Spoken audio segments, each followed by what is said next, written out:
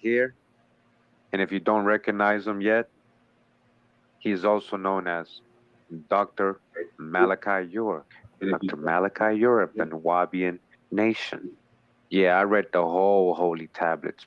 Very big book, long time ago. So according to Malachi York, right, it says Timothy Drew, later to become known as Noble Drew Ali, was born January 8th, 1886, in North Carolina. Was he really? He was also referred to as Prophet Noble Drew Ali by some of his followers.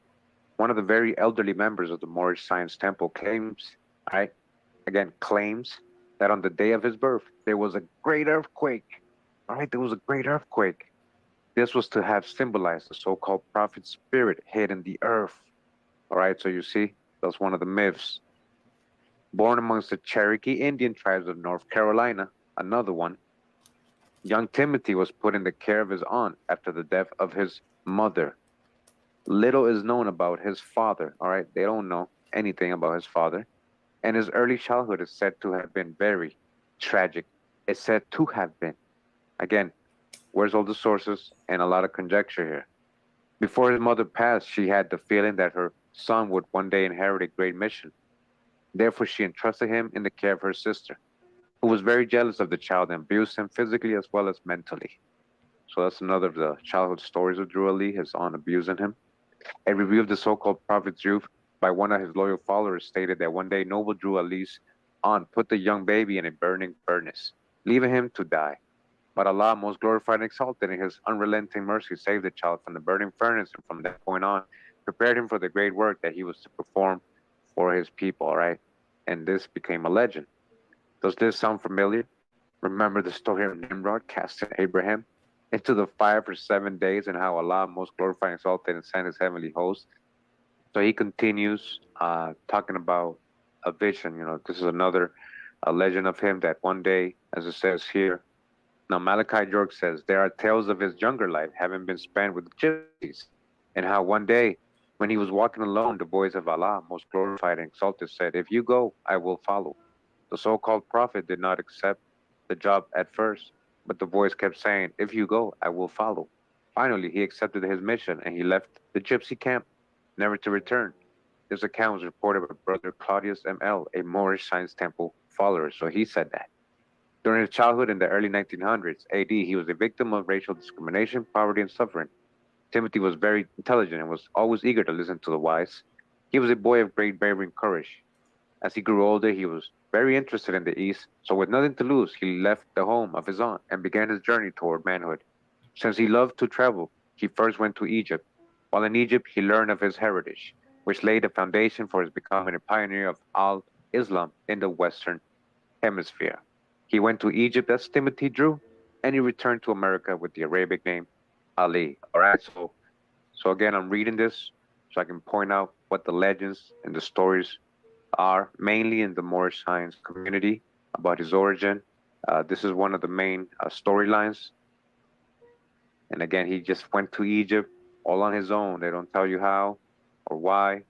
Remember who was in Egypt by the name of Jamal Afghani. It says here in Egypt, he had the opportunity to visit the great universities, sit with the Egyptian sages. What sages? Jamal Afghani. Traveled through the inner chambers of the pyramids. Remember his initiation. And also to learn the origin of the slave trade that took place from northern coast of Africa to America. Wait, I thought it was from West Africa. Dodge the hijack. He was able to see and believe that his true way of life was Al-Islam, and Allah, most glorified and exalted, is the creator of the original black man. By being in Egypt, he could see for himself that the black man had laws, science, math, art, dignity, citizenship, and power over this land. All right, so basically he got initiated there. He met Jamal Afghani, remember? So again, I just wanted to read this real quick. This is like one of the main storylines behind his origin and how he became Noble Drew Ali. But is this all true? We'll see. Leonardo da Vinci seems to have encrypted the Great Pyramid of Giza into the Vitruvian Man, along with an exact geometrical match of the... Now I'm going to read from this book, Noble Drew Ali and the Moorish Science Temple of America, the movement that started it all by Sheikh Way-El, The Foundation of Consciousness and Light in America. And right on page 1, it says here, speculations about the prophet's early childhood. When I was born, it turned black dark in the daytime. The people put their hoes down and came out of the fields. Prophet Drew Ali, all right, he told people that. He told people there was an eclipse. So now remember, there was an earthquake, and now there was an eclipse as well. Now you see how the story builds up and the legend just gets bigger. Prophet Noble Drew Ali, may the peace and blessing of Allah be upon him, was born Timothy Drew in the state of North Carolina, January 8, 1886 AD. All right, we're going to see if that's true. There have been many speculations about the prophet's childhood, being that there aren't any memories of his childhood as given by the prophet himself. Some of the accounts that come down to us appear to be rumors, conjectures, and mere speculation. I will attempt to relay some of these accounts that are floating about. His ancestry is variously described as him being the son of 2 former slaves who was adopted by a tribe of Cherokees. So this author again is going to go over some of the rumors, conjectures, and speculations. His ancestry is variously described as him being the son of 2 former slaves who was adopted by a tribe of Cherokees, or that his parents were actually living on the Cherokee reservation when he was born in the Smoky Mountains region of North Carolina, or that he was the son of a Moroccan Muslim father and a Cherokee mother who was of Moorish descent. Some Hey, peace to the family.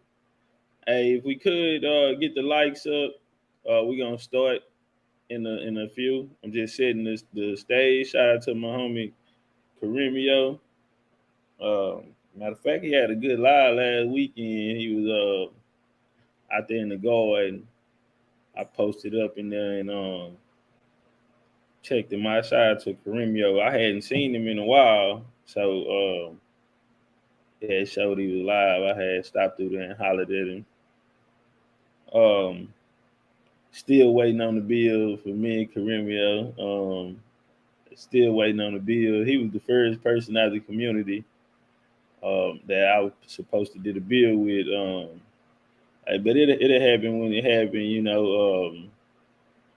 I know when I was traveling back and forth to Mexico early in the year, we was trying to get a bill going, but you know, we just ain't find the time at that time. So it happened before the year. We guaranteed. I might reach out to him and tell him let's go and get on it since I don't have, you know, too much on my plate right now. You know, and we get a bill done. But shout out to the family, shout out to everybody in the building. Appreciate y'all pulling up. If y'all could give us a like and a share, and let everyone know that we live over here. We're gonna set the stage, the likes, or the viewers, or you know, the likes and the views not matching up. So if y'all could jump on that like button. We got the beautiful, sexy Kiki in the building. Don't get to feeling yourself, because I said, yeah. Don't get to feeling yourself. Nah, shout out to Kiki. So we're gonna set the stage, and then the sisters at Unscramble Mind, they had Judge Joe Brown on yesterday, and I joined the panel, and I asked him a few questions. Interestingly, the conversation broke out into a conversation about some of the topics that we actually been pushing.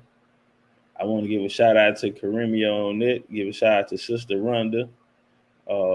You know, at a time when people were saying we were crazy because we was talking about Black Europeans, and so it was good.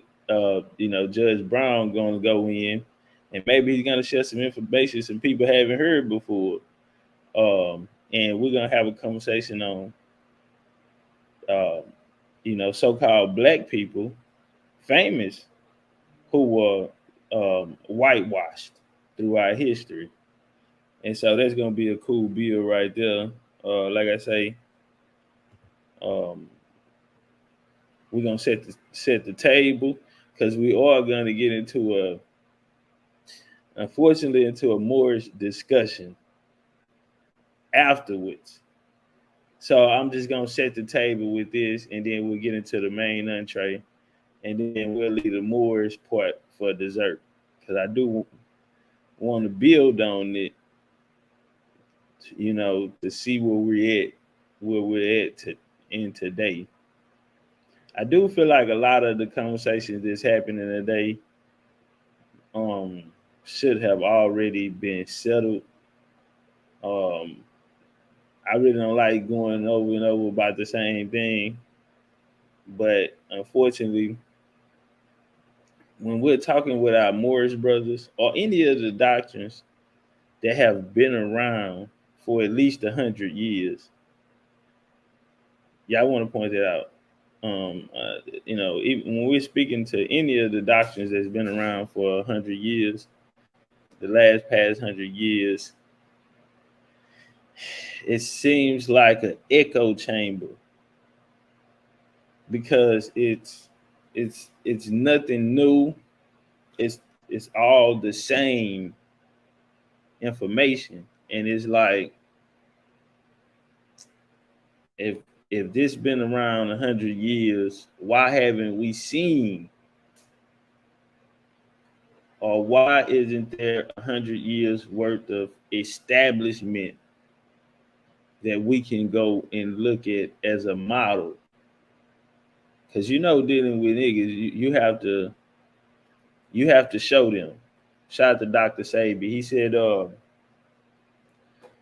his mom told him that he must go out and build the community, then go get the people to bring them in if he wanted them to believe. And so I feel like, in a sense, there's a lot of truth in it.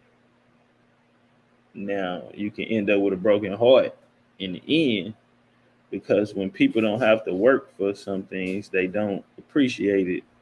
It don't hold the same value. So if you're looking for numbers and getting people in, that'll be an easier way. That'll be an easier way to bring them in. But you're bringing them in without asking anything of them. And so when adversity comes around, trials, tribulations, we,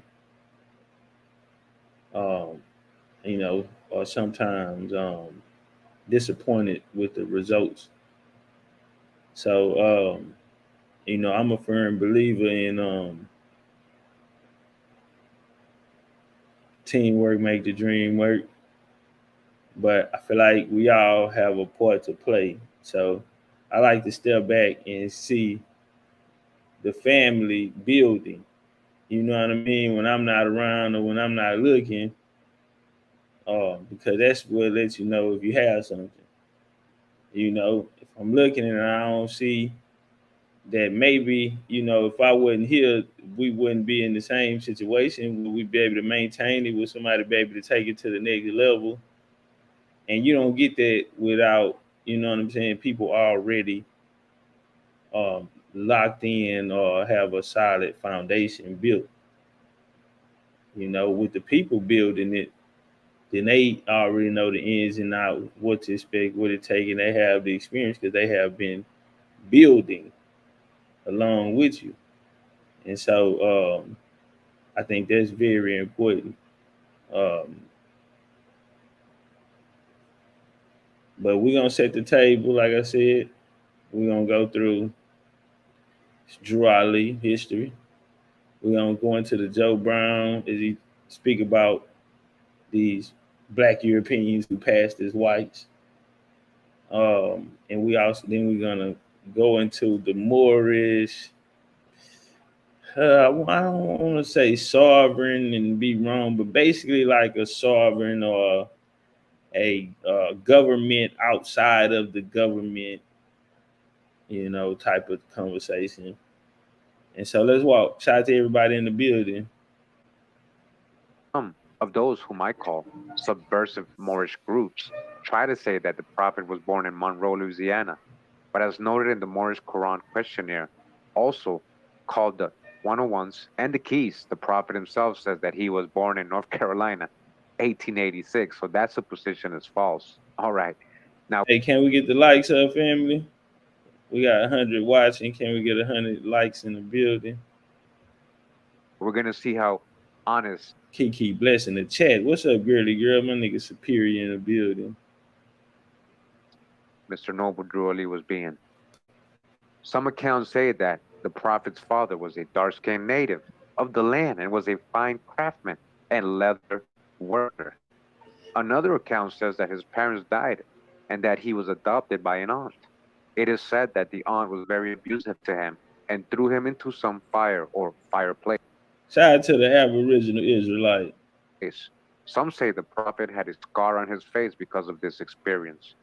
Some accounts state that a Muslim master adept by the name of Jamal al-Din Afghani, trying to teach a reformed branch of Islam called Islamism, turned up in America around 1882, and that two Americans of African descent, Dr. Hijack, who are rumored to have studied under al-Afghani, were the parents of Prophet Noble Drew Ali. All right, so possible adoptive parents of the real Thomas Drew. We're gonna see. These are the people they might be referring to right here. But remember, Jamal is that so-called Egyptian sage. He went to meet the master adept, who was Helen Blavatsky's master adept as well. We find accounts that Noble Drew Ali ran away from home and joined the circus and learned all types of mystical wisdom from gypsies. The word gypsy itself is derived from the word Egyptian, all right, from the true Egypt, America, probably as a pejorative, because the true name of these people were Roma, based on the fact the Prophet Drew Ali was called Professor Drew, the Egyptian adept, and that in those days a gypsy was called an Egyptian as a pejorative to mean a snake or salesman, and gypsies were usually found in circuses. Then we can conclude the origins of such a myth. Noble Drew Ali himself never expressed this according to any records or oral history, so we can call it what it is, a myth. According to one... Hey, y'all, let's get the likes over 100, family. Let's get the likes over 100. Shout out to everybody in the building. Legend, Noble Drew Ali made a pilgrimage to North Africa. We just warming up. We're letting a few more people get in, and then we're going to get into the main course. Me and Joe Brown. Y'all know what I asked Joe Brown? I said, Judge, have you ever heard of this young brother goes by the name of Dane Calloway? He said, Dane Calloway. Tell you what, when I ever see Dane Calloway, there's gonna be some furniture moving. I said, whoa, Judge. He said, you mean to tell me that some bitch in here? I said, no, Judge, he not here. He said, when I see Dane Calloway, it's gonna be a misunderstanding. You mean tell me that this motherfucker got the nerve to come in here on the panel? I said, no, Dane not here today. All right now. I said, nah, he not here. He said, Ho went sick. He went and got a deer rifle. I said, nah, Judge, you ain't got to go down like that, man. Dane told that nigga, drop his location. I'm finna pull up. I said, y'all do that, man.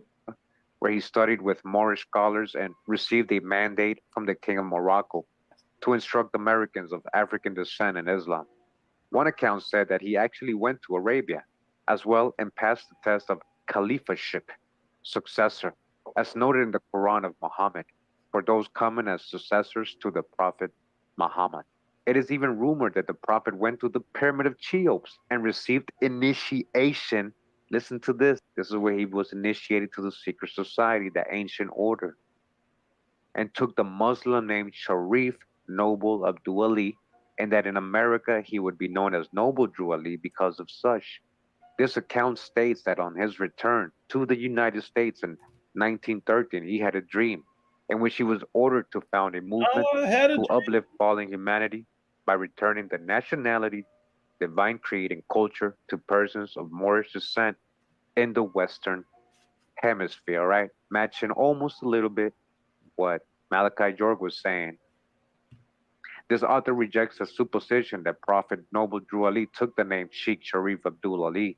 There is not one document where this name is signed by the man himself, and we have many documents bearing his signature. The very people who espouse this pseudonym have yet to produce a document bearing this name, just like this author hasn't produced a document showing that he was born in North Carolina, but he just believed that, right? If there is some future document showing and proving such, this author will be first to relay it to everyone. Now hold on, y'all. Something gonna come up, which is gonna be a topic. I don't know if I'm gonna get to that point. I didn't really feel like it was relevant, but it centered around the topic of the Washita Moors. Again, like I said, a lot of these conversations we've had so many times that, you know what I'm saying? It's like beating a dead horse. So, but we'll go through some of that, and some of that's in here. They'll speak about it. So, we believe it to be part of the pseudo-lore used to sway followers away from the Moorish Science Temple of America and into other subversive Moorish organizations whose sole purpose is to keep this movement split. All right, so my intention is not that at all. You know, I've done videos on Christianity, some videos on Hermetics and things like that. We're just talking about historical aspects of all this stuff. Again, this is not personal. We will touch on that particular aspect later on in this book. Some have even made claims that Prophet Noble Drew Ali was related to the empress of the Wachita group who claimed to be Moorish Indians. However, research by this author and speaking with brothers who was in that movement when it had its rise in the early 1990s. come on, brother. I just had a conversation last night with this brother who was arguing me down that this movement didn't start in the 90s. 1992 to be exact. The brother also told me that the empress was a niece. I hope I'm quoting the brother right. I think it was a niece. Yeah, was the niece of Noble Drew Ali. I said, oh.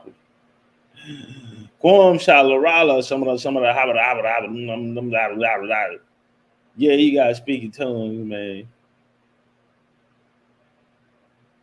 Brother told me that was Brother Drew Ali's niece.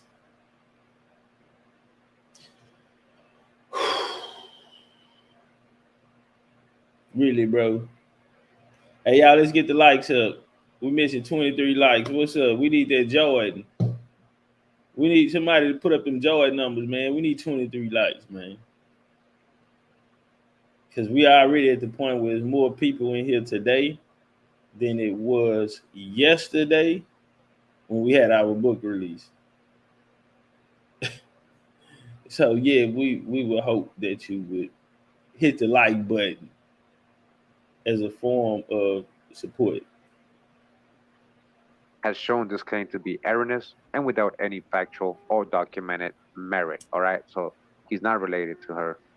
Being that most of these accounts cannot be independently verified by this author, and it is reported that the prophet himself said, I didn't tell anyone where I was born or who my parents were because I didn't want people to make a shrine out of the place or make over my parents like was done with Joseph and Mary. I mean, right here, guys, he's literally comparing himself to Jesus. He's talking about Joseph and Mary. So this is a rebuttal that Thomas Drew used a lot when people asked him about his origins and his parents. Because you guys are going to see he's not from North Carolina. We hereby, for the sake of not creating any more exaggeration, must leave. Now, what does this do? See, this is my thing, man, because right here where we at today, bro, it's a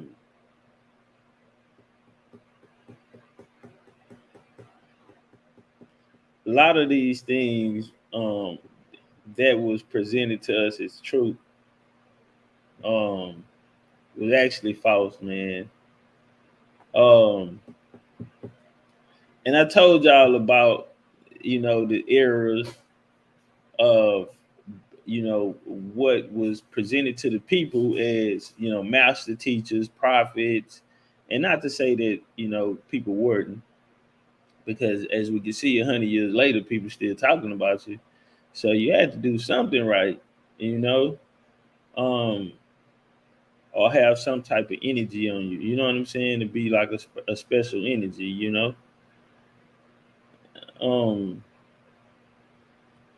but when we find out that it was scripted and packaged up and presented to us in the way that we would believe, I mean, they literally shaped it after religion, mixed Islam and Christianity together. And you go to the first page of the Circle 7 Quran, he's speaking about the missing years of Jesus Christ's life. You have a mixture of Christianity and Islam. The brother has modeled himself as Jesus, say he didn't want to tell people where he was from or who his parents were, because he didn't want to get done like Joseph and Mary.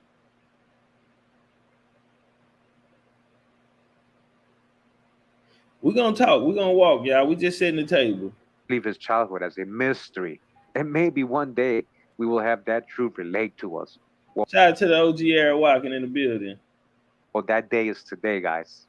Hey, y'all, we missing 30 likes, 30 piece. We need a 30 piece, family. Again, I'm re-uploading something old. This is a mastered version. I got new info. I brought this. Brother, Hawk Yost, the book is called Noble Drew Ali and the Moorish Science Temple of America. That's the name of the book. The Moorish Science, Noble Drew Ali and the Moorish Science Temple of America. It started like 4 or 5 years ago. People took it very personal, got very upset, got disrespectful. But you got his own followers letting you know here that let's leave this as a mystery. They're okay with not knowing. They haven't really researched it. And they're saying maybe one day we'll have the truth. And hopefully we can go over the facts and not let our feelings involved now and allow me to present the information and be rational. With that, this is the best that we can give you on the early life of our Prophet Noble Drew Ali, as compiled from various sources, all appearing to be myths. What sources? There is no sources because they are myths. He's letting you know they are myths, and these are their followers. These are myths. Come back and get credit for the work you've put in.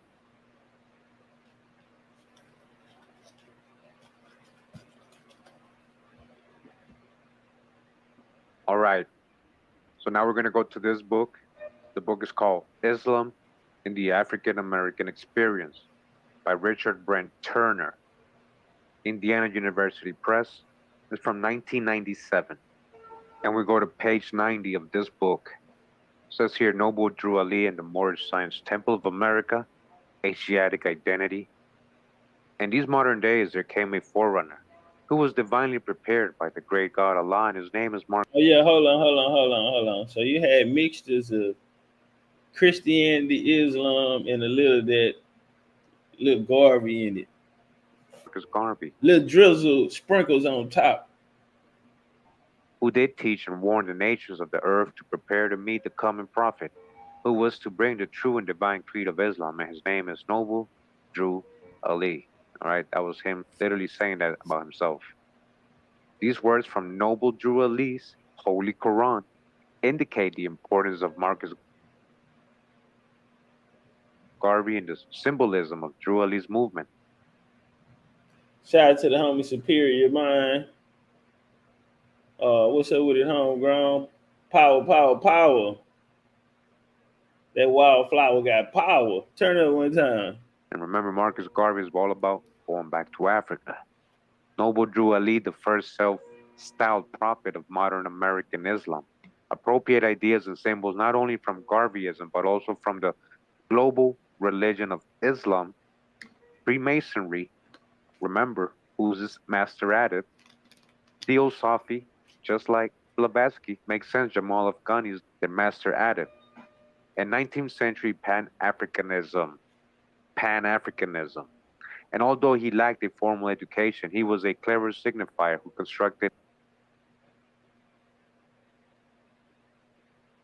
an Asiatic racial separatist identity for his followers. Noble Drew Ali, whose birth name was Timothy Drew, was born in North Carolina on January 1886. Again, we're going to see if that's correct. Diverse legends have developed around his identity and activities before 1913. Again, here goes the legends, different stories. Some of his first followers claim that he was a child of ex-slaves raised among the Cherokee Indians. Another hypothesis claimed that he was a descendant of Bilali Muhammad, the famous African Muslim slave who inhabited Sapelo Island in the 19th century. He spent his early childhood as an orphan, wandering with a gypsy group, until he was spotted at the age of 16 by a gypsy woman who took him to Egypt, where he studied in the Essene schools.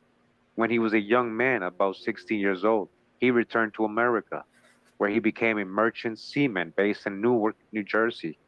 Another legend claimed that Ali went back to Egypt in the early 20th century and met the last priest of an ancient cult of high magic. Talking about Jamal Afghani. He proved that he was a prophet by finding his way out of the pyramids. Initiation. He was also taught to have traveled to Morocco and Saudi Arabia, where he obtained a charter from the sheikhs to teach Islam in America and received the name Ali from Sultan Abdul Said in Mecca. In 1910, he returned to the United States, where he worked as a train expressman and joined the Prince Hall Masons. He joined who? Prince Hall Masons. The final legend concerning his early years was that Noble Drew Ali went to Washington, D.C. in 1912 to ask President Woodrow Wilson for the authority to teach his people Islam. Hey, hey y'all, let's get them likes up, family. We missing like 20 likes. Let's get them likes up. We missing 20 likes. We're gonna set the table. We got Topcatz and Joe Brown. We're gonna go into some Black European history. Cause everybody was out there calling me crazy. They have literally whitewashed history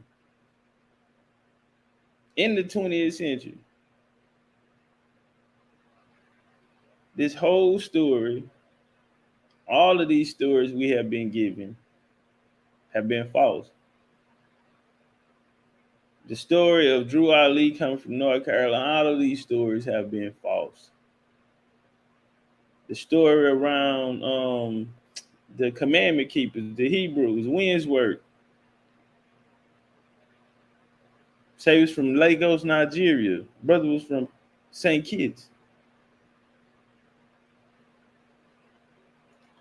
All of these things that are being brought to the people of this land are not coming from this land. At the time of Drew Ali, where is this conversation of Moors or any of this? Now we know we have the Moorish Zionist Jewish, the Moorish Zionist Jews out of Harlem, New York, 1899, who consisted of a lot of people who came from the islands as well. The Hebrew movement in the 20th century consisted mostly people coming from the islands. Cyril, they came over and started the African Blood Brotherhood. A lot of these people are coming over and bringing these. I won't even say that they're coming over. Even Garvey. I mean, all of them, man.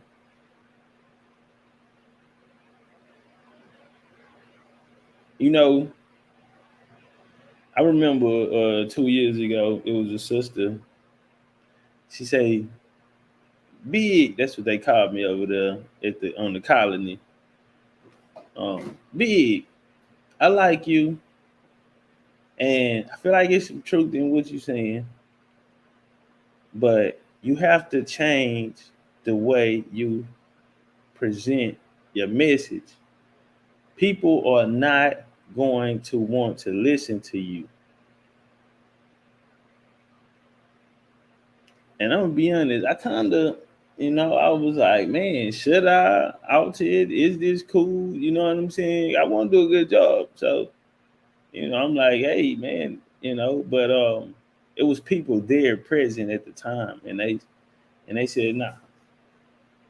See, my thing was this: everyone that came before us came and brought a form of religion with it.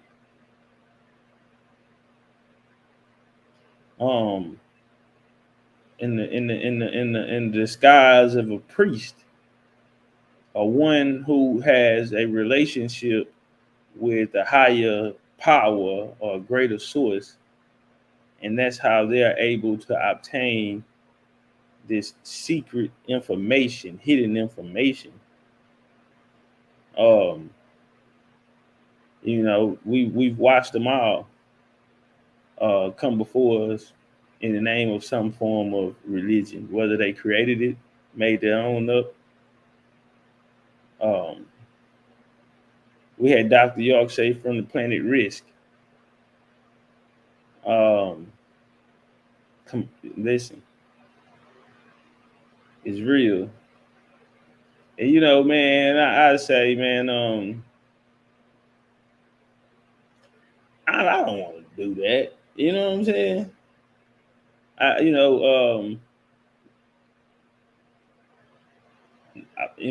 Me looking back through that, none of those messages really truly empowered the people. And if it did, it was for a short period of time. It was a band-aid on an open wound, bro. No alcohol, no peroxide, just the band-aid. Still hurt. And so we'll talk more about that, but that was a speech from Malcolm X. Brother Malcolm said to leave your religions at the door. And we'll go into that. That'll lead into our dessert. So we're gonna go probably like 10 more minutes of this, and then we'll go into what we came here for, and then we'll open up the panel. The religion of their ancient forefathers.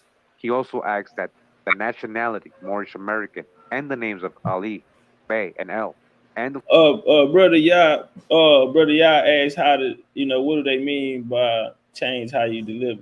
Well, they had a problem saying like I cursed or my message was a little too aggressive. I admit back then I was, but it was going down. So I don't know, man. But yeah, I guess quote unquote, called me a thug. And it wasn't it wasn't what was presented to us. The guy in the suit, he not like the pastor, he's not like coming in that form of, educated intellect with letters behind my name, and yeah. So I guess that's why because she was letting me know she was young. She was in college, and she was like, the youth won't get with the message. But that was further from the truth, because no one has been able to resonate more with the youth than I. No one. And that's what I was telling back then. That's what I was saying was one of the problems. We need OGs. We need that counsel. We need that. We need that intuition from our matriarch. But the movement is always going to be the youth or the next generations. And so our job is to build that foundation so they can have something to start building, because you can't build without the foundation or it's just going to fall back down. And that's what we've been seeing through all of these denominations. The roof caved in on them. They didn't have the proper, they set it up. The house was built on lies. It was built on lies, bro. And deception. And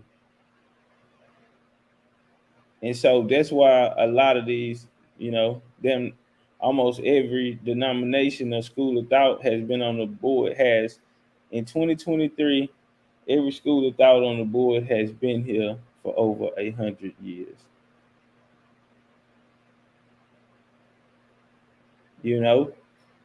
And so when it comes to the youth that's coming up, because if we notice, they have even created their own.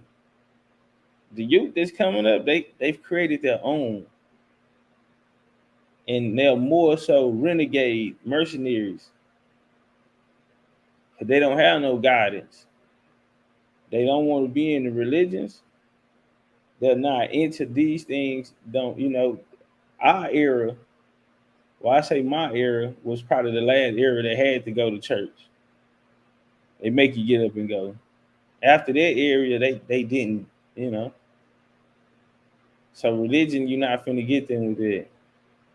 The internet, TV, hip hop, all of these type of things destroyed the a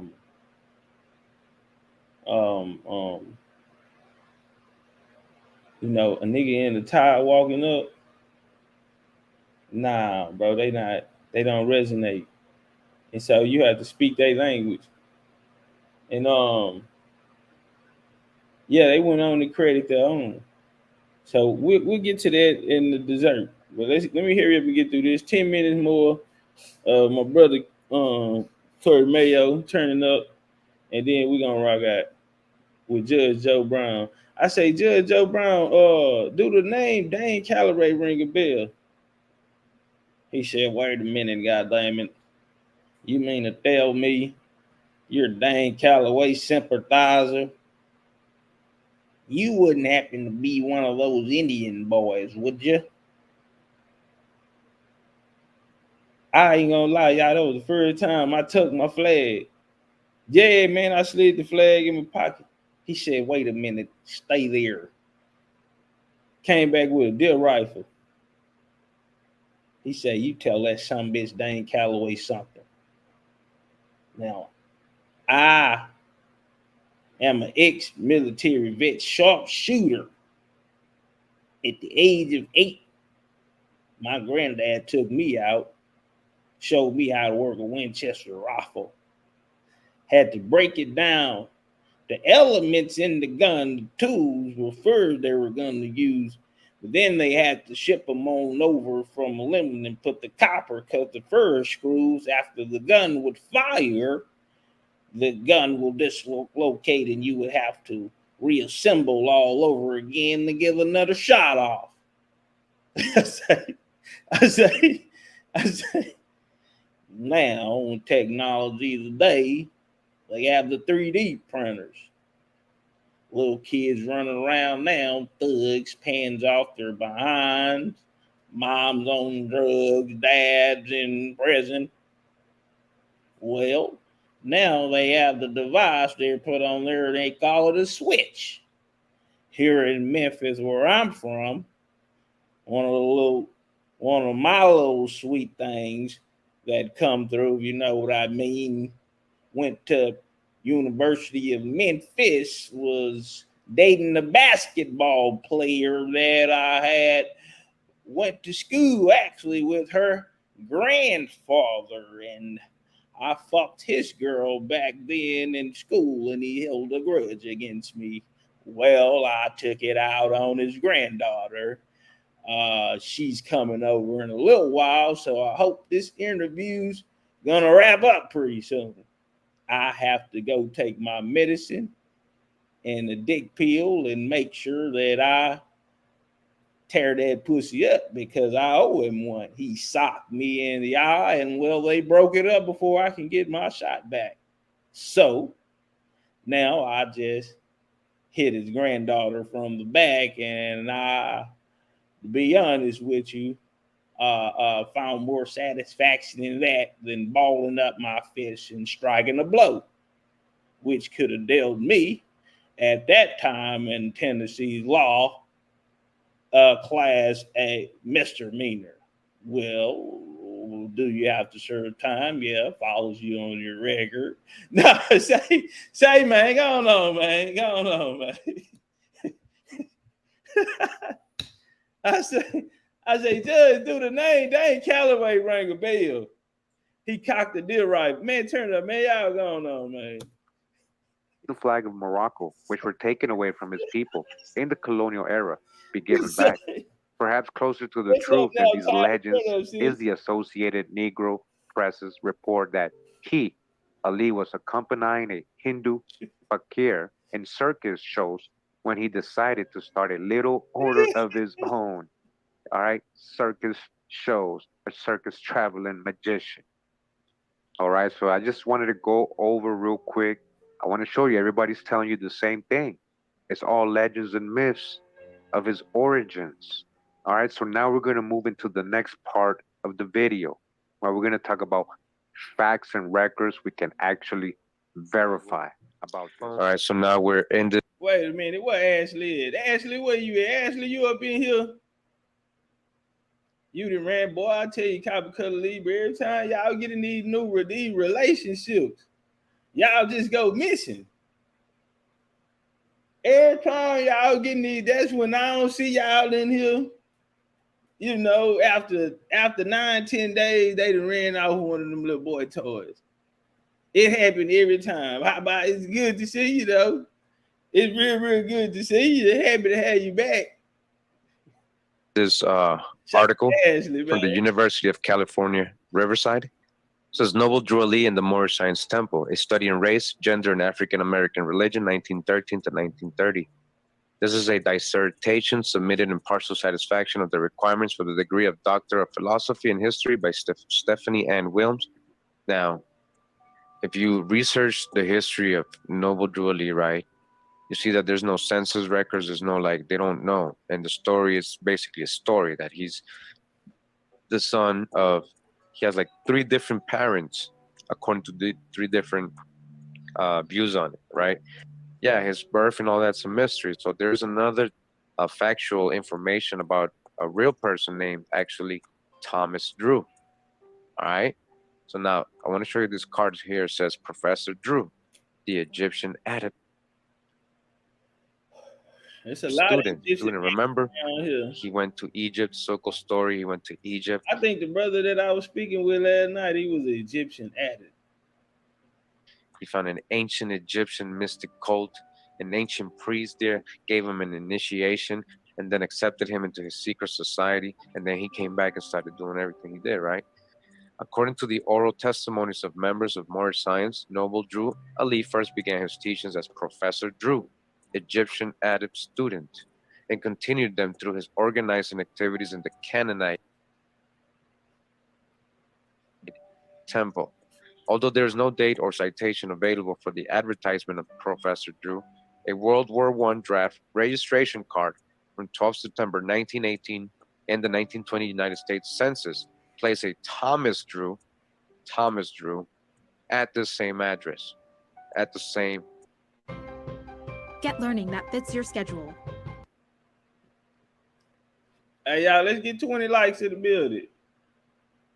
Let's get 20 more likes in the building, y'all. We almost done with this. Just trying to paint a picture, man. You see, because a lot of people might not know this history. For previous accounts of Drew Ali as Timothy Drew, the information from the draft cards. and census records suggest otherwise. You got to go with the census. What does it say in your genealogy, census? The draft card from September 1918 reports that Thomas Drew was born 8 January 1886. This is the same year that Drew Ali was supposedly born. All right, this is a real person they got here. Trey say, and when we were like, we see you, Judge. When he brought the whole back, he responded with, and this is a direct quote, can't do without it. Can't do without it. Hey, last night he counted, it was like 7 women on the panel, I think. He said, "Ooh, this is a good date night." He was rubbing his thighs and rocking back and forth. He said, 1, 2, 3, 4, 5, 6, 7. Got 7 with me today. I say, "Is that a record, Judge?" He say, 1, 2. Well, technically not. Back in 1978, I was working, had a few working girls. Back then, they would call them working girls. I think it was about a number of 12, I'll say. Well, thought that would be the end of the day, and later on that night, got a phone call. Sent a limousine to go pick him up. Driver guy had been with me for about 3 years at the time. Well, he packed them all in and brought them over to the hotel. I was staying down at the Hilton at the time. 17th floor, door 1622. I heard a knock at the door. I answered it. And at that time, I was in the nude with a bottle of champagne, freshly popped, had wine, corkscrews laid out on the table. They went into the room, did other things, narcotics. I don't want to say I didn't witness it, so I couldn't tell you if I was there. But the night was great. Woke up, I went and ordered room service for everyone. They ran up a nice tab and never seen them since then.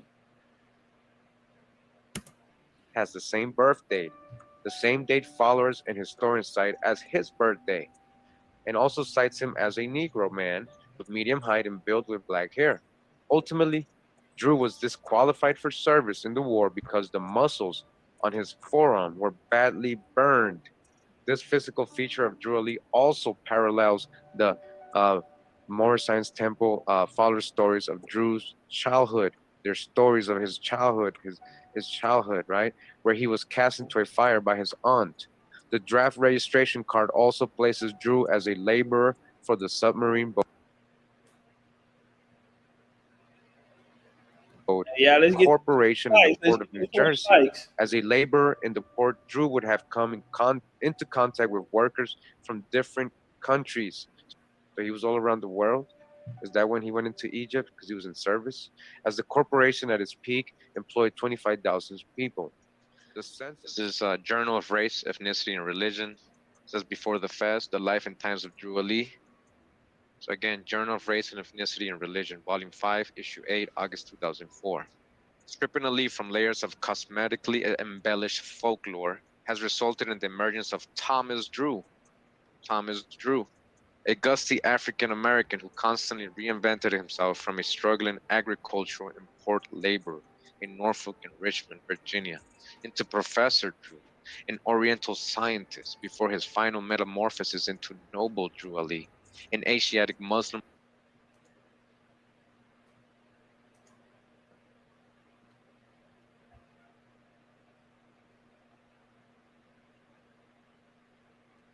All right, y'all, let's get the likes over 200.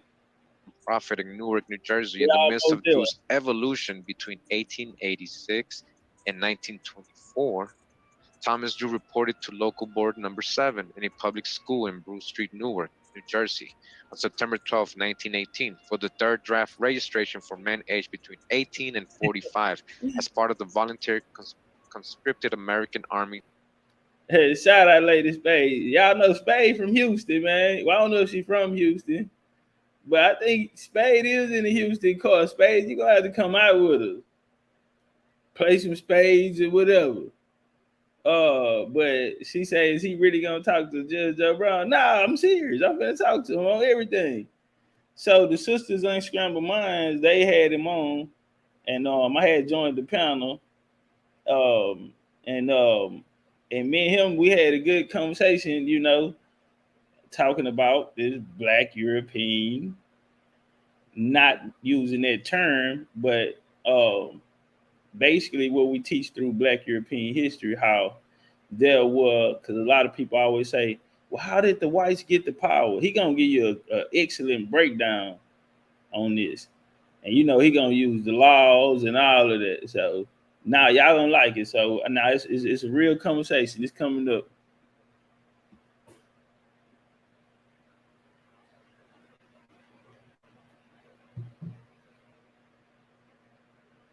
To combat German troops in the Great War. Thomas Drew was drafted by the army. The real Thomas Drew. The illiterate, medium-built Virginian migrant struggled to complete his draft registration card, a most vital document to unveil Ali's enigmatic past. It says here, Figure 1, Thomas Drew, 181 Warren Street, Newark, New Jersey, born January 8th, 1886. Noble Drew Ali, January 8th, 1886. Timothy Drew. Early life. Several details of Drew Ali's early life are uncertain. They're uncertain. Why has it got to be such a myth? Uh-oh. Trouble, trouble, that genealogy, trouble, trouble. You cannot beat genealogy. You cannot beat it. What they say, the internet is undefeated. No, genealogy is undefeated. Genealogy is undefeated. You think all this is coincidence? As true information became mixed with that of legend by his devout followers, we know that the truth is that he was named Thomas Drew. 3 details in the draft card verify that Thomas Drew was the same person as Noble Drew Ali, even though the former's first name Thomas and Virginian roots challenged the commonly accepted belief that Ali was born. Oh, Spades, you from the South Side? Man, I'm gonna tell y'all, man.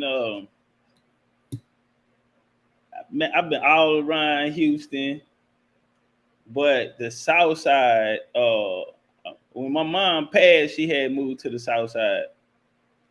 I grew up on the North, Northeast, East Side. I'd have been Northwest, even some time on the Southwest. Short time on the Southwest in the Galleria area. Right there. So yeah, Southside. And you know what's crazy? The Houston people, we got a few Northside people, man. Malcolm Moody, Khalil, but man, Omar, Ace, Indian Ken. You know what I'm saying? We got a lot of Southside Ace Time ride, So man, I love it, man. Southside still holy, man. Southside was the heartbeat. They had built Third Ward up, and then later on the other side of the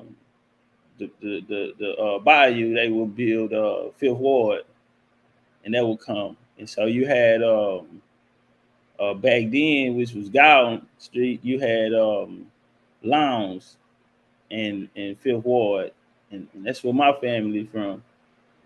History and right there in Lowndes. Back then, when the black entertainers would come down here, the singers, different people like that would come down here. They would stay in Lowndes. They would stay in the Lowndes area, the Fifth Ward. Juke joints. I'm trying to see what they called them back then, because my grandma used to always go. It's gonna come to me, man. They used to call those the joints back then. My grandma used to go there almost every night. She was the manager at in Lowndes Apartments, Fifth Ward. Man, I'm gonna think of the name of what they used to call them. Look, clubs, those little joints back then. But I'm gonna get this historian on here. He from the South Side. His name Bo Lee. And about 3 years ago, he was supposed to take me on a ride and give me the history of Houston. And we was gonna ride, and he was gonna drive, and I was gonna hold the camera, and he was gonna take me around. So we were supposed to start it in Fifth Ward, going to the Buffalo Soldiers over there by Coke, with an old Timmy Tam. See, they called it Timmy Danes. Back then, that one was called Timmy Danes. And my cousin Daddy, Dave, worked up there, right across from the Buffalo Soldiers burial grounds right there. Shout out to Coke Apartments, man. Fifth Ward Coke Apartment, man. Wheatley High School, man. Real way. Turn up H-Time in the building, man. 713-832-2813-46 it is. Born Timothy Drew, North Carolina. First Thomas Drew's address listed as 181 Warren Street, Newark, New Jersey, dovetailed with the residence cited in Professor Drew, the Egyptian Adams advertising brochure. Ashley, we know you in Dallas. Shout out to EDU. He said he represented Herm Clark, man. Shout out to Herm Clark, man. Shout out to Herm Clark, man. I'm gonna tell you. So look, man, I'm with my homeboy and them. They from Homestead. It was a few. They Fifth Ward, Brewster Park, Homestead. It was a mixture. Fontaine. And they had a show in Herm Clark at this club. And we pulled up, and man, they came in there, bro. They had blue rags tied around them and they necks and everything, bro. Coming in the house, now we deep. Back then, you carried them Rugers around. You should carry 2 Rugers, a P89 Ruger and a P94 extended clip. And they had beat us to the club. Me and my nigga Loco, he just came home. Northside legend. He out of Brewster Park though, but he been everywhere. But I pull up with him. So his cousin them, D them, think D out of Fontaine. They performing. Man, we going there, it's a little hole in the wall already. And man, what was the Botany Boys and Walsh Ness Click. These individuals in there at night, man, they were super bloody in there too. And I ain't even from their hoods, but I'm with them. And so I'm stepping back.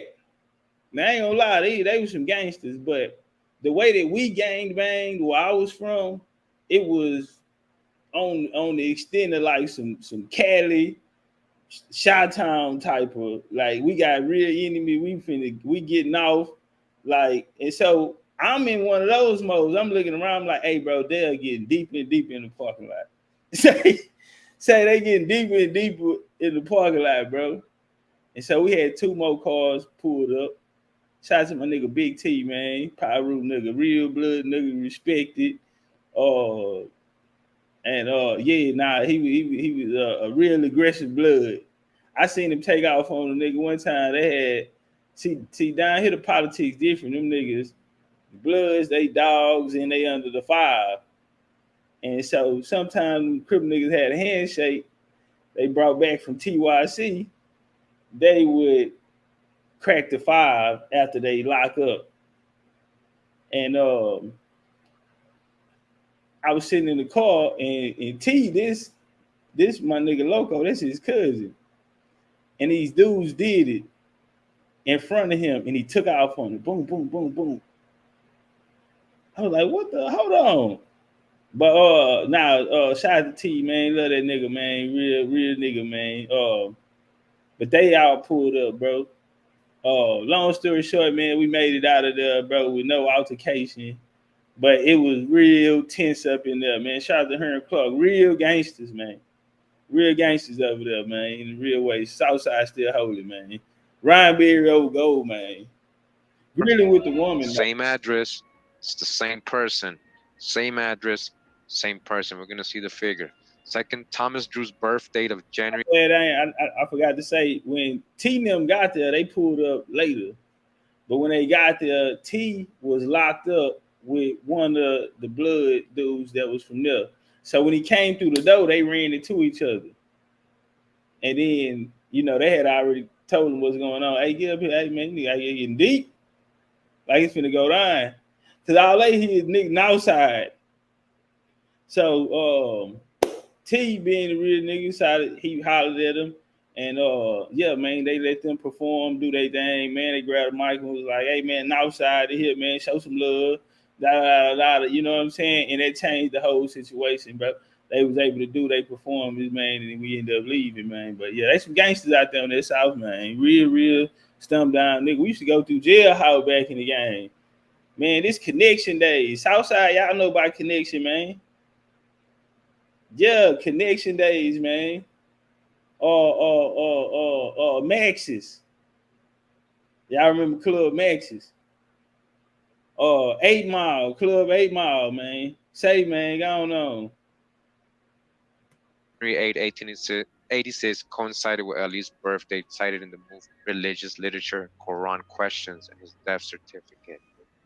Third, Thomas Drew's claim that his nearest relative was Uncle Ambrose Drew, residing in Norfolk, Virginia, unearthed other fragments of Ali's shrouded past. All right, so this is the figure they're talking about.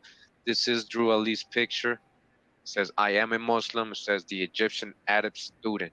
He has 181 Warren Street, just like Thomas Drew, 181 Warren Street. What's going on here, man? Like, really? All these years. Hey, y'all, you know that's how we count Columbus.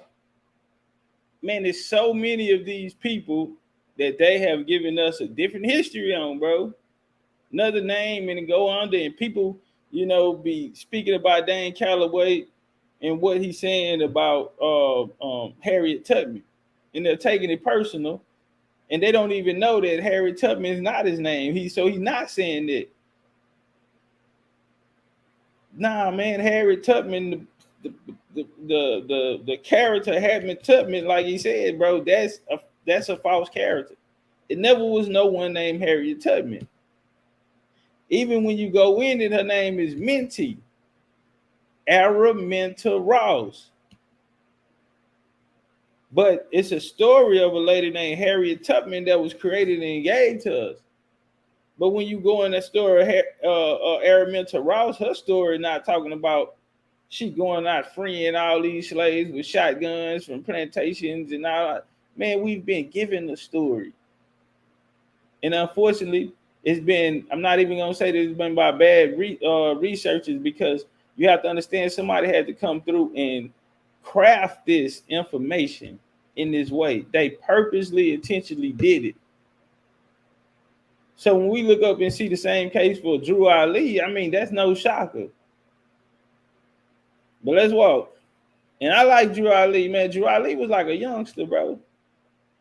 He would have been a youngster. I remember I first seen that picture, that famous picture of him. I'm like, man, he like somebody, you know, me and him probably, if we was in the same time, we probably would have been cool.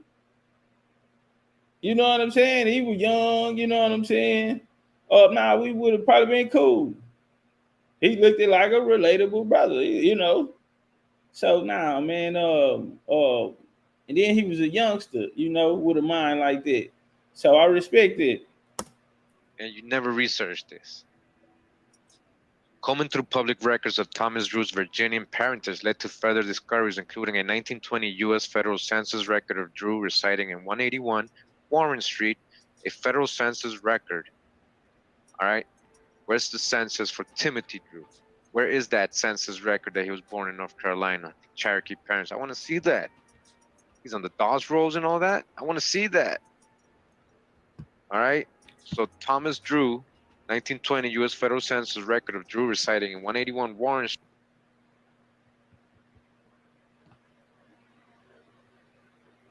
If we could get a couple more likes, look like we need 5 likes, and we on the right track. Appreciate y'all. Street, Newark, New Jersey, working as a preacher on the public streets. Another was the 1900 U.S. federal census record, revealing Drew's past as an African American farmhand in Norfolk, Virginia, who was adopted, neatly paralleling Moorish folklore about a young Ali abandoned by his biological parents.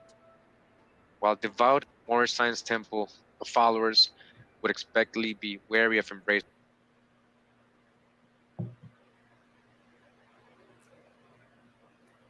Come on, now, don't get the messing up on me now. Come on now, we've been rocking. It's getting good. You're getting to the good part too.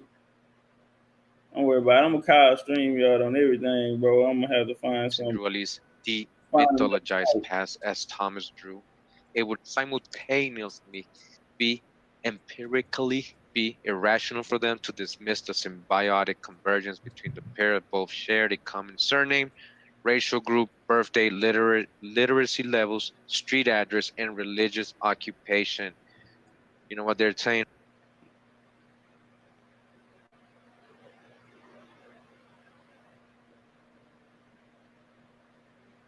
Hey, we had the link up there for those who didn't get to purchase their book and wanted to purchase a book. If you look at the top of the chat, we actually have a link to the books in the book. We also have book bundles too. We're gonna keep that sale going for right now. So the books range between $15 to $35.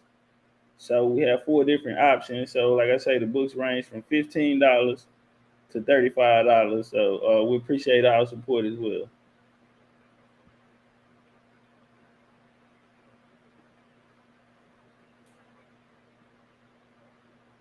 Trip say, I'm not gonna lie to you, family. You shadow banned. The only reason I found you, you've been killing for a while. That part. Yeah, I'm shadow banned. I've been shadow banned, bro. You know, one day, man, we're gonna get there though. You know. One day we're gonna get there. Right here, that's cognitive dissonance. Cognitive dissonance. We got the real one, Thomas Drew, same person, Thomas Drew, a real person, census record, a real person. Unveiling Ali's identity.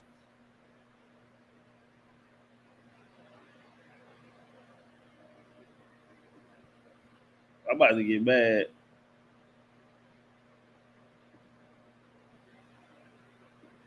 I'm about to get mad, man. All right. Historiographical. Yeah. Breakthrough for researchers since these discoveries yielded verifiable truths, including his actual birth name, origins, physical description, literacy levels, adopted family structure, emigration patterns, employment records, and early religious experimentation. Secondly,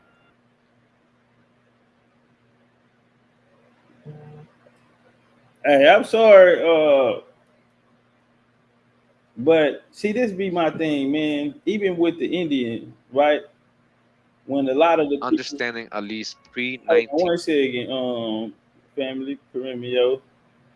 I wanted to say something. Even when we listen, see, this what make it hard for me, right? Because my mind don't work like that. So if the people, let's say how they say the traditionals or the tribes and the chiefs know to hold the history of the tribes and all of this, but when we go through the history that the tribes are even saying, it is right alongside with what the institutions are saying, and also it is inaccurate history that we can prove. So if the tribes and the chiefs are even teaching inaccurate history, let's say we take the Moorish Science Temple, the inaccurate history that they taught even about Drew Ali. What if some of them believed in this and didn't even know the truth and really thought he was from North Carolina and all of the above? believe the stories. He went to Egypt and all of these things like this here.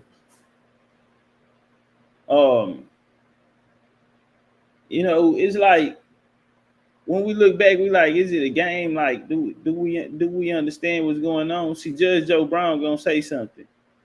He gonna say it was black people oppressing other black people. Man, bars.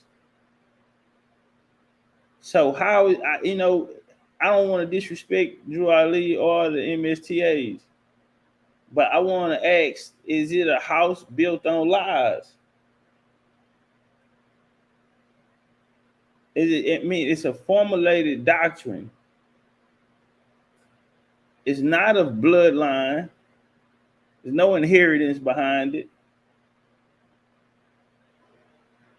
And not to say it's a bad thing, because everybody entitled to do it their way. So I respect that. And I feel like, that's your birthright, that you can do so. So I never, I admire when people, do it their way, especially when they trailblaze and they create a path, So, but far as it being a house built on lies and what's been pushed to the people, and they have, come to believe it's true and taken as a source of empowerment. But how far can you really go if the house is built on lies before it come tumbling down? 1925 passed acts as a useful historical tool to explain his evangelical success. Ahead of other proselytizing religious movements in the 1920s, Black urban America. While Ali played an Eastern personage as Allah, Asiatic prophet, Drew's distinctive African American roots and common struggles blessed him with a unique insight into the psyche and spiritual pulse of urban African Americans in the competitive religious market. The competitive religious market. It's very competitive, the religious game. Okay, so let me read this part. It says genealogy myths. So I haven't read this at all. It says every year on the 8th of January, dozens of Moorish Americans throughout various temples commemorate. Listen to this part, y'all. Listen to this part. Homegrown say that's why. Noble Drew Ali's birthday, as encouraged by the Prophet himself. Celebrate my birthday, yo. January 8th. Celebrate my birthday. Invite your Asiatic friends to come out and enjoy it with you. Yes, bring out your baskets of food to the temple and banquet them, in my honor. Paradoxically, in the midst of pious revelry, the faithful has remained obscure about concrete details of their founder's birth. The blurring of lines between fact and fantasy was enhanced further as several leaders romanticized the event as divinely cosmological one, advocating that on Ali's birthday an earthquake took place, symbolizing the arrival of Allah's prophet on earth. In likelihood, Ali himself encouraged such legends as recounted by Brother I. Cook Bey, that an eclipse took place in the rural community where the prophet was born. When I was born, it turned black dark in the daytime. The people put their hoes down and came out into the fields. While these glorious accounts of Ali's miraculous birth was designated to authenticate his religious leadership, contemporary Moorish Americans continue to cling on to such mythological narratives. Hey, one of the questions that I had, we'll stop right there. One of the questions that I had, we'll get into the Joe Brown segment. One of the questions that I have would be, the Islam in today's representation of the Moors. And I kind of try to put myself in Drew Ali's shoes to say, if I brought something for it, and we created a real movement, man, and it was people that was actually, really, believing and walking this journey. How would I feel if something that I created and someone comes along after me and they distort it? Because no matter what, even if the people say Moorish Americans, they the American version of the Moors, do they have a right to push whatever line they, yeah, I just said that,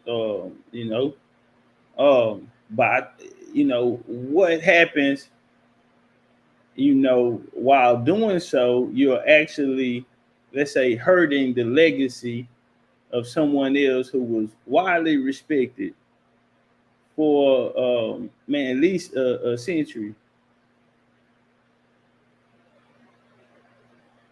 And now it's tarnished because there's so many other people, and people, they call some dirty Moors. They say you have good Moors and dirty Moors. I believe that, man. No matter a person's ideology or view on the world, I still think people are good brothers and have good hearts and good intentions. So but I honestly, man, I'm gonna be real. I don't know how I'll be able to take it if I created something that was respected, and that worked for those who were in that on that frequency. And for someone to come along later and change it, and it's okay to change it. I mean, it's okay to have your own thing, but the fact that Drew Ali has to wear the burdens, or that his legacy has to be distorted because of the actions of others, I don't think that's fair to the prophet. And and I hope something like that don't happen to me. Nah, real talk. Nah, real talk. I hope something like that don't happen to me because man, doing this, man, you work hard and you really don't get nothing from it. The least you can get is hopefully to be remembered, by the peers, those souls that you came in contact with at that time. So y'all didn't believe me. There go Judge right there. Now, white boy Chris came up there, and I think he wanted to argue, but I haven't seen this part yet. I came in later, so it's an operation to deal with terrorism, so-called. You get stuff coming in from South America that's basically American arms, along with cocaine. Again, that's supposedly to generate the money to finance black ops. You get stuff coming in from Iraq and Afghanistan, Kalashnikov stuff with opiates. And again, that's to finance these operations against so-called terrorism. And from South Korea, they've got a company called Daewoo, and they're building arms now, but they've got a huge supply of military arms that the U.S. gave to them over the last 70-some years, and they're selling opiates and these American arms on the black market, again, to raise money, supposedly, to conduct black ops against North Korea. So a lot of what we get in here is because the U.S. government turns a blind eye to it. So war on drugs is not successful because it never was intended to be a war on drugs. That was a sham. It was a front for something else. But certain things, certain vampire drugs, we call them, because there are some long-term, very negative consequences. That really needs to be controlled, but other stuff like marijuana, that's just useless. That's a waste of time, and if anything, they ought to tax it. Can we give a quick shout out to I'm sorry, hold on, MVP. Can we give a quick shout out to Ashe Tanisha's granddaughter? Is that Chasey? Are we saying it's Chasey? She said she watching the show. She think it's a great show, and she wanted us to give her shout out.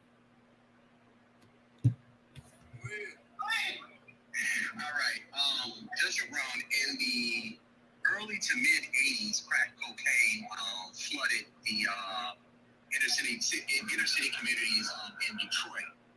We also found out that the United States government was also using drug dealers in America, in these inner cities, to fund the Contra Wars or Nicaraguan rebels to fight a war over there in South America.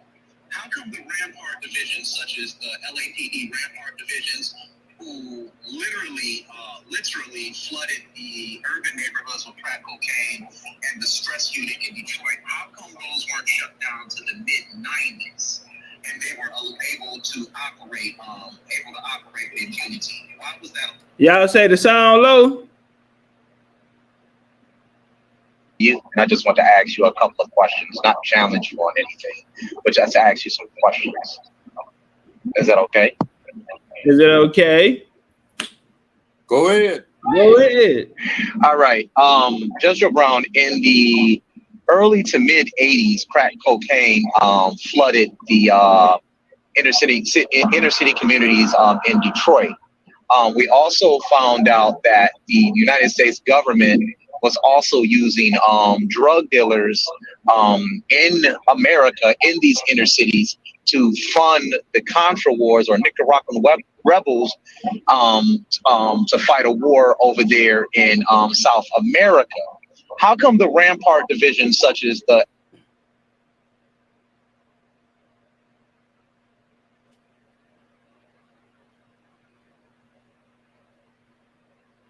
LAPD Rampart divisions, who literally flooded the urban neighborhoods with crack cocaine and the stress unit in Detroit?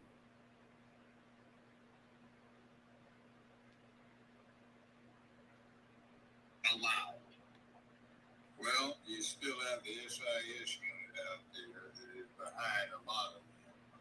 You had some very corrupt individuals in Ramparts.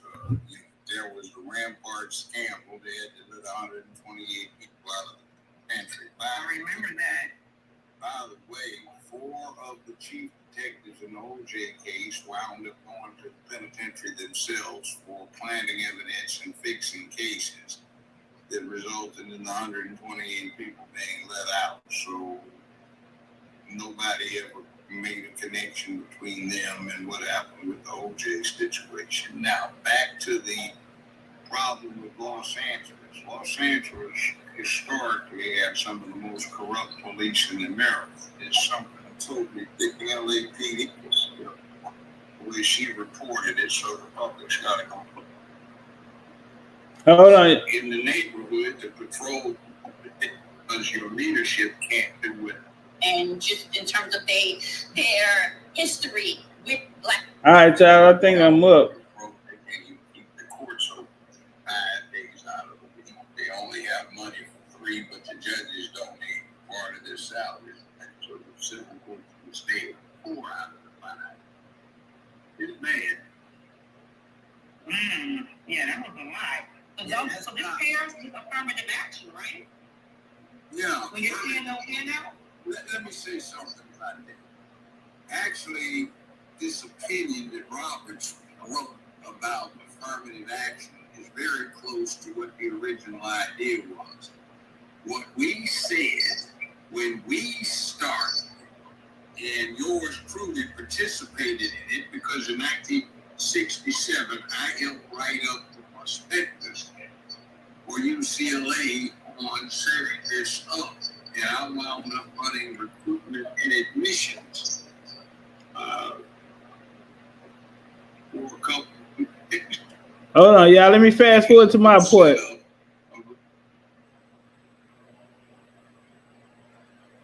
Might take. Can you hear the judge? Yeah, I think he muted. Yeah. He's not here. I don't think he's hearing about it. Yeah, whatever.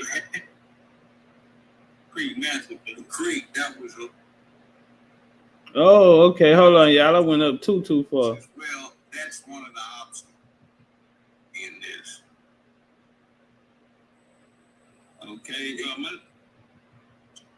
All right. Let me go back a little bit. They get the money from banks. They got it from Donald Trump, and they each tell an interesting story about how he required that they show up and give him the check or the term loan and the interest and handed to him personally. Well, they said he had the contract on his desk. He talked to him about the business and what they were doing.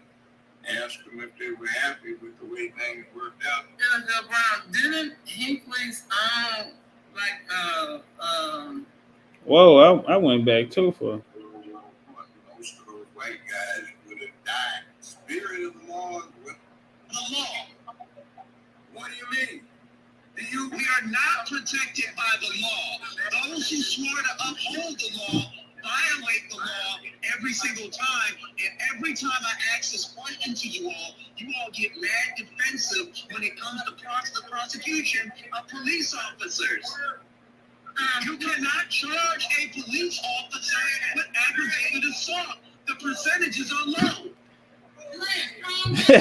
That nigga say bullshit. He said you cannot. He said you cannot charge a police. Chris said you cannot charge a police officer with you cannot charge a police officer with aggravated assault. He said bullshit.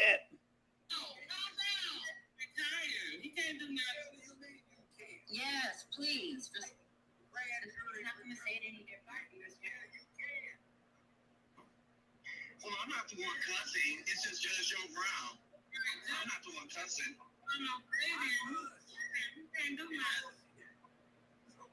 It's not bullshit, Judge Joe Brown.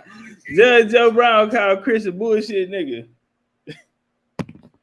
Hey, Judge Joe Brown just called Chris a bullshit nigga.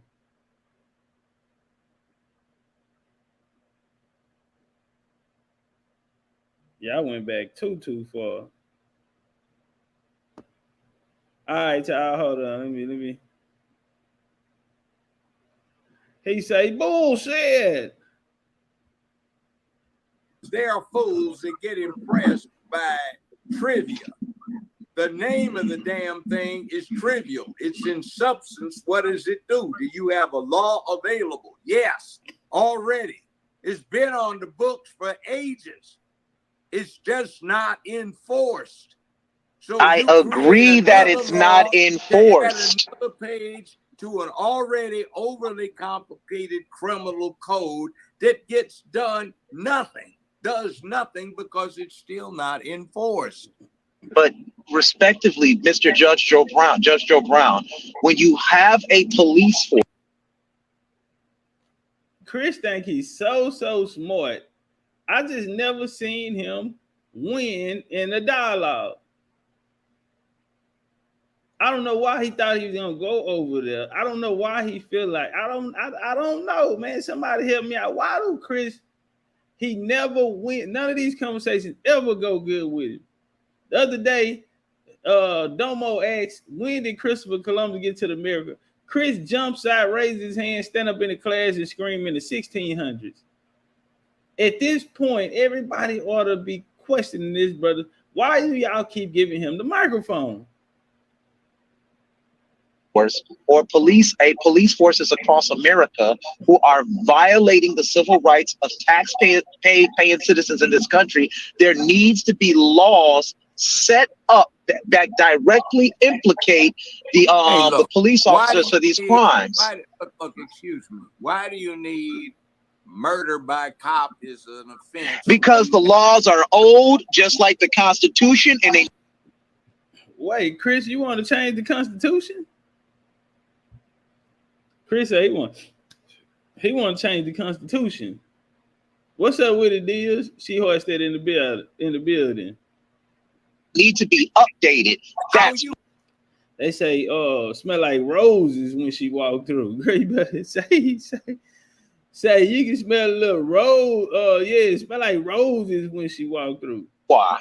Look, son, go study it. You're talking ignorant. I do study. I'm a member of I'm a member, Mr. Judge Joe Brown, respectively. I am a member of the same fraternity you are, and you will respect me. What fraternity? Whoa, what just happened? Wait, I did not see this. See, I came in too late.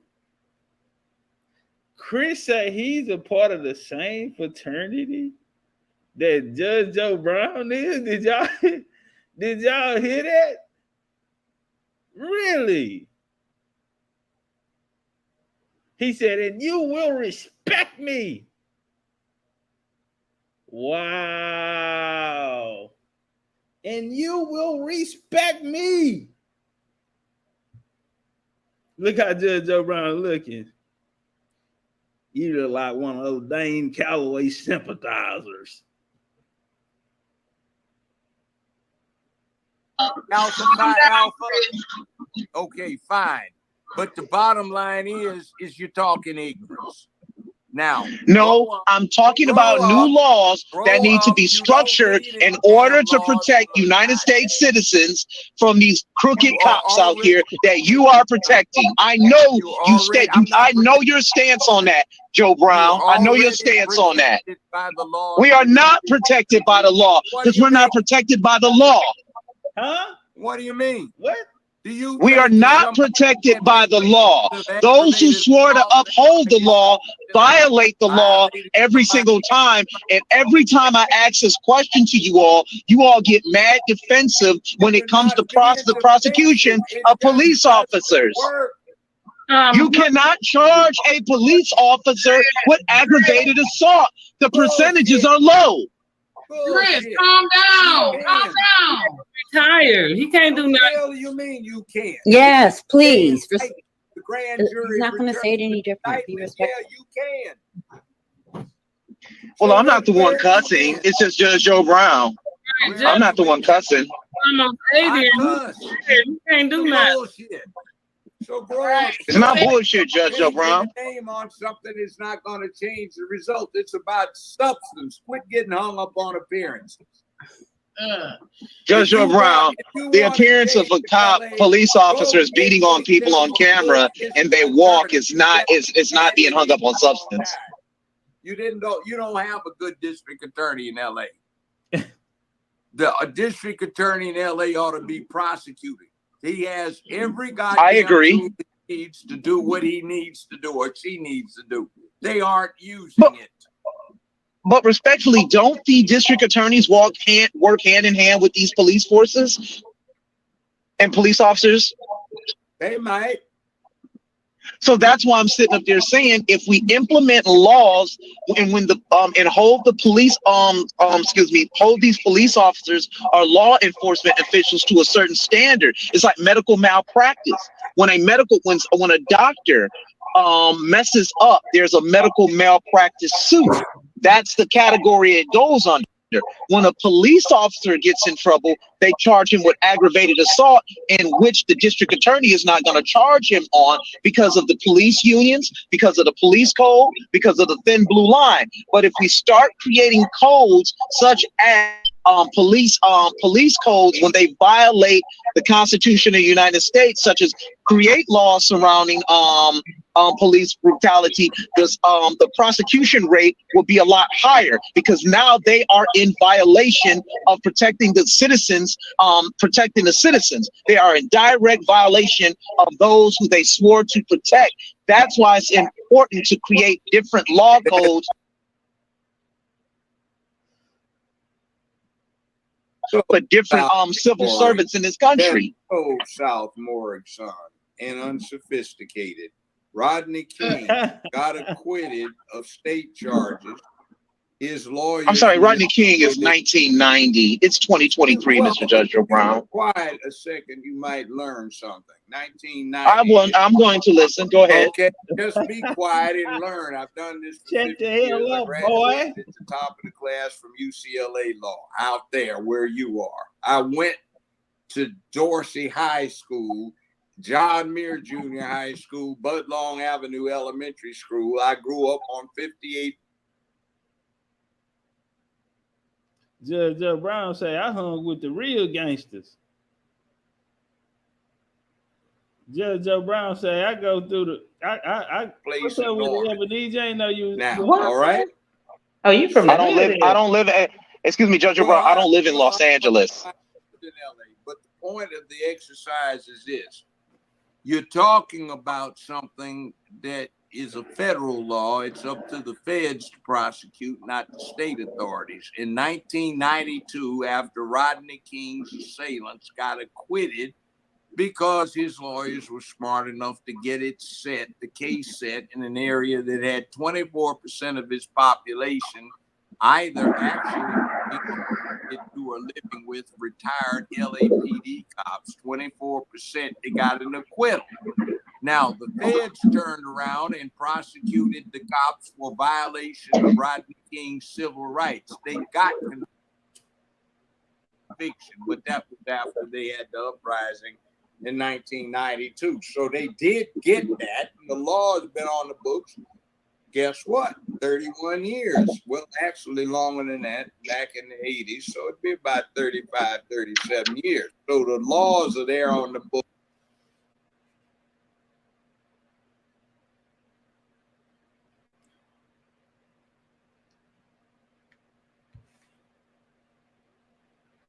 Books.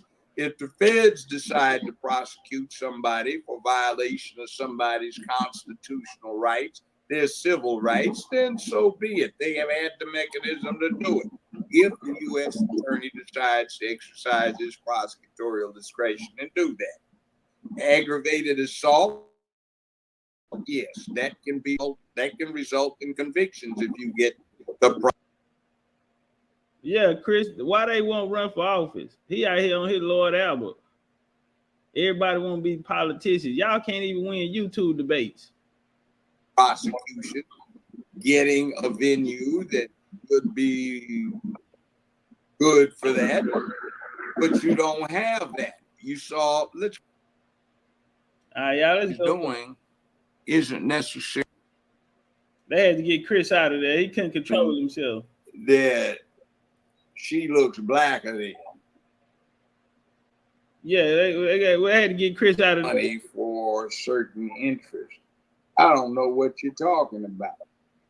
Well, that's what they convicted of, because technically they just told him why he was there. And when he said, I don't know what you're talking about, that's a knowingly false statement as far as anybody was concerned. So you'd get 17 counts not guilty, and the 18th count making the false statement would be guilt. Happened over and over again. So if you're ever talking to the feds, don't ever say, I don't know anything about it. Just say, I take the Fifth Amendment, or I refuse to make a statement.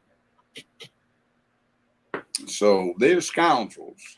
And they most assuredly set King up to be killed. They manipulated it. They provided the weapon, provided the ammunition, and they've been doing that for a long, long time. And by the way, interestingly enough, have you been keeping up with the Smithsonian Channel and the American History Channel? It's about to get good, y'all. Guess what Edgar Hoover was? Hold on, y'all. So he did give y'all dope boys some good game. He say, man, the feds come get you. Tell them I plead the fifth. I don't want to make it come. Because they can hit you. You say, I don't know what happened. They can hit you. Yeah. So that was some good game. Now it's finna get real, right? So his question to the panel was, guess who J. Edgar Hoover was? Y'all know J. Edgar Hoover, right? The one they say deported Garvey and COINTELPRO, and they went after all of the black movements and all of that. Y'all remember all the story that they gave us, right? People who are considered master teachers. People who we were to respect as intellects, people who were placed in front of the people and told that they were the leaders or the voice of the people. Well, they came out here and whitewashed history. Break it down, Judge. Where? Guess what he was? A Negro. A Negro. Quite literally it was. Hey, they laughed at me. Oh, that's wrong. The girls bust out laughing. They said, guess what he was? I said, a Negro.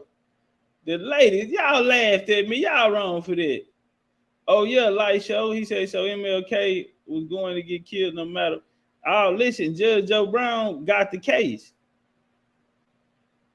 Judge Joe Brown ended up getting the case. And so, yeah, y'all got to listen to his build on that. When he break down how he got all of the evidence on what happened and everything. Who did what? That's why he said that the people that did hit King were given the weapons and everything. Like he got a whole breakdown on that. He actually had the case. He only hated the Klan because his parents got run out of Louisiana for trying to pass for white. Huh? Hold on, pause. So the guy that they say created the COINTELPRO and went after all the black liberations, and that's why we ain't have none, because these white folks came to take them all down. Guess what Judge Joe Brown say? J. Edgar Hoover was mad because his parents had got ran out of Louisiana for doing what? For trying to pass as white people. Check. Check. Whoa. Hold on. You just dropped the bomb, OG. Declared. What did you say? You say that last piece again, Park? I missed it. Well, What did you say? Hoover was a black man, light-skinned black man passing for white. So the Smithsonian Institution has basically traced all of that in his ancestry. So you have a Negro persecuting Negroes. Yeah, okay. Talk to me. Somebody talk to me. Somebody started talking. What he said, you had Negroes persecute Negroes. Check. So where did this other story come from? And people are still saying we're crazy. People still can't wrap their minds around it. Somebody created this history, packaged it up, and fed it to you. Oh, it get even better. Hold on. Let's walk. Hey, let's say go. that one more time for the people. Wow. Smithsonian Channel, the History Channel, history books, they've got the lineage laid out, and Edgar Hoover was black. Come on, somebody. Can we get some flames in the chat? What did he say? They have the lineage laid out. Genealogy is undefeated. Everybody keep running from genealogy. He didn't say they had a DNA test laid out. He said they got the genealogy lineage laid out. Come on, somebody.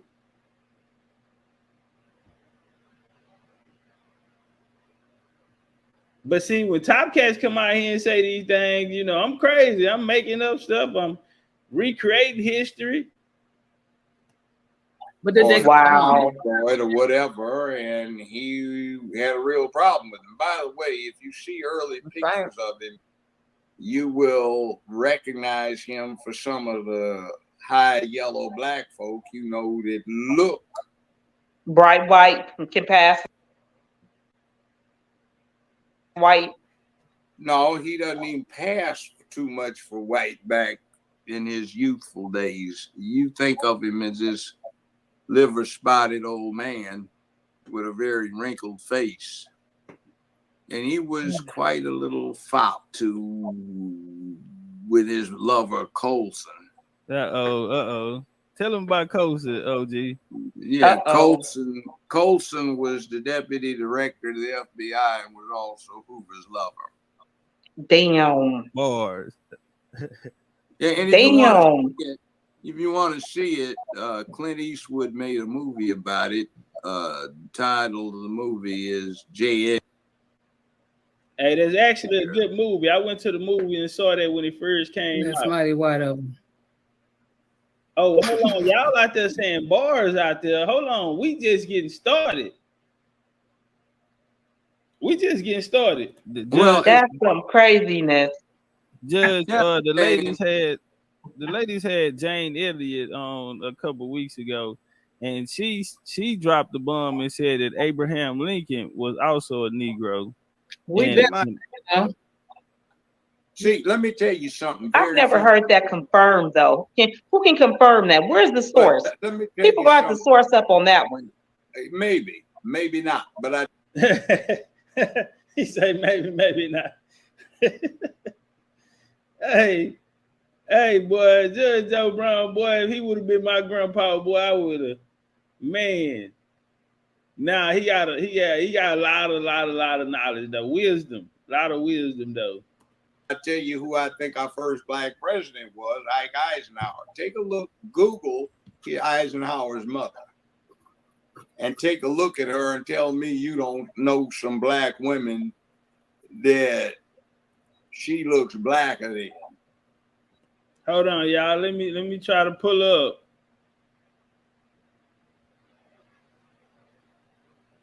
Hold on, y'all. Let me try to pull up. Hold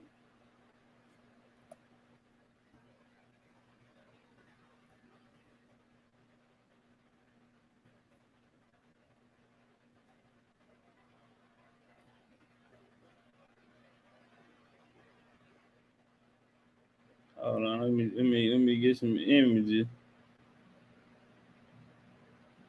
And y'all know his wife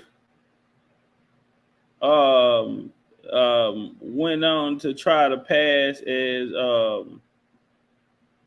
Pocahontas. All right.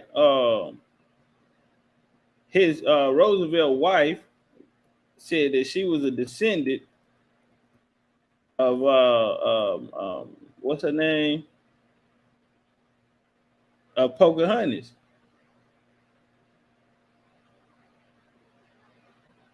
All right, so I'm gonna have to come back to it when I'm done. Man, I had it up last night, but I rebooted my computer. It's cool. We'll get to it. Y'all know who else he had in there? Mary McLeod Bethune. All right, y'all know her? Mary McLeod Bethune. We did a series called Black European Royal Bloodlines in America. We actually have a joint on Mary Bethune. And they had a HBCUs named after her. We did one on her, so y'all check that out. Check that good history out. How many presidents she said under? Y'all tell me this is not about bloodline. All right. Now, interesting.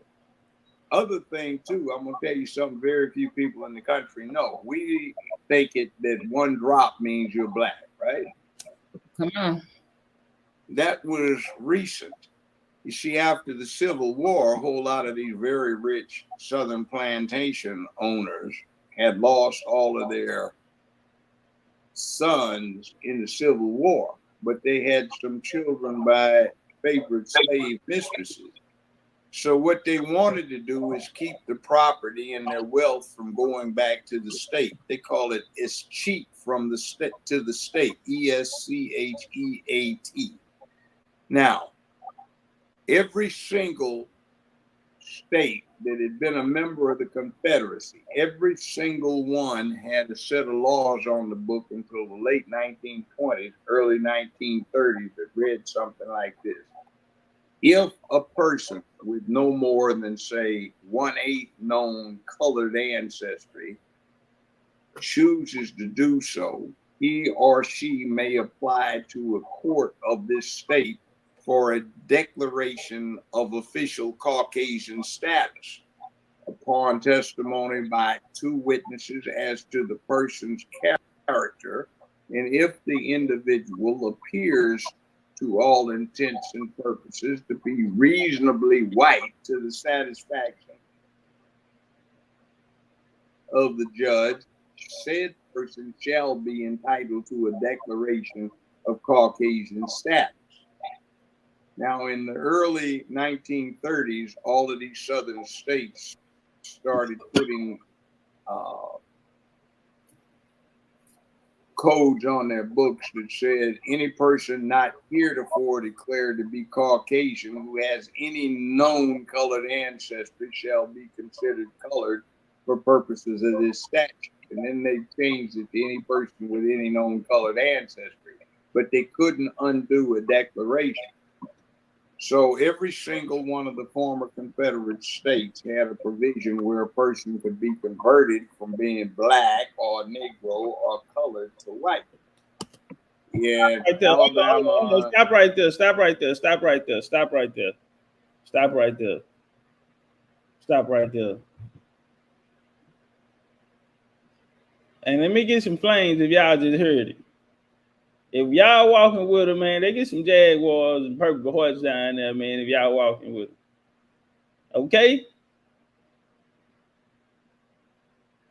So when they, and a lot of people like to say, well, how did white people take over y'all and how did they get in power? Well, you should be asking how they got our last names. You should be asking how did they get our culture. When you ride by and you say, man, I wonder how they put that person. Y'all seen the little meme when they riding by the big mansions and all, they say, hey, where do you do for a living? Where do you work? Is it overtime? What do you do for a living?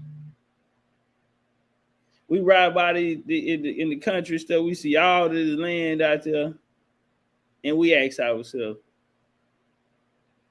how these people, were able to, and when we find out, one of the great secrets is a lot of these people, legally,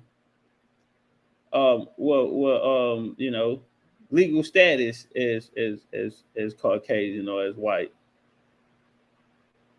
Even with the statuses, the early statuses, like a lot of the stories of white slavery, we'll look on there and not even understand that, yeah, with white people present, but there will also the manifest there to show you who's who with the names and everything on there, the heights, occupations, everything.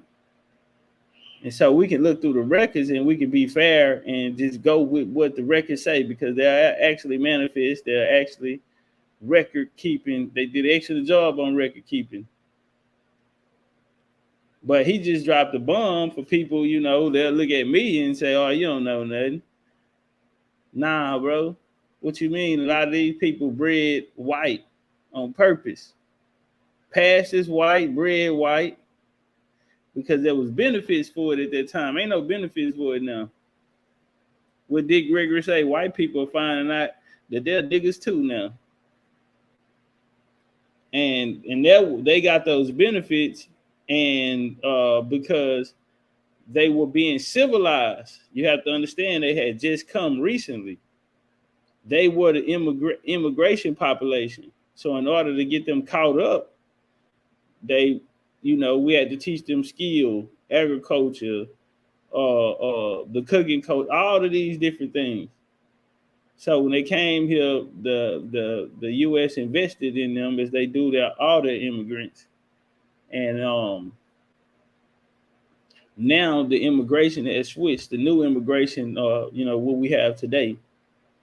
You feel me? And so the early in that time of immigration, we'll see the unions come in and we'll see the wars, the black and white disturbances really being agitated and created as a system and a form for them to sway more voters and for them to get their numbers up, because the indigenous populations in these areas outnumbered them.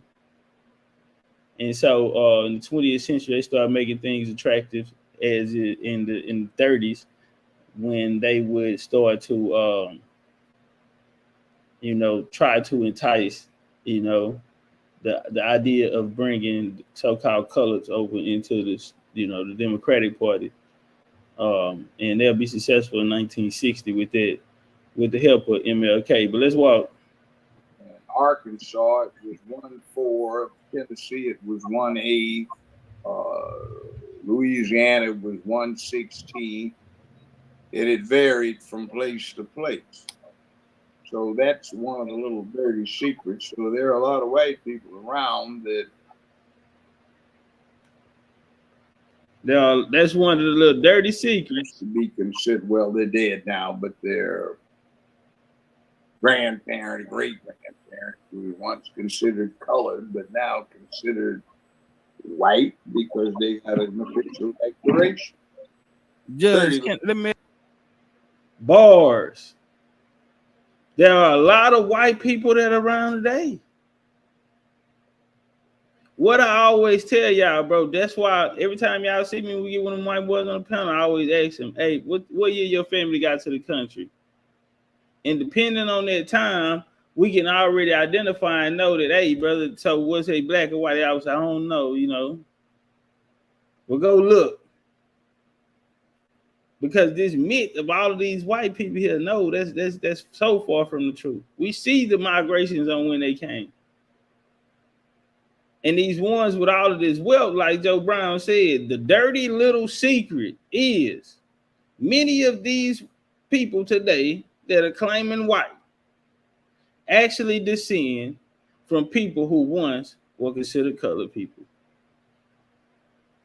And notice he said this through declaration, they were able to obtain that white status. And it was certain things, like he spoke of, you would need 2 or more people out of the community to come vouch for you. Where in 1840, Texas passed down the Ashworth Act, where they wanted to move all of the niggas out. Then they came back and passed another act. Well, you had the ability, you would have to go in front of the court, same situation like this here, and you would need the community to come in and vouch for you. You feel me? And then you will be able to stay. But they wanted to move that population that was in Texas before their arrival out of Texas. All right. And there was a lot of people on the borders of Louisiana and Texas who had came there from previous slave raid wars and through migration and landed in those areas. Today, Orange, Texas, the Triangle, Beaumont, Texas, Port Arthur, you feel me? Shout out to Nate, shout out to Joe Forrest, man. Shout out to them Indians coming out their way. Those areas in there, those people had made their homes. And Jasper, Newton, Texas, you feel me?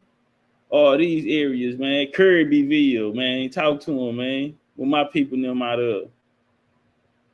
The little town that they built up in, they didn't even have they still don't even have a post office to this day. That's how low the population is, bro.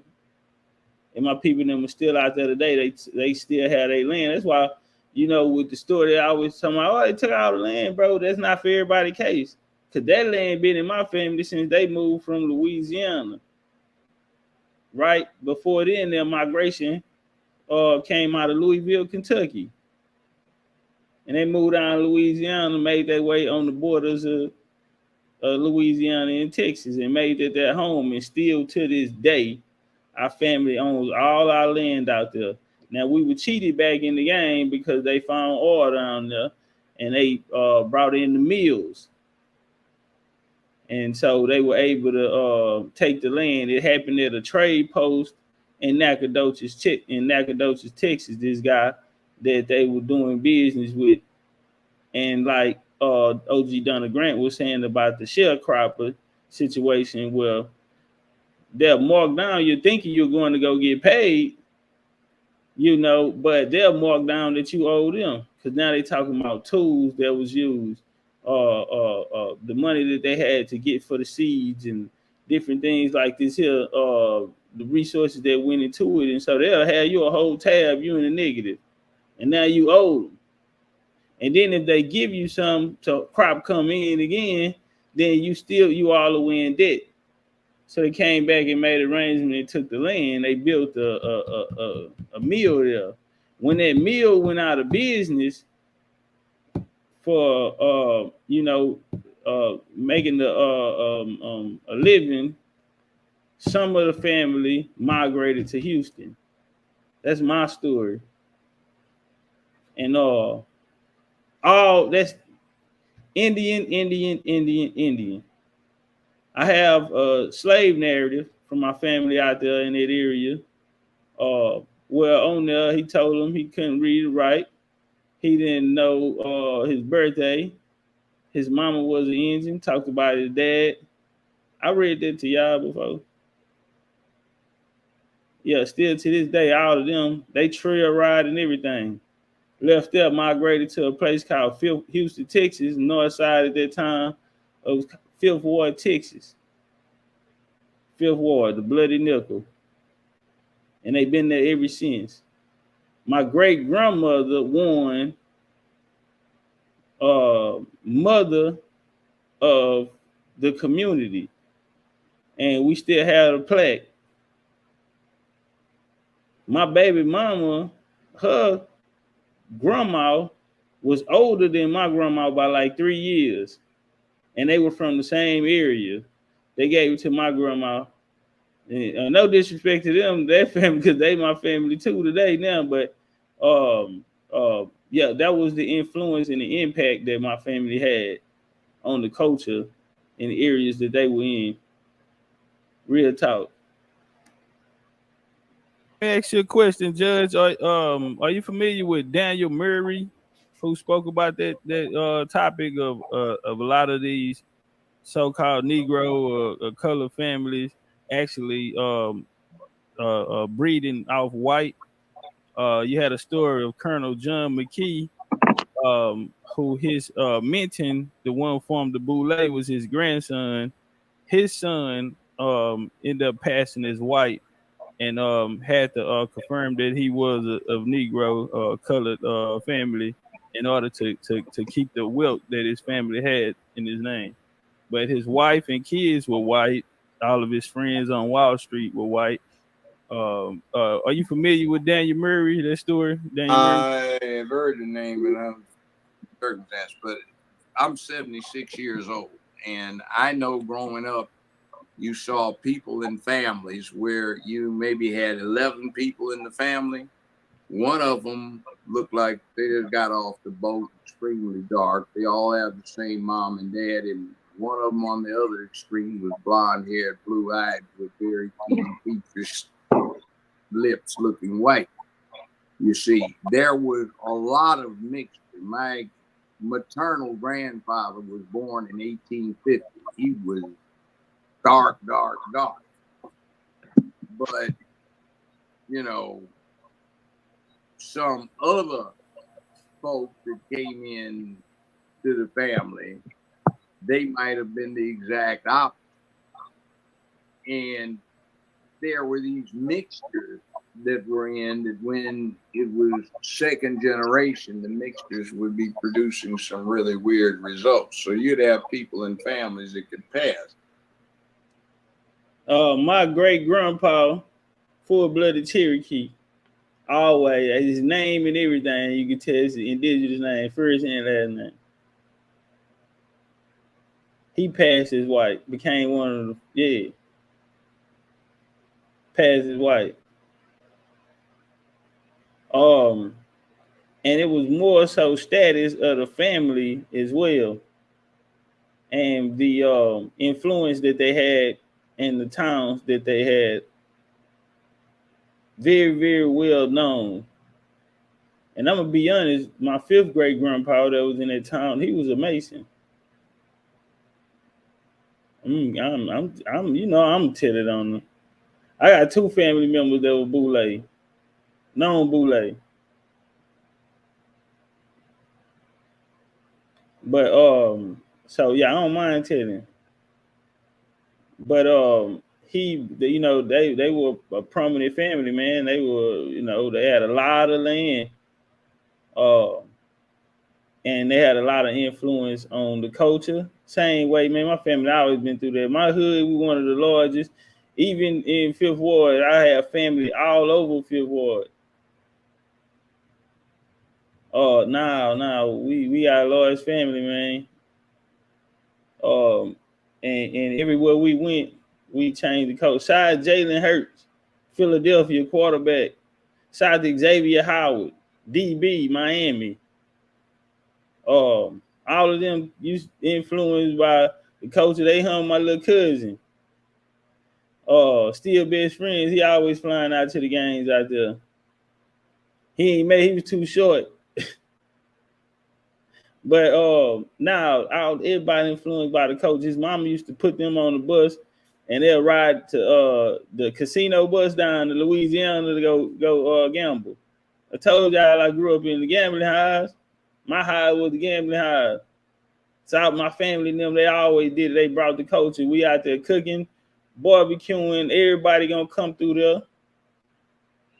No. I always had one of the largest family and really like the number one who set the tone for the culture, the family vibe, kept everything together, still to this day, in a real way.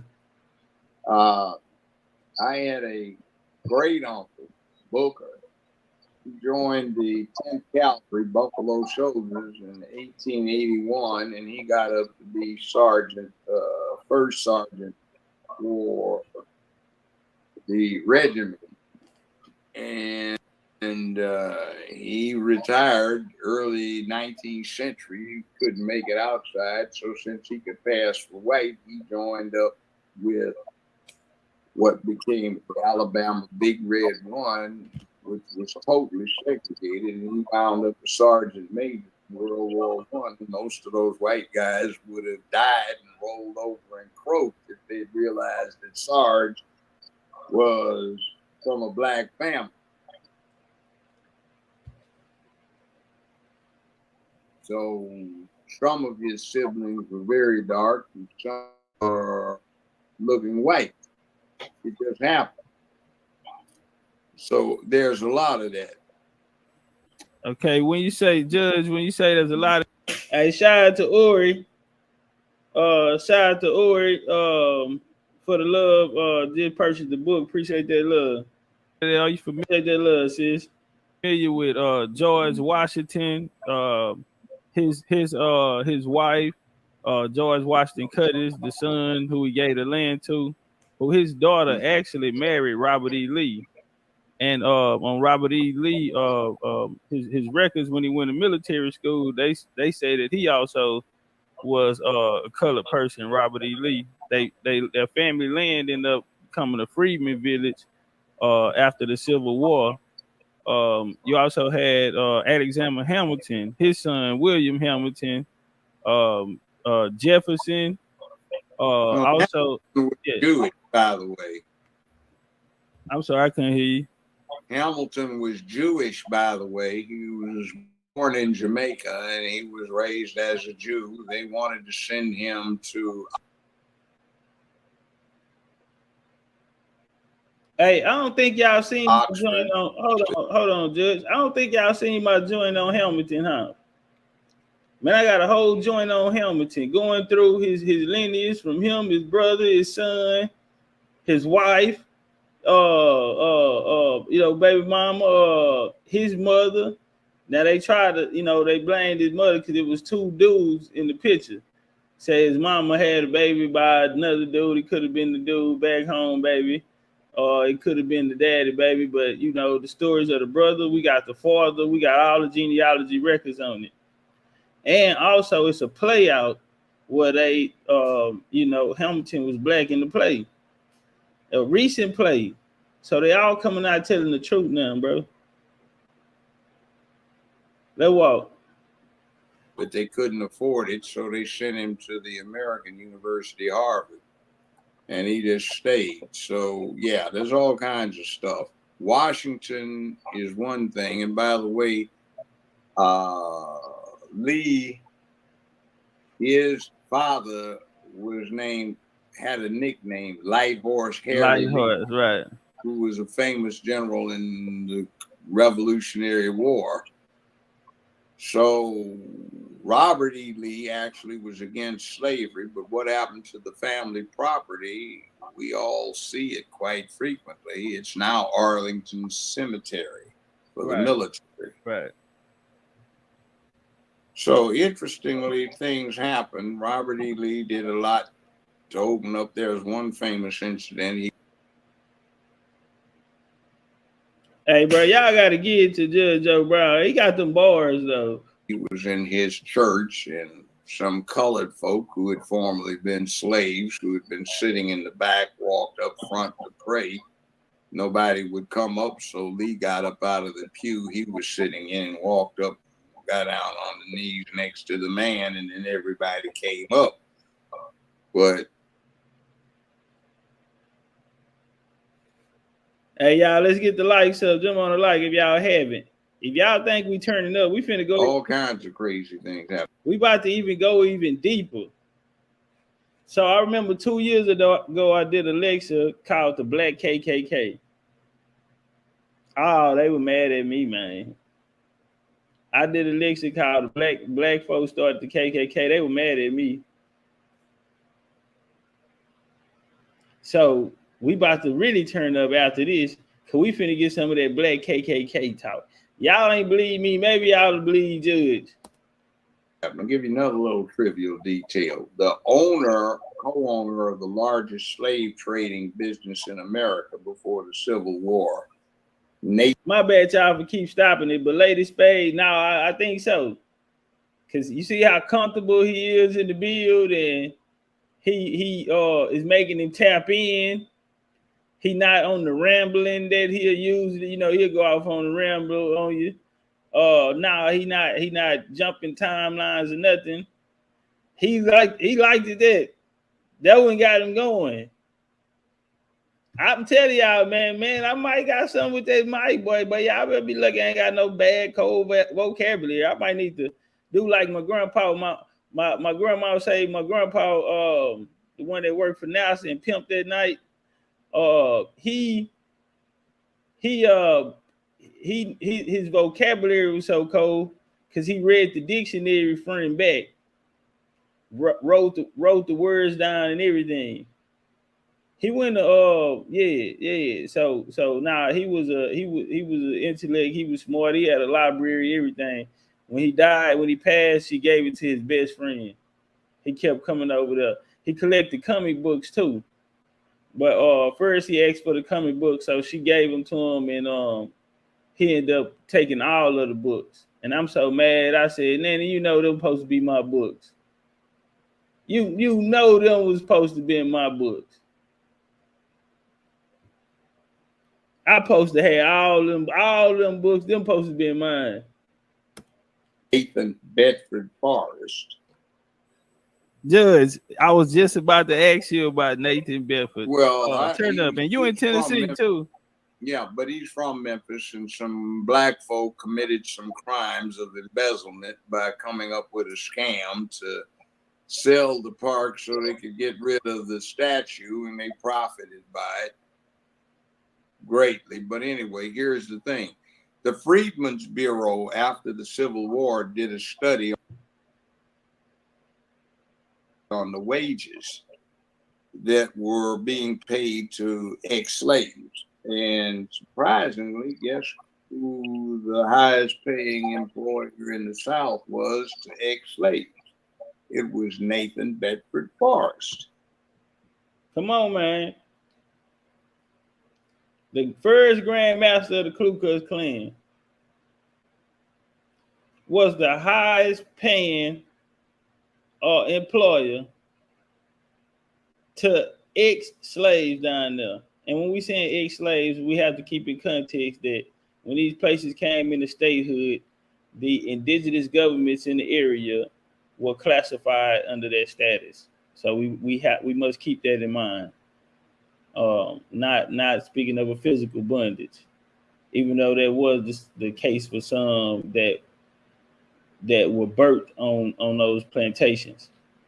They were born into it, you know, that reality on the plantation, living amongst their, you know, family who you feel me, maybe took a prisoner of war. And but anyway, yeah, the Grand Master of the Ku Klux Klan paid the highest, but in history they make him to be one of the most racist people in the South down there. And you know, I did a build on him as well, man, in my Black KKK video. It's a 2-part series.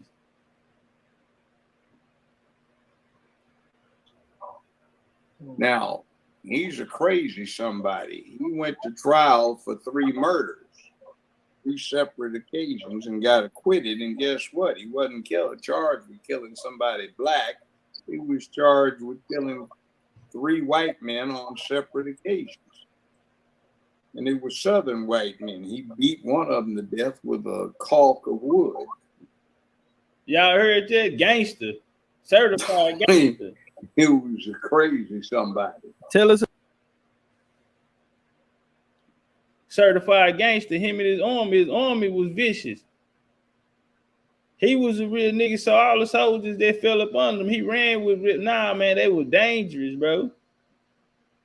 They ain't want to mess with that Tennessee band down there, man. Not at all, bro. They coming.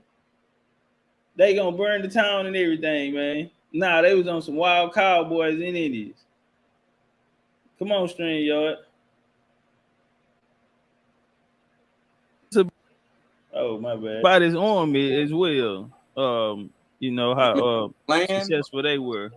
Yeah, the Ku Klux Klan. He was one of the founding members of the Ku Klux Klan. They had the first grand rally at Stone Mountain, Georgia. He also was a congressional representative. I read something about the pole bearers. They were speaking about him receiving roses from a colored woman, and they were upset about that. He was supposedly supposed to be trying to get them to come over to the Democrat party or something like that. And the pole bearers wrote about him. You familiar with the pole bearers? We dealt with Nathan Bedford all the time in Memphis. They have a plaque right across. Now watch this here. If y'all remember, that might be in that bill. No, I take that back. That was in a different bill, and it'd probably be the Freedmen bill. You know, on the Freedmen's or whatever. And we go into that part of it about the pole bearers and all of that. And they were in Tennessee. So that's why I asked him. And I love building with people who know what I'm talking about. You know what I'm saying? But he jumped right on it. From the civil courthouse, it says on this location, Forrest and Maples, his business partner, operated the largest slave trading business in America prior, and they gave the dates. Interesting little story. I have a good friend who has a whole lot of degrees. I had to get him out of jail one time because he pulled a pistol on the president of the Police Patrolmen's Association. And that person was the great-grandson of Nathan Bedford Forrest's partner, Maple. His name was Ray Maple. Little interesting hookup. I also have somebody that is technically a nephew of mine who actually has Nathan Bedford Forrest as an ancestor. He's a comedian. Okay, I'm sorry. I know, Topcatz. Let me ask him a question too. I apologize, man, but we had a good bill. The audience was loving it. They was getting oohs and ahs, and so yeah. My bad. I got caught up in the bill, you know. That was news that we can use, you know, especially in the day that we're in right now. All skin folk ain't kinfolk. And people will believe it, you know, if they heard it from Judge Joe Brown instead of a nigga like me. Because they say I'm making up history and rewriting history and all of this. And no, what I'm doing is just telling the truth. Same thing every scholar, same thing every historian or truth searcher was out there seeking. Nah, man, I ain't here to lie. Why would I come out here and tell you that I have family members who were boule? Did that mean they were bad people? No. I'm openly letting people know that my 5th great grandfather was a high ranking Mason. Did that make him a bad person? No. He was a pillar in his community. He was a man of respect, and he took care of his family. And they had a lot of land, a lot of it. So not just Texas. Throughout the family history, that was just something about their game. They were land owning family. They bought a lot of the land. And so there's a trail of our family, and these lands are still there. Now, as plantations in South Carolina that I think maybe they sold. But when the ancestors put me in a position, man, my plan is to go get all of those lands back. You know what I mean? Going to make them an offer they can't refuse. And try to get all of the land back that I find through my timeline here. And keep them as ancestral lands, man. Put them in trust. Can't nobody sell them in the family. You motherfucker gonna live on here or not.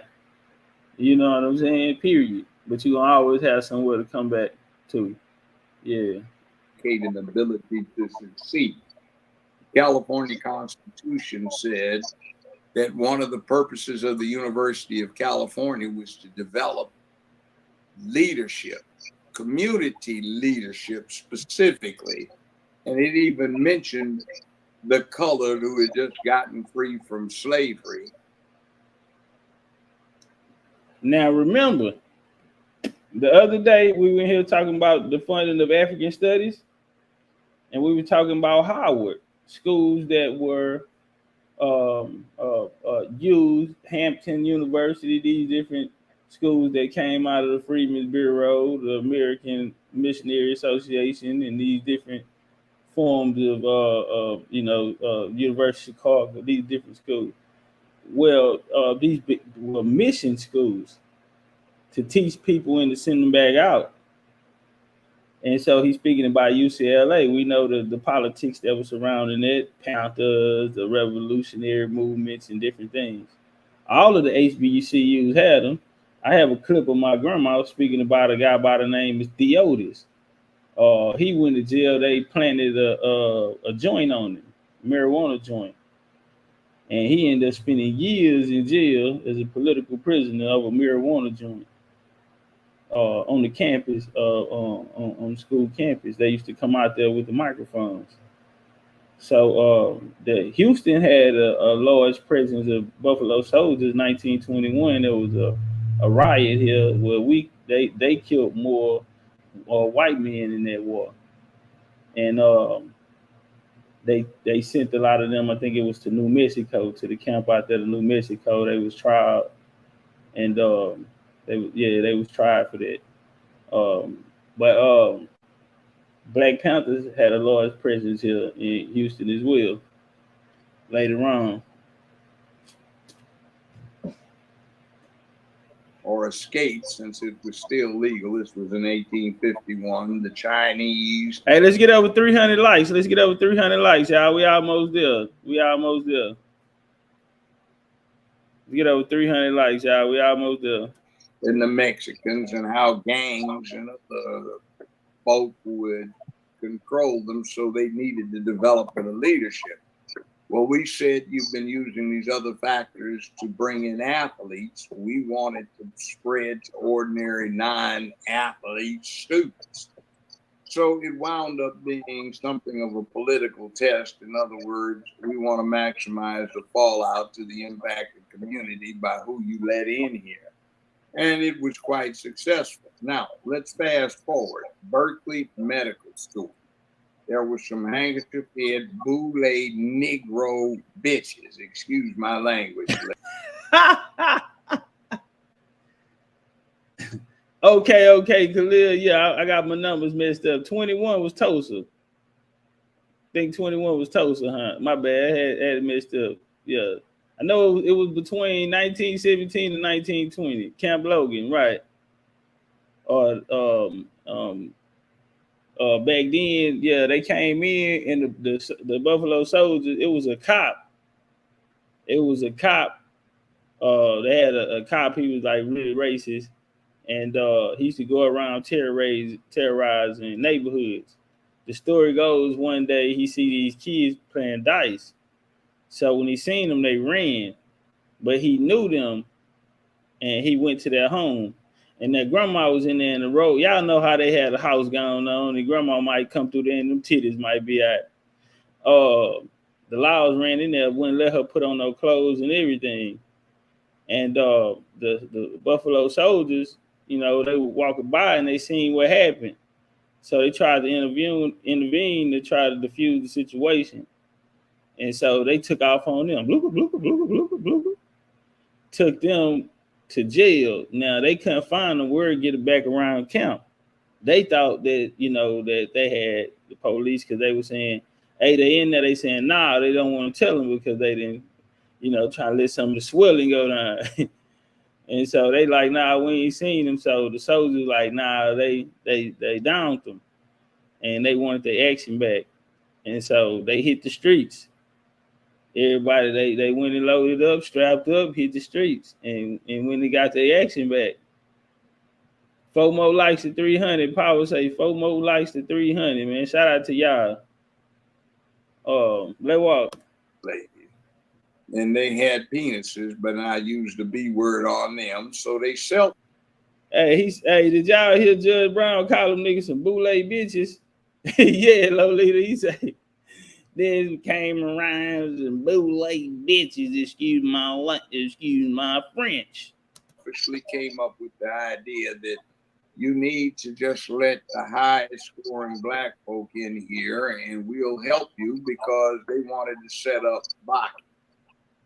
And Baki was collaborating with the white faculty, and the colored folk were collaborating with the white faculty. And what they were going to do is let the colored in if they helped them set up a reverse discrimination thing, which they did. And at law school at UCLA, we were saying, don't do it, don't do it, don't do it. It was the year of the 19. There were 19 dental students in the whole state of California who were black, 119 medical students, and 219 law students. And we said, we don't want this. We want that test, other factors that indicate an ability to succeed. And it worked. But they cut that and they put something in place that we said was not going to work, and it didn't. And now Roberts, when he wrote his opinion, he doesn't realize what he did, I'm sure, but he almost exactly stated damn near word for word with what we had in our prospectus. Now, critical race theory, Professor Crenshaw at UCLA, he plagiarized.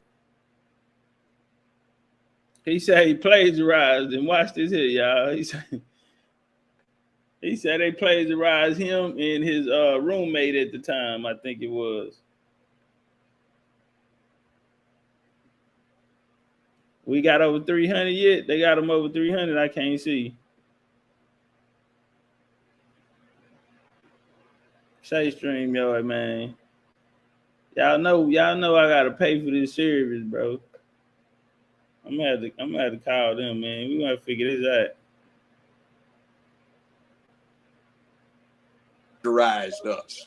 When we wrote a thing for Black history in 1967, our objective was to make what happened known to Black students so they would get motivated to make change. It was not supposed to be woe is me. It wasn't a thing about blaming white folk. It was for our youth. Told y'all it's gonna always be the youth. It's gonna be they decision. Our understanding of you study history to learn its lessons so you can apply them to your today, so your tomorrow becomes what you want it to be. Well, they bastardized what we came up with in 1967, and what Crenshaw has was almost word for word with some very important omissions about you are guilty. Please help us out and do us this favor. We didn't want any favors. We said, get the hell out the way. We'll do it ourselves. So, yeah, I had a part in how this thing went down. And at one point for UCLA Law School, I was head man for the student admissions part of the law school application process. Hey, shout out to my OG Al, man. Shout out to OG Al. He just went and copped the 20 bundle deal. Appreciate that love, family. OG Al, man, I always support and appreciate that love. Just went and copped him a 20 piece. And we were applying that test of other factors that indicate an ability to succeed. And our purpose was to make sure that the people who took advantage of these opportunities would give back to their community. And for the most part, the people we brought in did. They have over the last half century had an exemplary record. Most of them are dead or infirm, the long retired now, except crazy folk like me who still want to do something on a daily basis. Maybe Friday night instead of having a date, but it is what it is. Say man. Y'all ain't here just shoot a shot, huh? Y'all ain't here just shoot a shot, huh? He said, I'm on here talking to y'all instead of having a date on a Friday night, Say, man, talk to me. He said, old man like myself still want to do something on a day-to-day basis. I'm still well and able to do something on a daily basis. Yeah, you see, I'm on here with y'all tonight, and I ain't got a date tonight. Friday, and I ain't fuck nothing. Nah. Say, that nigga came out cold. Look how he looking now. He trying to get some eye contact. Whoever look first, if you grin, you in. Joe Brown say, if you grin, you in. My friend, yeah. If you grin, you in. 219 law students. And we said courts, and then they started bringing them to, say, 1619 to Virginia. Mm-hmm. And they'd advertise, we have trying to see something. Shipload of... Hold on right quick. Hey, look at Creekside. Today your birthday? Creekside Youngler. Today your birthday, fam? Somebody said it's a Jaguar birthday today, man. I'm trying to figure out, is it Creek?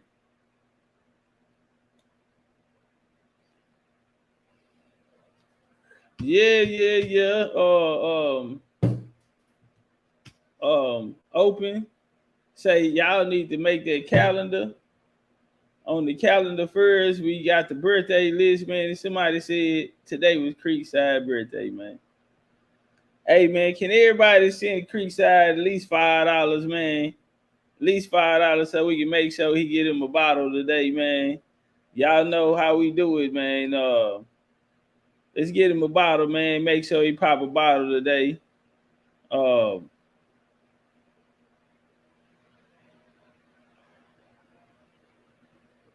Hold on, let me take care of the fam.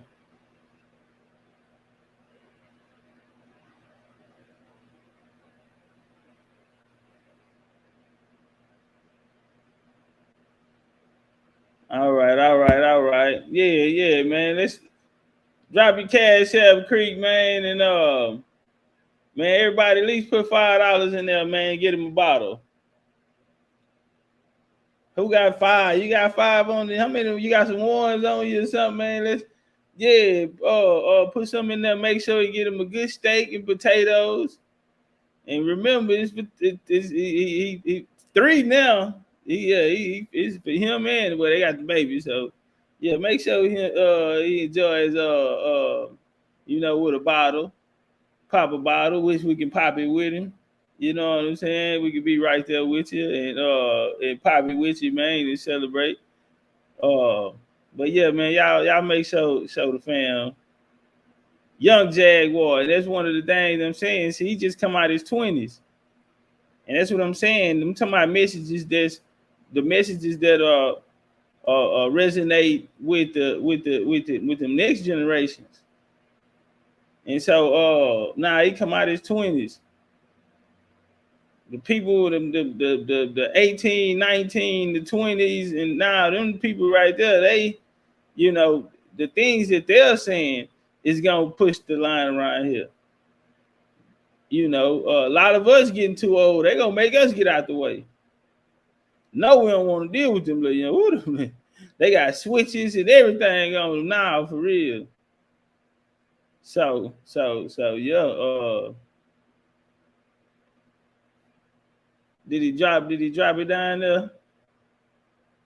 Okay, he dropped it down there, y'all. Let's make sure he get a bottle. Hold on. Let me get over here. All right, that's the young Jag right there. He just had a young Jaguar too. That's a She-Hop, baby. Birthed at the last homecoming. Came out of this. Spiritual. Gonna be a powerful Indian, watch. Gonna have a message, yeah. He gonna have something different on him. He gonna say, nah, man, you don't know. Cause we was out there, you know, cracking jokes. Talking about, yeah, Creek out here doing it different. Yeah. He out here showing the new things. I bet ain't no nigga never put you in the clouds. Yeah, Creek out here doing things, and he just set the bar so high.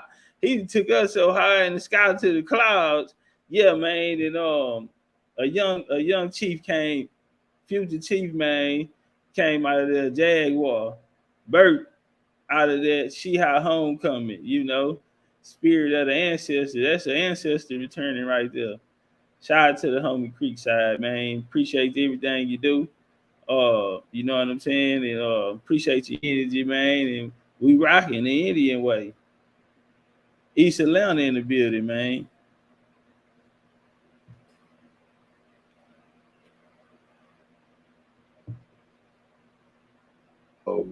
Requisition Spanish Negroes. And that's how the term got to be applied to us from the Spanish Portuguese connection. So they bootlegged these slaves that they had hijacked.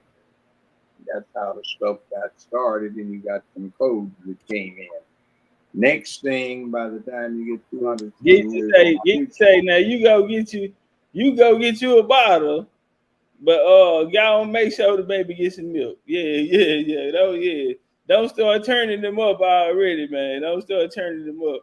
Y'all know y'all coming out of Atlanta, out of them Red Stick Indians down there, man. Y'all know y'all down there where you had the rocket. Only the soldiers went down there. Gladiator school. Yeah, don't be putting it in this bottle that early, man. Let it make it, man. Let him get a little bigger, man.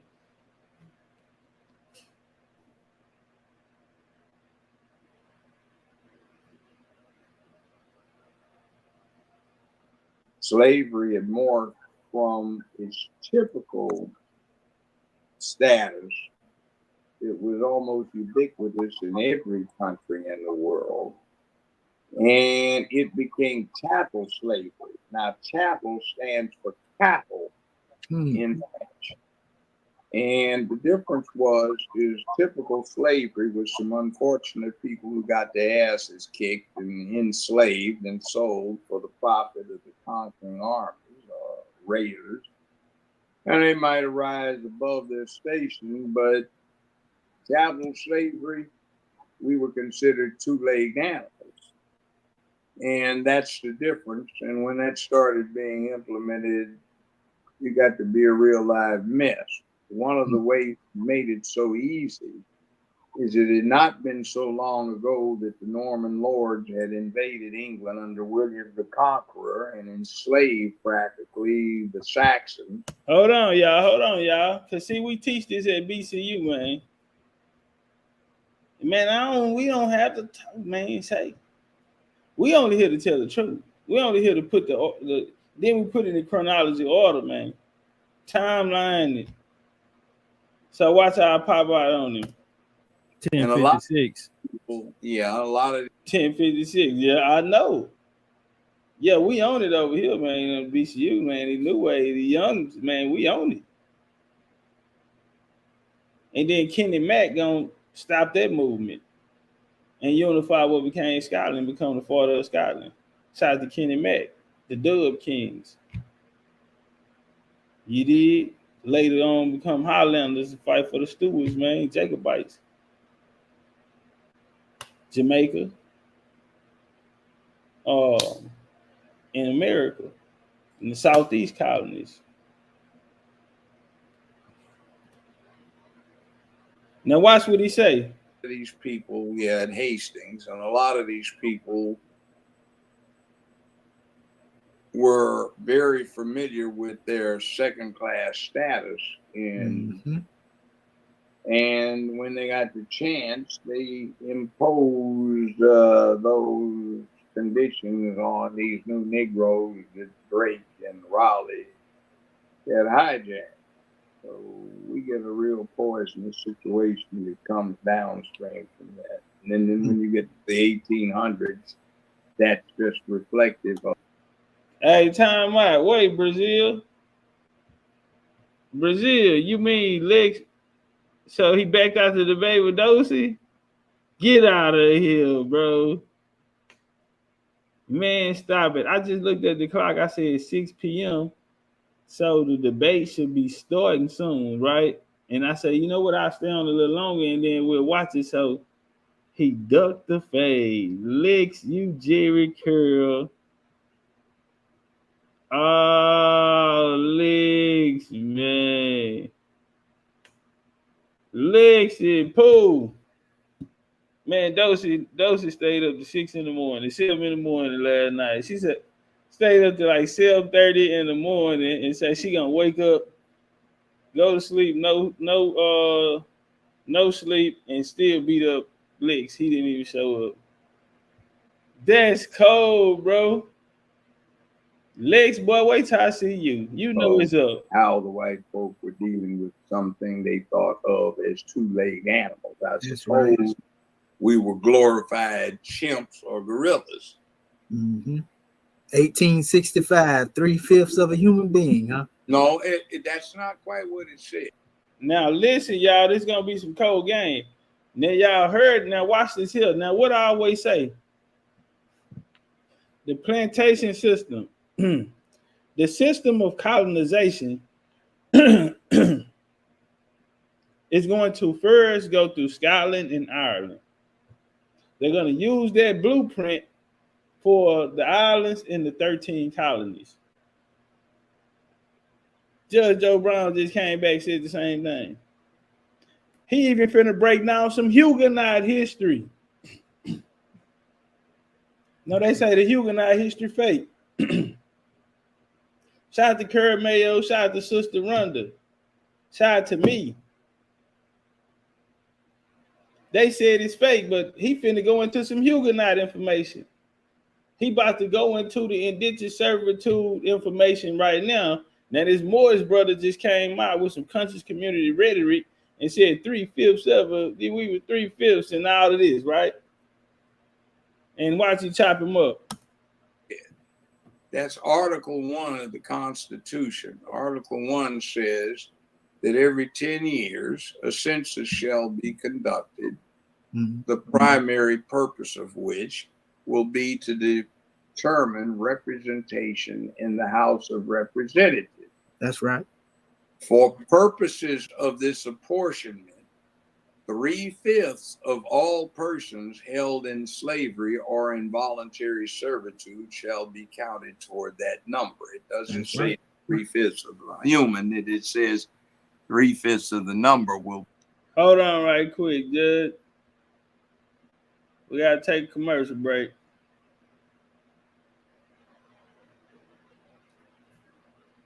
Hold on 1 second. Hold that thought. He about to get into some good bills, but we gotta take a commercial break. Tonight we got to fight Andrew. Or did it already? Or they about to? Or is they fighting already? Or did they finish?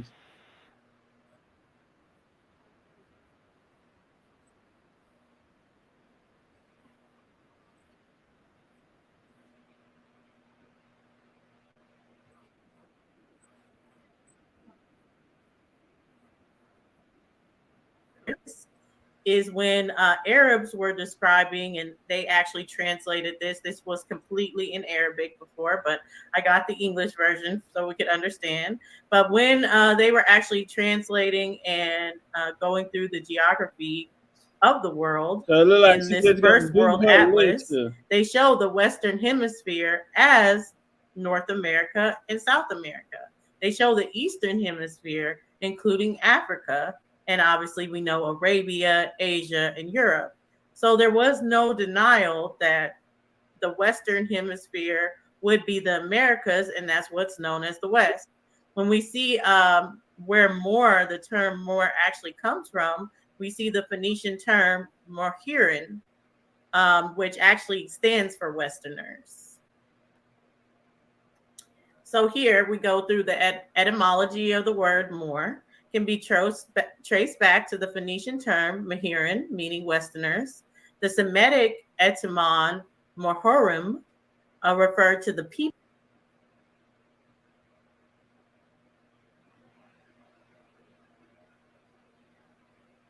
Oh, my bad, y'all. Hold up. Let me get back over. People of the West, and the terms Mahreb, mean the West or the place where the sun sets. The Greater Maghreb referred to the further west, and Maghreb al-Aqsa meant the extreme west. So when people are going through this and they're saying that West is just West Africa, or even they say it's North Africa because they were comparing being far east and saying it's the extreme west, it really doesn't make sense, because if we're looking at that Eastern Hemisphere, we're not seeing those places be far west or even acknowledged as Western Hemisphere. When Lawrence Waddell, the early Phoenician titles such as Meru, Mer, or Marutu can be translated as the meaning of the Western Sea. The Akkadian Amaru as a geographical term meaning the West. We can see that Amaru did actually have its etymology leading to where we get America.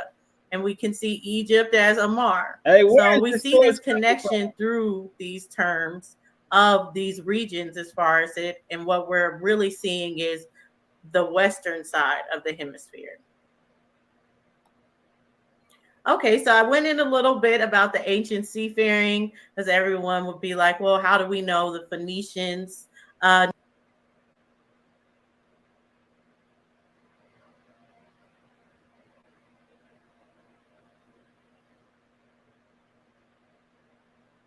name these people or recorded as far as people as Westerners? Well, what we can see is as early as the 25th century BCE, the actual Egyptians or Kemet was actually invoking sails across the Atlantic. Hold on, y'all. As far as for precious stones, they were looking for timber. They were looking for aromatic plants, exotic animals, and slaves. A great variety of such projects could be and was obtained along the maritime routes founded by the Egyptians. Now, I put founded there is because the Egyptians weren't the ones on the ships. It's been greatly recorded of that. So what we're seeing is they're actually funding these trips. They're putting the money in as far as to get these resources back. But there's other people that are actually traveling and doing this. The demands of the royal court for large quantities of exotic. Girl, you can't be taking my drop and trying to mix it with more science. Come on now. And expensive items made such ventures possible, allocated substantial resources of men and material. So again, it's talking about how because their expensive taste and looking for these resources, they were able to allocate a lot of men and the materials to build these ships.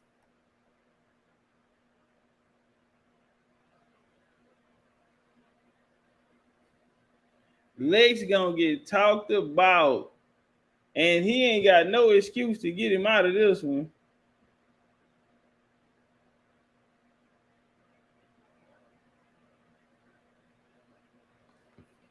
All right, let me see something. Now, with this is an actual Hebraic seal that we can see that came up from an anonymous American collector. So I won't say that this is known for a fact that they found it in America. They haven't really given all the information of where this was found, but they were able to carbon date it and see that this was a very old seal, which we connected as far as to the Hebraic language that you can see here. So they say that we don't know for sure as far as the shape of Hebraic ships, but the engraver of the seal obviously had in mind a real ship. So we can see that ship on top of a known type and not an abstract design. You know what Doja told me yesterday? She's like, the Phoenician or the Moors. And I'm what she said. Fortunately, there's no information. Unfortunately, there's no information on the shape of Israelite ships. The Hebrews historically were not seafaring people, however, since a larger portion of the Mediterranean coast was occupied by the Phoenicians and the Palestinians. We even see in the Bible when it talks about King Solomon and building his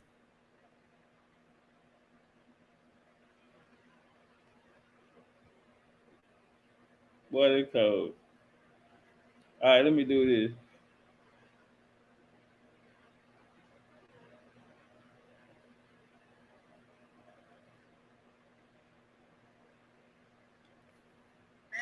But there's other people that are actually traveling and doing this. The demands of the royal court for large quantities of exotic and expensive items made such ventures possible, allocated substantial resources of men and material. So again, it's talking about how because their expensive taste and looking for these resources, they were able to allocate a lot of men and the materials to build these ships. Now, with this is an actual Hebraic seal that we can see that came up from an anonymous American collector. So I won't say that this is known for a fact that they found it in America. They haven't really, however, since a larger portion of the Mediterranean coast was occupied by the Phoenicians and the Palestinians. We even see in the Bible when it talks about King Solomon. I'm not going to beat everybody to death. I'm sure we've heard all of this, that it comes as far as the trade. I did want to get into some of the misconceptions that we're saying as far as the mummies are found with the cocaine and nicotine that they've been tested for, and it's showing that they were in use, and this would be as far as American products. So, and us taking a look at the gold, which we know the biggest gold resources come out of the Americas and Europe. So German scientist Sveta Balabanova in 1992 and two of her colleagues reported finding cocaine, haddish, and nicotine in Egyptian mummies. The findings were immediately identified as Man, Dosey came out here and built a PowerPoint off of bloodlines of the gods and kicking Moorish history on Dosey. Wait till I catch your ass. On the grounds that two substances were known to be derived only from American plants, cocaine and nicotine. The suggestion that such compounds could found their way to Europe, to Egypt, before Columbus' discovery of America seemed patently impossible. But the validity about Balvanova's findings seemed to be vindicated, at least so far as the analytical methods used for the study. The author's methods, as well as those in additional findings reported here below, have used the combination of immunological and chromatographic methods to both analyze and confirm samples. David's inability to examine the mummies herself may have kept the possibility of fake ones open. However, her evaluation of the museum's records seemed to indicate otherwise. The mummies were preserved with packages of viscera inside. Some even contained images of their gods. In addition, the state of the mummification itself was very good. The isolated heads may have been fake. Evidence one way or the other is lacking, but the intact bodies examined by Balbinova's research were clearly genuine. So we see evidence as far as with ancient America and the Nile Valley through these precious stones, through cocaine and nicotine. I want to go back into my other source that said in January 2023, so this is actually a recent discovery, a group of archaeologists excavating tombs in the ancient necropolis of Saqqara, or near Cairo, discovered the mummified remains of a man, Hecashepus, who lived around 2300 BC. Found inside a limestone sarcophagus, in a burial shaft, and the body and its wrappings are unusually well preserved for the period. More striking, however, are gold leaves that have been carefully applied to give the illusion of golden skin. According to Egyptian beliefs, gold was the color of the gods, and gliding the bodies of dead expressed the idea that they acquired divine qualities in the afterlife. So we do know some of the gold and precious stones could be found around the area, and we know in older times as far as they were going to not as distant lands, but as time progressed and they were getting better as the shipbuilding in those seafaring regions, we can see they were able to take long distant trips, and those led to the Americas. So here we kind of have a depiction. We have the Moors on one side that they use for the tobacco company, and we have the Native Americans on the other that are moral as far as them putting carvings on the wall. So I just wanted to show the difference of kind of what we're seeing here, because oftentimes people compare and say we're not the Moors or we're Indians or anything like that. But as we can see in the garment in comparison to the Moors, to the Native Americans, we see a lot of the jewels, the fezzes, the crowns, the luxury that was known when Herodotus and different philosophers and different people were coming over and traveling. They were mentioning the people having these extravagant items and jewels. They weren't just describing them as simply with feathers. So when we go into these ancient depictions that are saying that they're having these luxuries, they have topaz or gold around their hair. They said the women would have gold around their braids, or sometimes we would see locks in the region. It's clear that we need to really investigate who are these people. And when we're coming back to the depictions, they're all pointing us to the Moors. Wow. So here we have two, they call them the Savage de Terra de Natal, but I wanted to draw attention to the headdress here. We can see the jewels in the headdress of one woman on the left-hand side. She has the turban wrapped around, and you can see the jewels in it. And then for the woman on the right-hand side, she's wearing the fez, and then that's where you can see the flowers, or the feathers, sorry. So it says a Moorish hat, a beautiful, long, luxurious green and gold-hued feathers, bedecked above with white, red, and blue feathers and gold rosettes and ornaments. The term Moorish, as implied here, scarcely be regarded as deceptive, one as much as the Montezuma, the king of Timizin and Mexico, subsequently designated as a Moorish king in the same inventory of 1596. It's interesting to note the gradual changes that occur in the wording and subsequent periodical official registrations of the Moorish hat. In 1613, its description was faithfully reproduced, and in 1621, the word Indian was substituted for Moorish. In 1788, however, a remarkable transformation was effected that the hat became an apron, and the official record of an Indian apron of long green feathers. So here we can see the primary source of the time is showing us, at first these were described as Moorish headwear, but when we're seeing the changes amongst the 1600s, that's when they started to substitute Indian instead of Moorish. So here we have the blackamoor crop. It's actually a French representation, and we can see here the bow and arrow and the spear that the depictions of this Negro of America had, and you can see the alligator of the spear. So of the time, again, another primary source, when they're depicting the people of America, they're depicting them as Moors and not Indian. So I know a lot of people bring up this as far as with the Mardi Gras Indians and saying that they are the Black Indians of the region. Well, in comparison, people couldn't help but notice how much the festival and different celebrations that the Black Indians of New Orleans do for Mardi Gras is so similar to what Brazil do for the Moros y Cristados, which is basically just a depiction of the wars against the Moors and the Christians.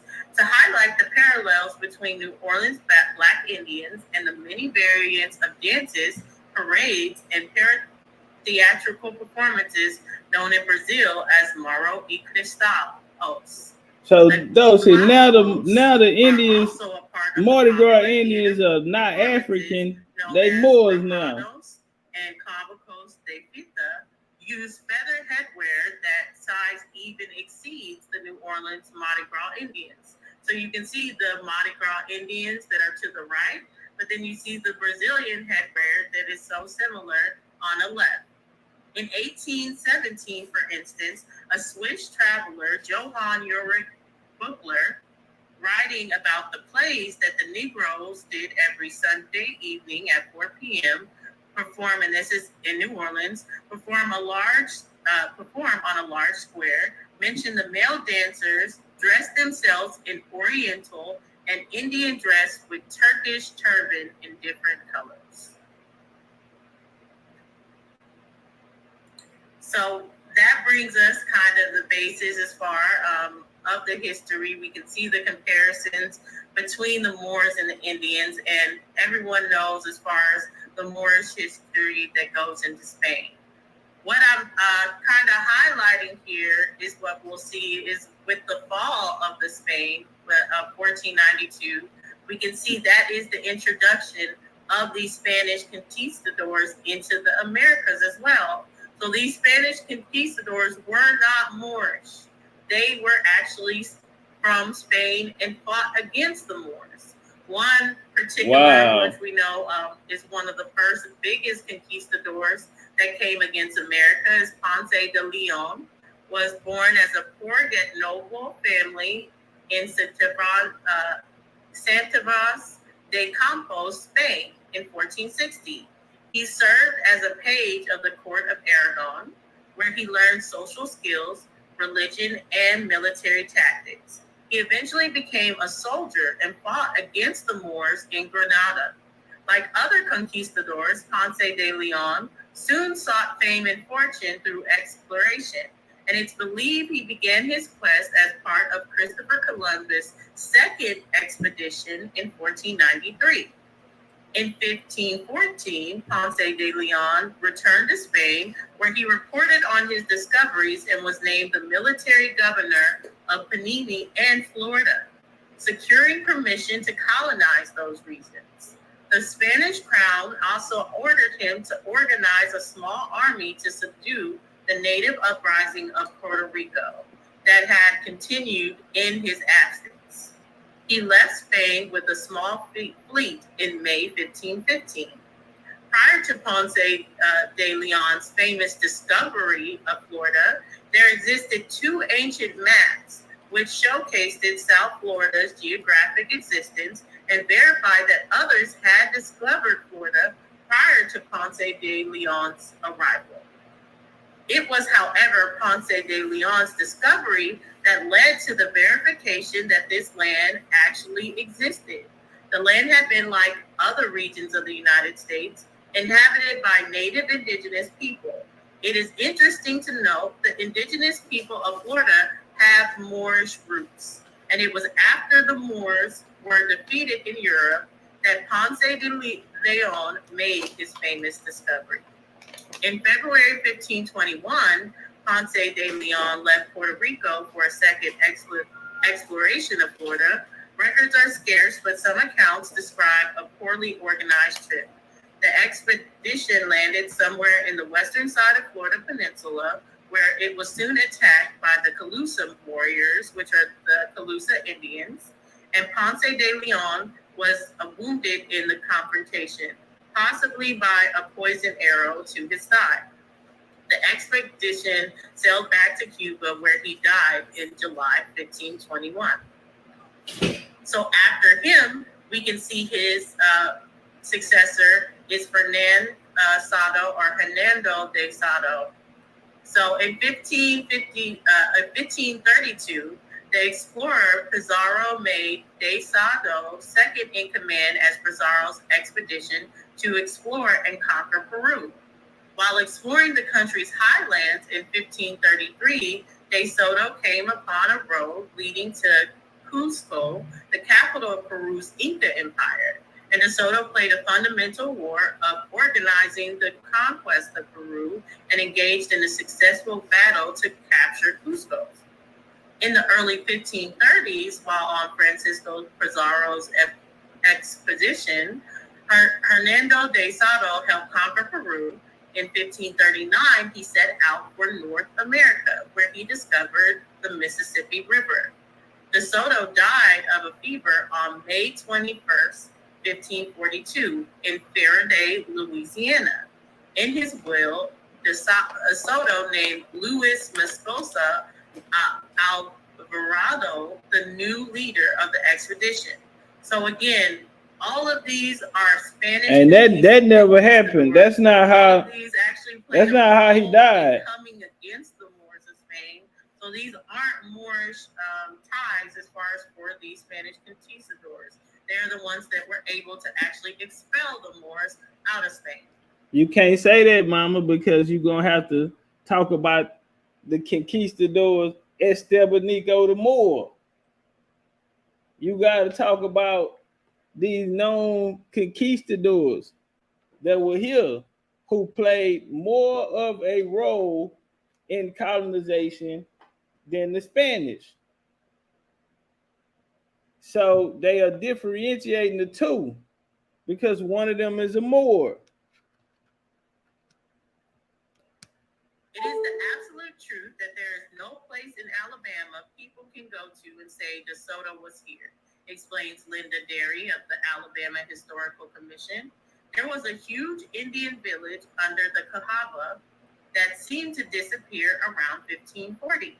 Its name continues to be unknown, but its disappearance is confirmed.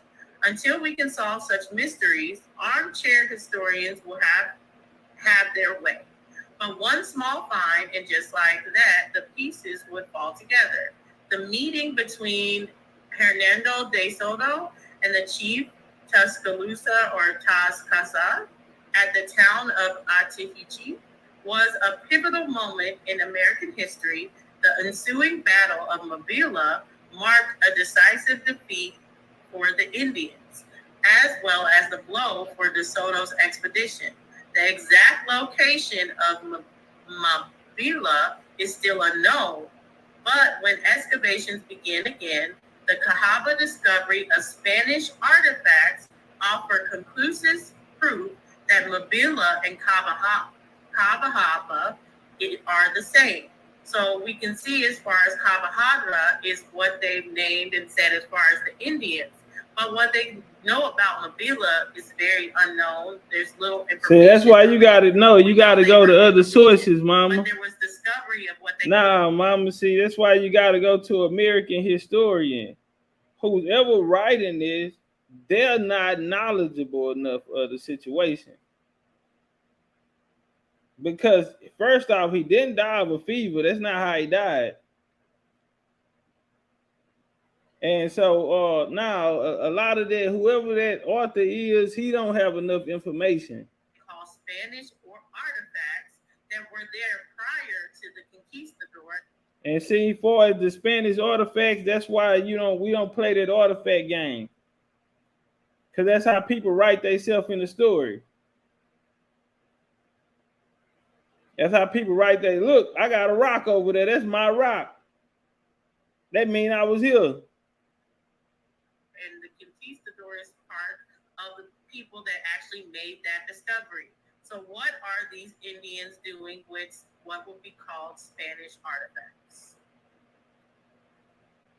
So now we have the expedition of Luis de Moscoso afterwards. So what you'll see is this is the expedition of Texas that began in 1542. The expedition led to Luis Moscoso de Alvarado. Survivors of another failed mission to Florida entered East Texas probably in the summer of 1542. They encountered the Caddo Indians and perhaps reached the Guadalupe River, but many questions the remains about the route they traveled in the state. In 1598, another Spanish explorer, Juan de Onate, crossed the Rio Grande near the present-day El Paso. He was traveling to colonize what is now New Mexico. An inscription carved on stone there offers a powerful reminder of those early explorers of the change they brought when they came. So here we can see that this was previously named El Moro. And they can see it dates back to being El Moro as early as the 1600s. And these are something that Spanish conquistadors are finding, these encarved inscriptions that are explaining this Spanish heritage that is there before they even came there. So they're naming it as Spanish heritage, but again, we know El Moro, that is coming from the Moors. No. You can't say that.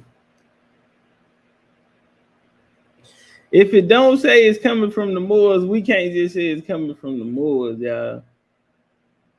But that story right there, we can't say that. I wanted to get into this because I know a big thing was going to be, am I denying that slaves came from Africa?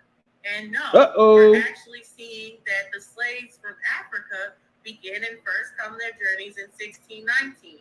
So previous to this, I'm showing you as far as working our way up, we can see them targeting the Moors that were already here, targeting the American Indians, and now we're seeing as far as the expedition of the Portuguese are now leading the first Africans to come over to the American region. But that can't deny as far as we already have this start of these conquistadors coming against the natives of the region. Now that they returned to visit Luanda's slavery museum to find answers, their story began in 1619 on the shores of the American state of Virginia. We are descendants of the first African, or at the time we didn't know, Angolian black child born in the English colonies or British colonies. There's a power in knowing our identity to a country. Many African Americans don't know their country of origin of their homeland, so they can't make the connection. And as we continue to come and to forge these relationships, we're building bridges, said Wanda Tucker, a descendant of these Angolian slaves. Another aspect Tucker wants to explore is the role of religion in the trade of the people of the historic period. The Tucker visit followed an invitation of the Angolian president, João Lourenço. In recent years, the descendants of the first slaves to arrive to American soil, along with specialists, have been seeking recognition of a group of around 20 Africans they describe in a critical to the survival of Jamestown, England, first successful settlement in North America. So we can see for a fact that these Angolian slaves did come over, and we see their descendants that are in America. They were able actually to go back and learn more of the history. We see that this is a depiction of an Angolian slave that they have in that slavery museum there. So I wanted to get into the Lenape Moors of the region as well. So they have a few different legends of who these people are. No one can trace really the precise origins of the Delaware Moors. Legend and historical hearsay have suggested possibilities. Westlager, in his book, Delaware's Forgotten Folks, presents in his own words legends of three categories which are collected from the Delaware Moors. One category of legend purports that the Moors originated sometime before the Revolutionary War through the founding of the colony along the Atlantic coast of the Delmarva Peninsula by a group of dark-skinned Spanish Moors. Their intermarriage with the local Indians come from the people called Moors in Delaware and New Jersey. A second category of the legend refers to pirate legends. These legends stated that Spanish or Moorish pirates in the later 18th century were shipwrecked off the Delaware coast, in Delaware Bay or near the Indian River inlet. The shipwrecked men were taken in by the Nakoti Indians and came to marry the Indian women, beginning a mixed stock of Delaware Moors. The legend consisted of shipwrecked men from the Spanish, French, and Moorish sailors of the non-buccaneers. The third legend type, which he has found the most popular amongst the Moors, as a romantic legend. In this legend type, a beautiful woman and a dark-skinned slave or slaves of central characteristics. The woman was wealthy, either Spanish or Irish, and lived on a plantation in southern Delaware. She purchased one male slave who turned out to have been a Spanish prince. They fell in love and had kids of children of dusky complexion. Not being accepted by the white community, the family sought associations elsewhere and consequently mixed with the Indians in the vicinity of the plantation. Other modifications of the plot said a similar women bought several couples of Moorish slaves whose children intermarried with Indian descendants living off the Indian River. Historically, the foundation of the legends of the pirate category, piracy common of the Delaware Bay, from about 1685 to 1750. So this would be before the 1800s, or before the actual 1700s, where they're quoting these slaves to be coming from. References cite occurrences of Spanish and French pirates preying on ships that entered the Delaware Bay. William Carey, a citizen of the Lewes, Delaware, was captured and taken aboard the French pirate ship in 1747. According to him, the pirate crew of 130 members consisted of some English, some Irish, and some Scotch, but most part of them were Frenchmen and Spaniards. In 1717, the Delaware authorities entered a proclamation stating that they were willing to grant pardon to the privateers who surrendered to the law and gave up their looting careers. In these days, pirates could have ventured to settle along the Delaware coast and engendered the Moorish strands in the existing local population. So here we can see the Delaware Moors. There has been much speculation about the so-called Moors living in Kent and Sussex counties, Delaware. These people are usually swarthy, black-haired, black-eyed, though sometimes of a fair complexion. They are mostly farmers. They have their own schools, distant from the general public school system, and they associate neither with whites nor with blacks. One theory has been that they are the Moorish race, and that the ancestors of the Spanish Moors wrecked on the coast more than a century ago. Another tradition represents them as descendants of the Nanakoki Indians. Man, shout out to the homie Q Butter, man. What's up with the Q Butter, man? George P. Fisher, a lawyer long practicing in Delaware, writes the Milford Herald to present what he regards satisfactory evidence as to the origin of these people. He has been acquainted with these people all his life. No, nor would a giant of the tribe erect and. Hey, y'all gotta understand something, bro. Like, you know, people taught her this. You know what I'm saying? And there's anti-Indian, you know, it's an anti-Indian situation. So, you know, she had help, you know, with sources and ideas and ways to go. She used some of the BCU way. She mixed it in with some of the, you know, the Moorish American and, you know, different thoughts from the Moorish paradigm. And it's, you know, but let's go. Let's rock out. But somebody taught her this, you know. Black-haired at 75, he knew from childhood. But this is not a good source to reference, though.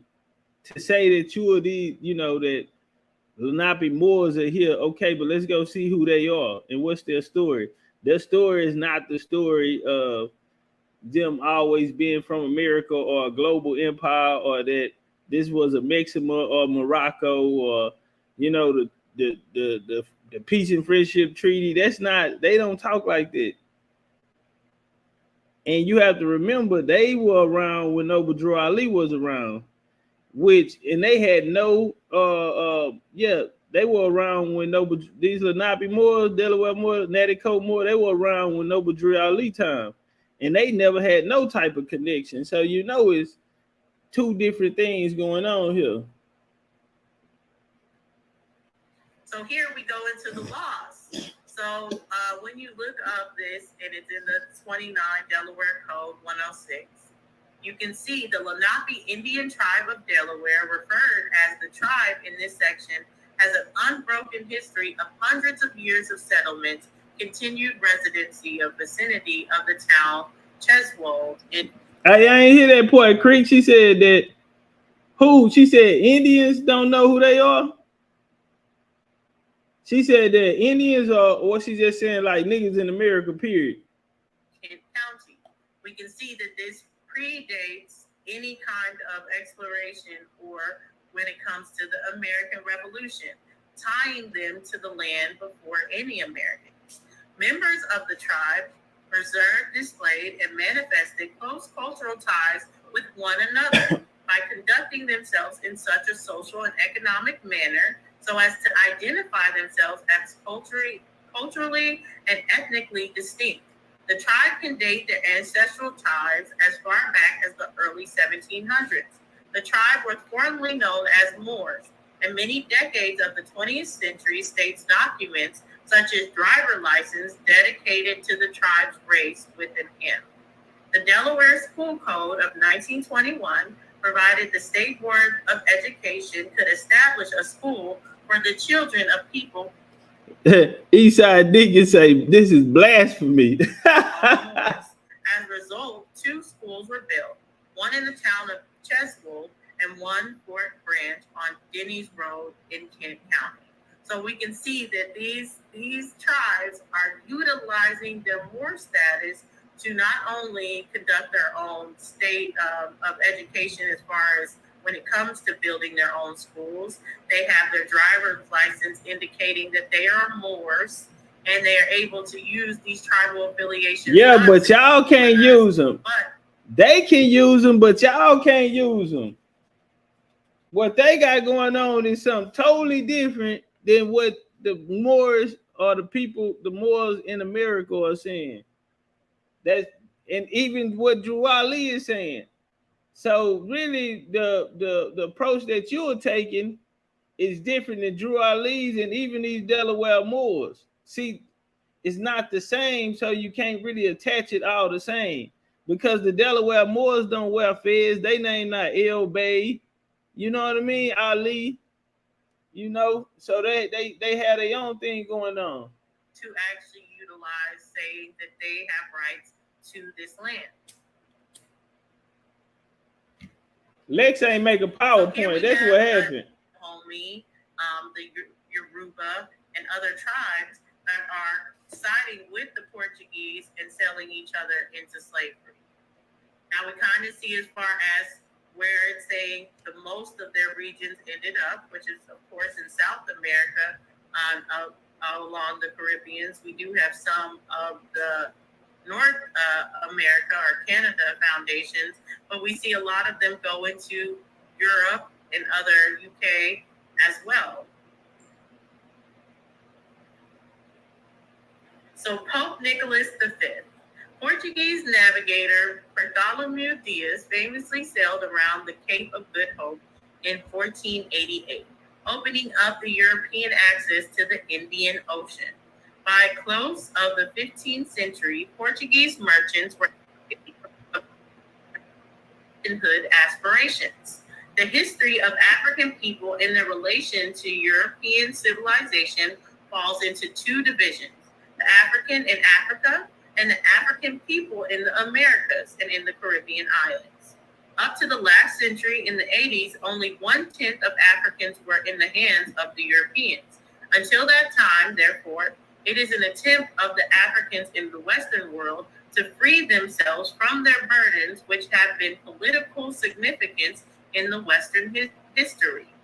In the last quarter of the 19th century, European civilization turned again to Africa, this time not for slaves to work in the plantations of America, but for actual control of territory and population. Today, the position of Africans in Africa is one of the major problems of contemporary politics. An attempt is made here to give some account of the annals of African revolts through the centuries and in the days of slavery in Africa during the last half of the century and end in America and in the Caribbean islands today. And I have this quote by John Henry Clark: "Every single thing that touches your life, whether it be religious, socially, or politically, must be the instrument for your liberation, or you must throw it in an ashtray of history." So right here, we see that there's no denial of the Pan-African movement to establish a nationhood and to have restoration of land, not only here, but in Africa. But they never negate that it should be here as well in the beginning stages of Pan-Africanism. So here are the criticisms of the movement.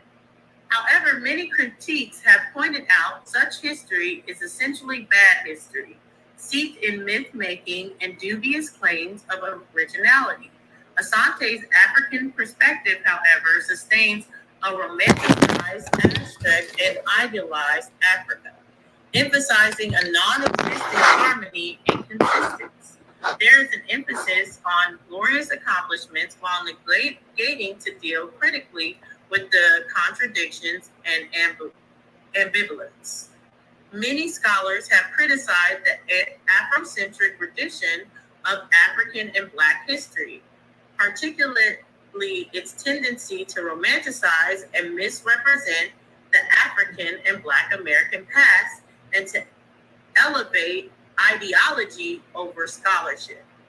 As Sidney Lamel contends, anyone who has seriously studied African history realizes that a multitude of attitudes and cosmologies produced many African cultures, none of which were universal. Africa is made up of people from different ethnic, religious, and linguistic groupings. In correcting historical fallacies, therefore, Afrocentric historicism tends to assert pseudo-historical claims, create myths, and often to engage in the reductionism that oversimplifies the complexity of the African and the Black diaspora experience.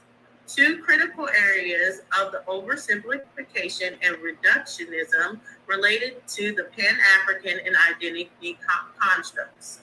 Afrocentric writers and scholars have the tendency to view Pan-Africanism rather uncritically as a movement that reflected the inherent unity and harmony of Africa and Black diaspora relationship. Afrocentric Pan-Africanism rests on the presumption that Africans and Black diasporians possess a harmonious and consensual historical relationship. Implicit is the contention that both share an unbroken chain of history, culture, and identity. A survey of historical development of that relationship is pertinent in order to ascertain the profundity and authenticity of the Pan-African and identity paradigms as defined and defended in the Afrocentric historiography. This is no consensus on the definition of Pan-Africanism. Some scholars portray it as essentially a political nationalist phenomenon contrived to the effect of the unity of Africans and Blacks in the diaspora in common struggle for mutual advance. So here we can see a lot of the problems that people state about it. We're looking where people are adopting an ideology and now they are disposing of the initial parts of what Pan-African said it was going to be about, which is about building nationhood and building as far as to bring back land. When we're looking into building that nationhood and land, we have to address that Africa is a continent full of different ethnic groups, religious groups, and linguistic groupings. And those different groupings, which we know as nations, are the ones that need to actually go back and fight for their own particular land. And then that doesn't negate that we can come together at that point, but going with the romanticized view that Africa is all one place and throwing away nationality actually throws away the political advancement, only to go for a romanticized view that only leads into religious background and beliefs. So here in the Circle 7 Quran, we can see Noble Drew Ali never taught against Africa being something that is hated or something that we see that we're not from. Old man Cush and his family of the first inhabitants of Africa who came from the land of Canaan, his father Ham and his family were the second. Then came the word Ethiopia, which means the demarcation line of the dominion of Amexem, the first true divine name of Africa, the dividing land between father and son. The dominion of Cush, northeast and southeast Africa, and northwest and southwest was the father's dominion of Africa. So here, as you can see, West Amexem is the Americas, while East Amexem is what we would call Africa or Asia. So we're seeing as far as there's no divide, and Noble Drew Ali was teaching a Pan-Africanist view. Well, yeah, he had a little sprinkle of a few ingredients in it. Our nationalism is a Pan-African view that we can actually use politically. So by proclaiming our Moorish status, we do not say we are a foreign entity to this land. We say we are a foreign entity to the U.S. corporation that hinders us from developing our nation state. We can build up our own government under the terms our ancestors left in the Treaty of Peace and Friendship. So here you can see in the Treaty of Peace, which we have made with the Americans and written in this book, affixing thereto our blessed seal that with the help of God, it will remain firm forever. If either party shall be at war with any nation whatsoever and take prize belonging to that nation, and there shall be found on board subjects and effects belonging to either of the parties. The subjects shall be set at liberty, and the effects returned to the owners. But what we can see based on that is they violated this peace and friendship treaty with the Moroccans or Moors that existed in the United States when they deliberately took their identity and took their nationality from them. A consulate of the United States of America for the Empire of Morocco said, "To whom all may be concerned," whereas the undersigned James R. Libb, the citizen of the United States of North America, and now the resident consul of Tangier, having become duly appointed commissioner by letters of patronage used of the signature of the President and seal of the United States of North America, bearing date of the city of Washington on the 4th day, July AD 1835, for negotiating and concluding the Treaty of Peace and Friendship between the United States of North America and the Empire of Morocco. I therefore, James R. Libb, Commissioner of Bedford, said, do conclude the foregoing of treaty and every article caused therein contained, reserving the same and nevertheless the final ratification of the President of the United States of North America, and by with advice our consent to the Senate. In testimony whereof I have hereunto affixed my signature and seal to the consulate and the 1st day of October in the year of our... Naphtali, stop it. She say the Hebrews ain't have no knowledge, and the Hebrews was out here and they needed the Moors. Stop it. She talking about she said y'all Hebrews ain't had no sophistication civilizations. Y'all had to depend on the Moors. 1836 and the independence of the United States of 61st. So we can see here through this that any subjects of Morocco are supposed to be free and not under law or restrictions to the foreign entity, but to shout out to Dosey, but I told her, and they're supposed to be set at liberty. You know, man, this is but each his own, man. To each his own. Taking the Moroccans or Moors that were in the region and stripping them of their identity and saying that they were Black, Negro, or colored, which is an absolute violation of saying that the people under this would be set at liberty. So what we do as far as under the Moor Science Temple is first we correct our status. So here we have the evidence received as far as in 2017. You see the petition has been made as far, and you can see it was granted in October 30th of 2017 as well, where they were ordered as far as for Eric to be the nationality of Moor, American Aboriginal national, but not a citizen of the United States. So I want to go ahead and exit here because I do want to show, let's see if I can pull it up. Do you see the change on my screen here of the Universal Declaration of Human Rights? Yes. Okay. So what we have here is what the United States, or not the United States, but the United Nations has declared as far as the Universal Declaration of Human Rights, whereas the recognition of inherent dignity and of equal and inalienable rights of all members of the human family is the foundation of freedom, justice, and peace in the world. So I wanted to go down here.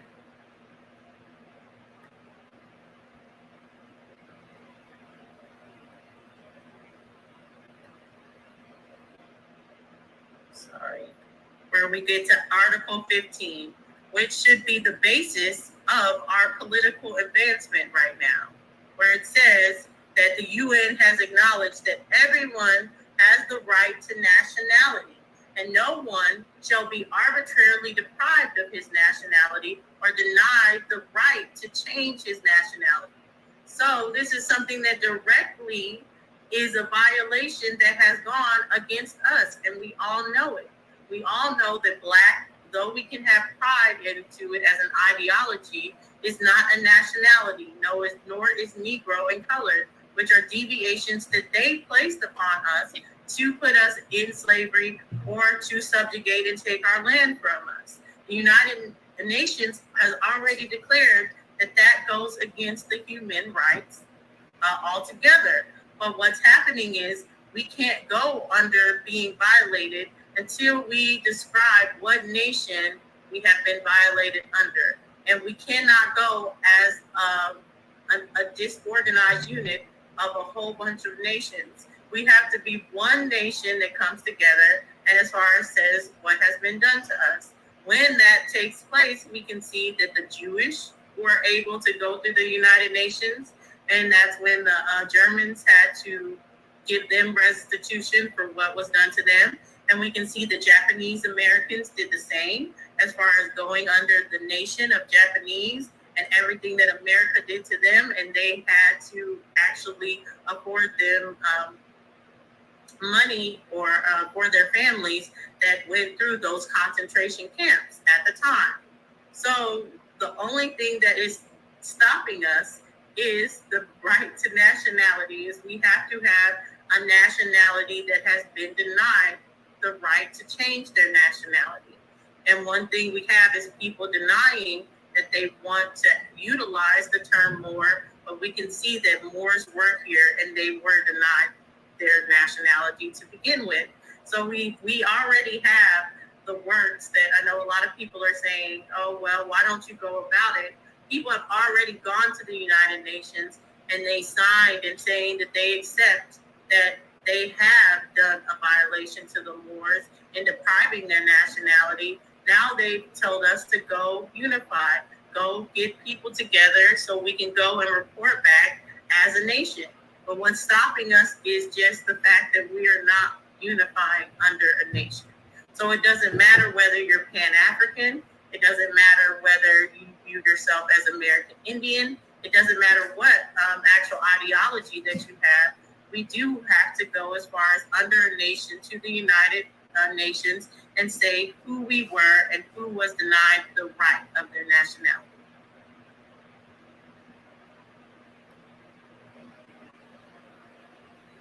And we can be under the laws. For instance, when people say, let's go back to Africa.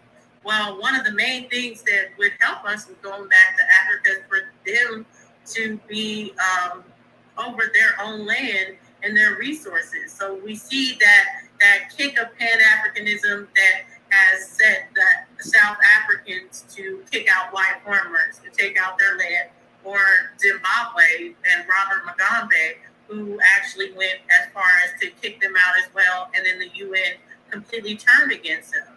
Well, what we would be able to do at that time as a nation state is to join forces with them, continue our trade with them, and do other things that we would be able to politically advance. But if we are just going to say that we're not a nation state, and then they do something like kick the white farmers out, and then the UN turns against them, then they are able to completely, stifle their growth, stifle their trade. What we see in Zimbabwe is they were one of the #1 tobacco resources for a long time until they kicked out those white farmers. And then now a lot of the Zimbabweans were impoverished, and they blamed Robert Mugabe for pretty much kicking out the white people. But what we need to do is understand when people make those movements, Pan-Africanism needs to be a political force as well. It doesn't help them for them to be making political moves and us to be cheering them on the sidelines and not making any political moves on ourselves that can benefit them.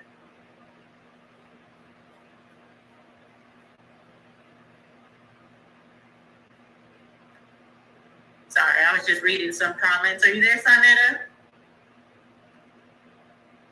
Sonetta then went to fix the bologna sandwich and got a bag of ruffled potato chips in the cold glass of water with tall glass of water with ice cubes. Yeah, I finished, and if we can have some people come up, I was kind of addressing some of the questions they had and saying Okay, congratulations, you have moved on to the next round, Dulcinea. You have moved on to the next round, and it's just going to get harder for you. It's going to get tougher for you.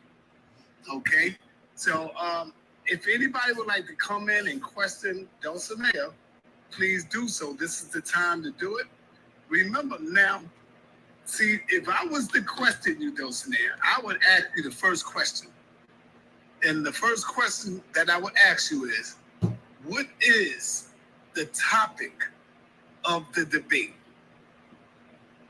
It is which is better for our political empowerment, Pan-Africanism or more sciences. And then what I would say is what I showed is that Pan-Africanism needs more science to actually evoke all their political goals that they have, because Pan-Africanism, though a great policy as far as for us to be Afrocentric and for us to teach our children what they need to know about history and different things, this romanticism that takes away our nationality will never help us. And that's why the government goes for Pan-African movements usually and infiltrates it in and saying, don't focus on nationalism, only focus on your beliefs of Africa, your beliefs that Kemet started everything, for instance, instead of even knowing the Nubians or the other people in the Nile regions, and those people invoking their actual nation status to say who they are as a nation.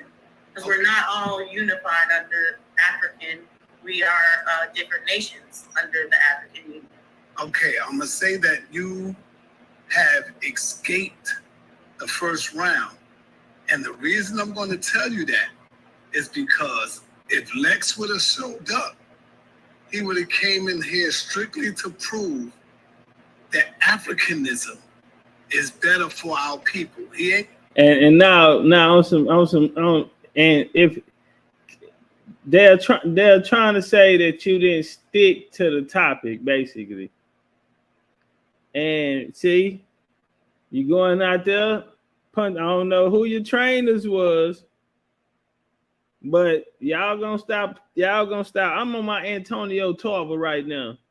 Antonio Tarver was mad after the Earl Spence and Bud Crawford fight, and he was saying, man, they won't, man, these fighters out here, bro, they won't come to me, man, so I can teach them. Like your whole get up, the way you formed it from your first round to there, you didn't. Now, if Lex would have came in and said anything, and long as he would have been on the point, he would have easily outpointed you on that, though. See, I ain't gonna lie. The chronology was bad.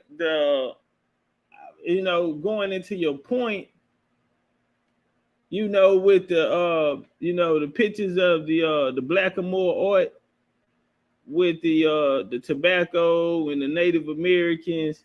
See, that wasn't the topic. It was Moorish against Pan-Africanism. So I think that would have hurt you. And whoever you was hitting the pads with, y'all gonna start come get in the gym with me, man. Game sleeping on me, man. For real, man. I'm feeling slept on. I ain't gonna say Africanism and Moorish science can coexist together. You got to choose one. You can't ride the fence on it, because the topic is, which is your topic, I think you pulled, is Moorish science better for our people, and or is it Africanism, Pan-Africanism? But what you wouldn't be able to explain with the questions. Hold up, be careful when you choose your next topic. You got to really be sure what you're going in on. So go ahead. I'm gonna let you go ahead. Say what he wouldn't be able to go away from with the questions if he said Africanism is better is which nation would then we operate on under Africanism? Okay, that's a good one. Yep. That's a good question. Is there anybody out there who would like to come in and ask Dulcinea a question? Feel free. Where you are, the region is in the land laws, so you can progress. So a lot of people were talking about move back to Africa. But that's one of the reasons why they couldn't, because we would need to know the legislation from where you're going in Africa. You would have to go ahead and go by their nation and everything like that. And we need Africans that are aboriginal to their land to take back control of the resources. And that is the best thing we can do as far as the Pan-African movement is us take back our resources here and them take back their resources there. All right, Apostle, you got a question? Yeah, first of all, I just wanted to thank my sister for dropping the information, because, you know, a lot of people think that unless you're talking about the greatness of Africa, nothing else really matters. And it just shows that Sam made a true statement today. It's hard for old dudes, man, to learn new stuff, because you just got the new stuff. Oh, you admitted it. That's really man, he's like 60 years old, man, and it's just hard for somebody that old to learn that just because that other places in the world got history that's worth learning other than just Africa.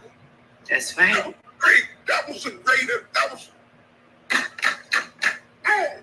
Do you know what, Dr. Mayor? Do you know why it's not hard for me to learn new stuff?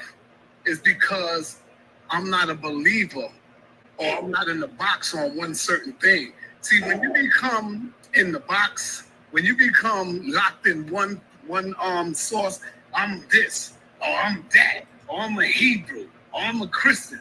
Yes, it's going to be hard for you, because the things that challenge your foundation and your belief is going to be hard for you to look at the real stuff that could be right. So that's why, hold up, Apostle.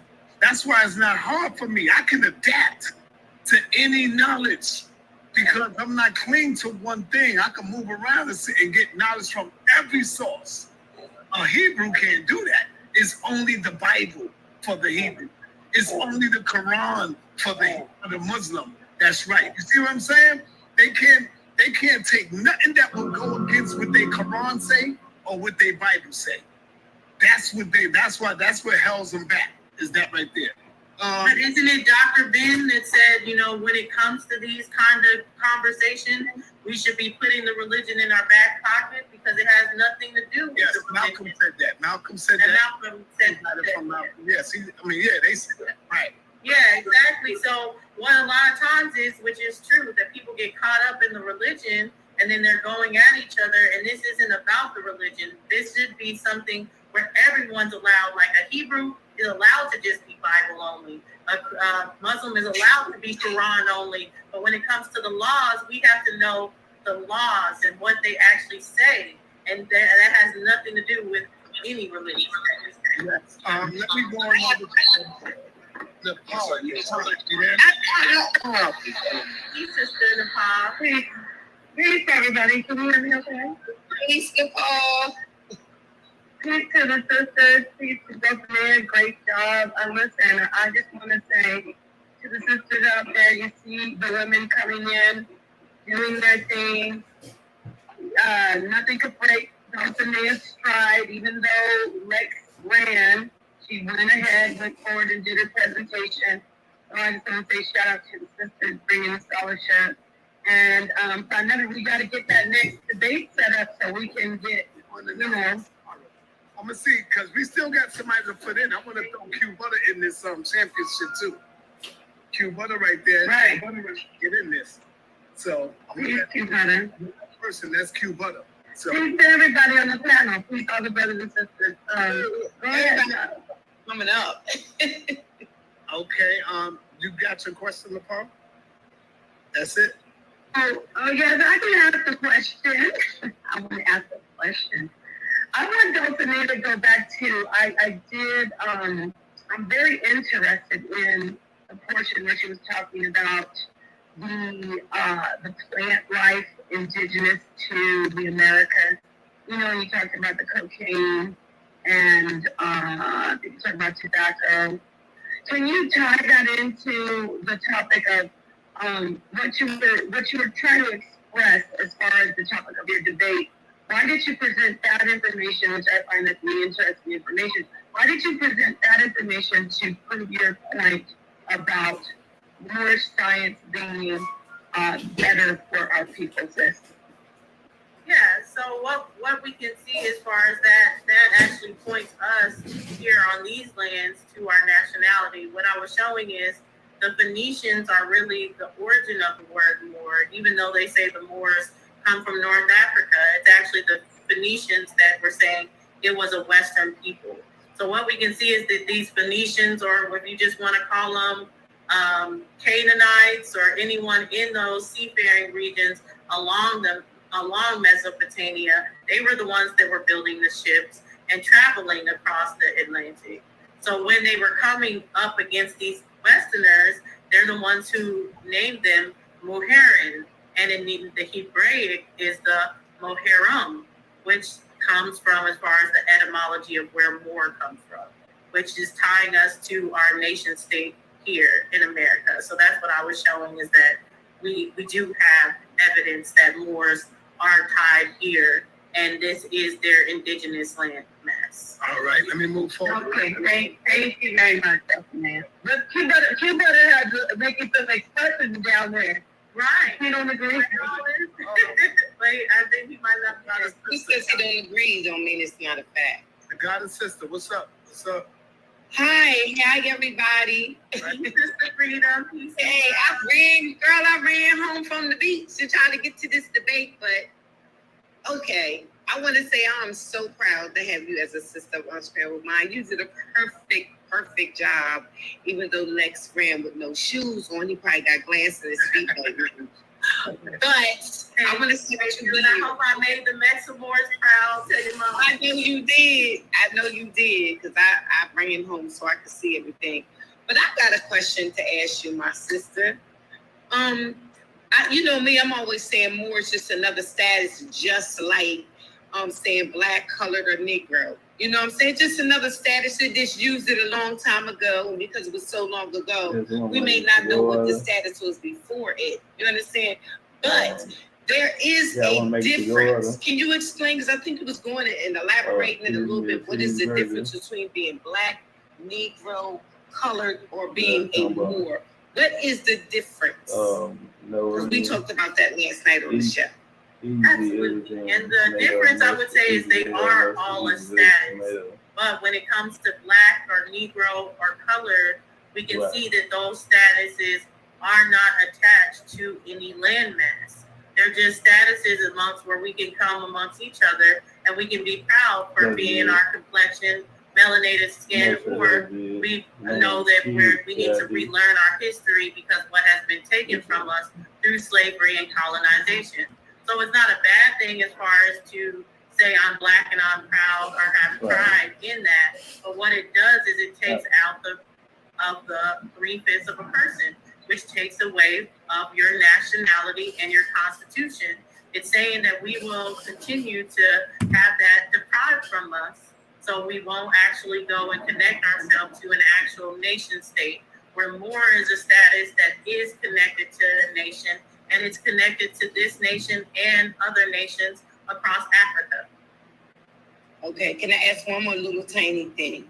Does the Moors, are they any different than the Pan-Africans? Or they just are because they do come from Africa? You know what I mean? I would say ultimately, like where the difference is, the only difference is between a Pan-African and a Moor is their nation state. So, for instance, you could both be Pan-African, but one is from America or if one is from Morocco. But the difference is if we just say we're from America, that's it. We're saying that we are under the United States corporation and we're giving up our entitlement of sovereignty. We're saying that we will let our oppressors continue to be over us, and we'll never take back any kind of sovereignty over our own land. So the difference of Pan-African that's in Africa is a lot of them have the same issues. Look at Q Butter, y'all. Look at Q Butter. Is a lot of them are taking back it. And that's where we see the benefits of Haile Selassie or a Gaddafi. They were saying, hey, let's take back sovereignty. Let's unite with other Africans and let's do certain things. But what ended up hindering them is the lack of other nations to come in and protect those movements. So that's why it was so easy for America, which it was America that came in and killed Gaddafi when he was coming with the gold standard and the gold diner. There was no one on their side to actually lump in together and say, we're going to protect this movement. So a lot of Pan-African movements have good ideas, but then they're unprotected when people aren't operating under their nation states. All right. Moving right along, we got The Pan-Africans are the politicians. I want to ask you a question. I want you to address the comment on the screen. Judah Redemption said Pan-Africanism is outdated. What do you think about that? I don't take opinions from people that wear black Air Force Ones. Black Air All right, okay. Thank you, but why is that? Because they can stomp you out and then wash it off? However you want to take, I'm from Brooklyn. I let it know what I'm talking about. You got that black Air Force Ones. They 30. You got it. I told you, you got it, player. You got it. You got it, Judah. The Air Force Ones. And he got them tied up tight, too. He got them tight. Dang. You got the floor. You got the floor. Yo, Chris was good, sis. Great presentation. I'm mad Lex happened to he had to run. You know what I'm saying? It wasn't his fault. He had to run today. And so we're not gonna put that on the Pan-Africans because he actually tagged me in on the way out. He's like, yo, Q, hold me down, son. So they up there talking about, so sis, right? You know, so there's a couple things. One, I'm not gonna really address you because you're a sister, but I'm gonna address Moors, right? Moors opened up the door for the Abos. First and foremost, when y'all started talking as Moors were here before anybody, the Lape Indians, all of this stuff got the Abos running in their sneakers. The Abos is talking about land rights. They got fat from the sovereigns talking about land rights. I'm going to say, in the sense of Pan-Africans, right, we have not created this much confusion in less than 10 years. In 10 years, when you say status correction, you have to own polite. That was his whole game plan. Your mind is scam. You just type in status correction scam. How much Moorish people, black folks, got pulled into that scam. Then we gonna talk about how much Moors accidentally ended up in a house that they wasn't on what you call it, squatting in. I'm not squatting. I claim this. You know what I'm saying? Then we had how many Moors was walking into jails talking about I don't need to have my driver's license. You are a Q-Buddy crazy. I'm not getting in your car. This nigga crazy. I got $1 million insurance to make sure if something happened to you, your hospital. Why you gonna tell me as an adult I'm a Moor, I don't need insurance? This is what y'all are producing with this type of rationale. When y'all telling people, oh, you gotta be this type of nationalist, going for the government. These are things. There was a brother telling my man who used to come, remember Sonetta? Yo, what's your nationality? If you don't know your nationality, you don't got no rights. I'm a black. Lord Merc, or something like that. And they up there talking about this stuff, and they confused. Hey, he talking about some dude named Lloyd Merck or something like that. Hey, I caught him on Clubhouse and maxed him out. Ooh, you should have seen it. It's put him to bed. Y'all caught him on there. When we have presidents, we have political leaders, we have senators, we have business owners, and you're comparing this to people who are on YouTube? People that are promoting scamming. Now, when you said political, when you said Pan-Africanism, as on the slide you pulled up, you said Pan-Africanism are in a line. They don't have a unified message.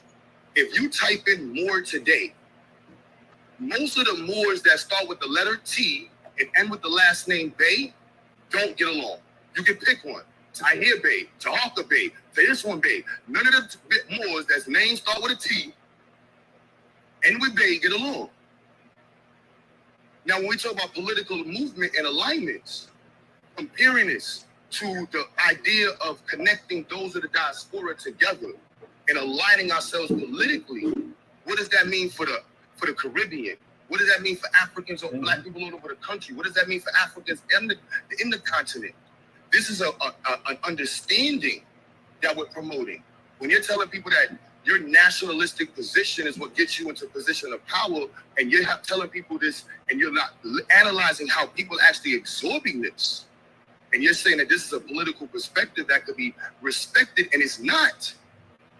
There's no part of the Moorish perspective respected in any place, from Morocco to the Islam.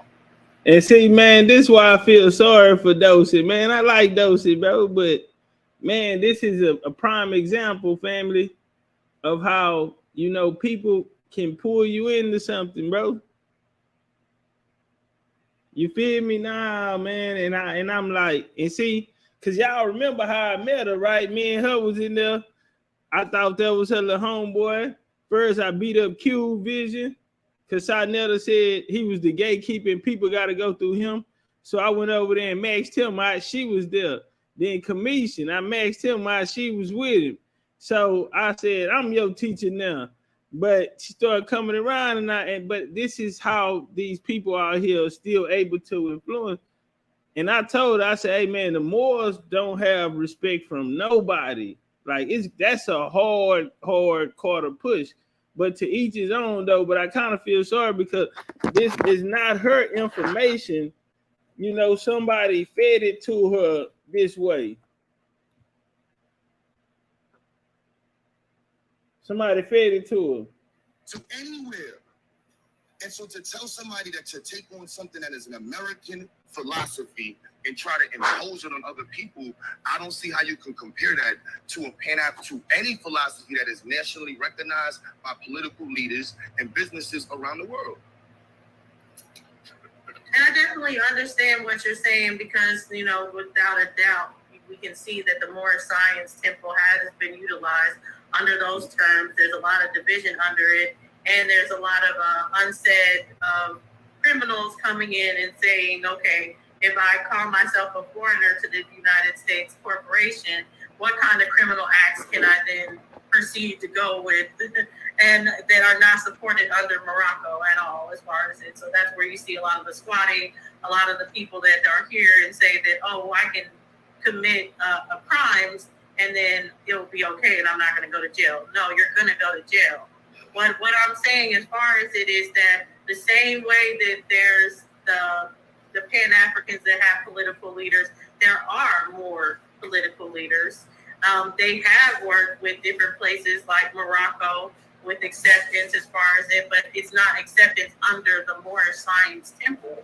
It's acceptance under saying I am going to be a Moorish nationalist or under the Morocco government when it comes to this and living as a foreign entity in America. So that's where the differences kind of lie, and it's the same thing for Pan-Africanism, honestly. There are those people that are working for the national states and under those lines, but then there's those people that are straight up ideology. They're not teaching anything that's going to help resolve anything. All they're doing is combating back and forth, debating, and saying, oh, you're African. And that's where the Avos or Indians feel like they're disrespected because they have history that can't be denied. They're showing you, hey, my family are these people. They're showing their tribal thing, and then people are still coming to them based on their ideology or belief and saying, no, none of that matters. What you're showing me, none of the proof is you're African. And that's the same kind of thing that's actually going against our unity, where we need to, even if you're saying that war isn't the actual correct term, that's fine. We need to sit down at a table and then find out that correct term that we can all go under. Because we can't all go under it. The correct term is who your bloodlines are. That's the correct term. It's the only term for you. As it is that simple. It's not hard. That's why I say, even when they, you know, when the Moors, they're mixing the words up, you see how many words she used to say, all right, and that means that's Moors. That means that's the Moors. You know, those type of things. So it's like, you know, it's not, if it's going to be for everyone, family, then it's going to be something simple. You feel me? Because everybody don't learn the same. Everybody don't pick up the same. It's going to be something so simple that everyone can get it. At the end of the day, we're going to need a nationality and constitution. And if you're saying Moors isn't it, Pan-Africanism definitely isn't. It's not a nation that we can operate under. All right, Dulcinea, you want to answer the question on the screen? I want to see her Moroccan passport, but 50, she don't have one.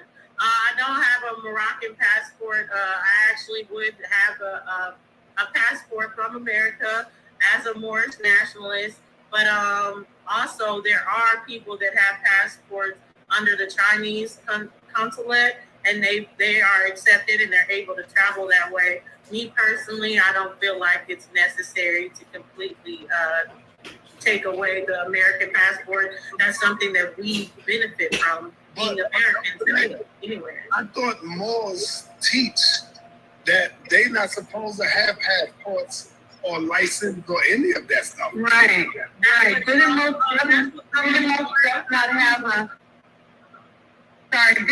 deaf not have a passport and he got in trouble for that even more, right? Yeah. Right, facts. And that did happen because, you know, it's those kind of Moors that were leading him astray and saying, oh, you shouldn't have this other stuff or different things.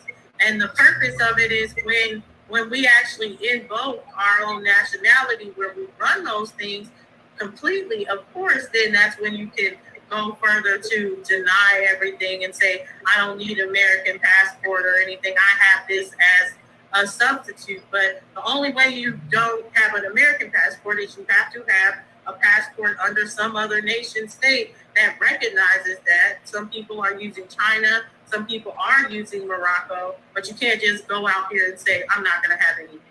That's not how that works. We have to understand the laws. So again, you have people that are working under ideology and belief, and then you have people that understand the laws. And you can't compare the two, you know. A Batash Tariq Bey, he's not going to get caught up like that because he understands the law. All right, Revelation, you got a question?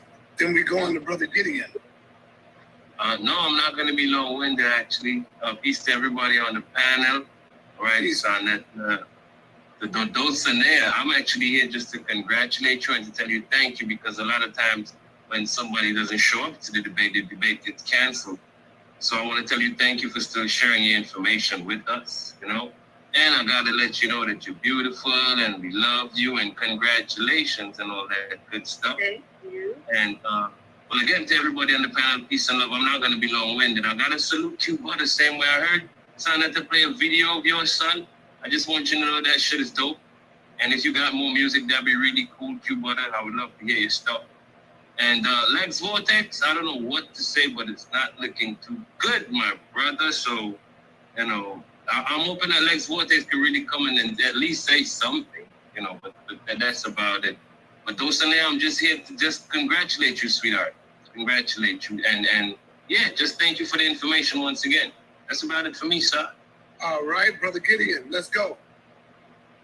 Shalom. All praise to the Most High in the name of Yeshua. Yeah, great show, size always. Nice presentation by the sister Dulcinea.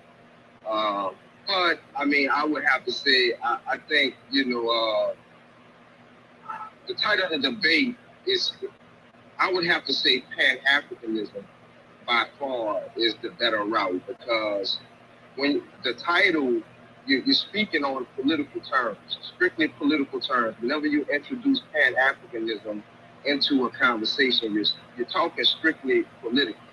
So when you're speaking on a geopolitical term or on a framework where you're dealing with global intentions and global ideology, Pan-Africanism, it includes any type of religious system, any type of economic system that a person practices. It's all based upon the simple fact that we are Africans in the diaspora.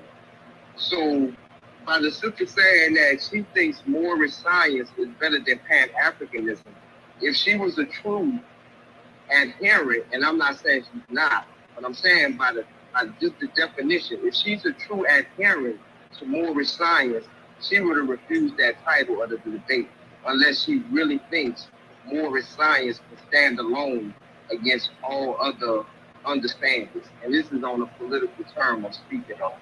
So there is no secret word, there is no secret status that nobody can go to and claim anything from America and not be an American citizen. Meaning America is not going to give you anything if you're claiming to be some type of sovereign person, that got a lot of people in trouble, and it got some people killed, unfortunately. But that's the dangerous part of what I'm hearing. Statuses and sovereign, those type of things. That's when you play with people's lives. But as for just the understanding, Pan-Africanism by far. I mean, the record speaks for itself. You have people like Patrice Lumumba, Marcus Garvey, Stephen Biko, Medgar Evers. I mean, Dr. King, Malcolm X. And all we got is, Dr. Drew Ali? I mean... you name some people, but can you name a specific law that has benefited us in the past under Pan-Africanism? Well, see, that's the thing, my sister. It's not so... The civil rights bill, that's Pan-Africanism. Because gentrification laws. Civil Rights Act started out as the Indian Rights Act. It was not the Civil Rights Act, it was the Indian Rights Act. So it wasn't a Pan-African. And when I was looking at your presentation, something that we get away with a lot is we like to throw up a lot of slides, and at the crux of the information, it's no source. Just because something is typed up or, said correctly, and periods and dots in the right place, you have to have some type of source information for what you're saying. And I didn't see it when the first slide, it was the most important position that you had, and it was backed up by no source.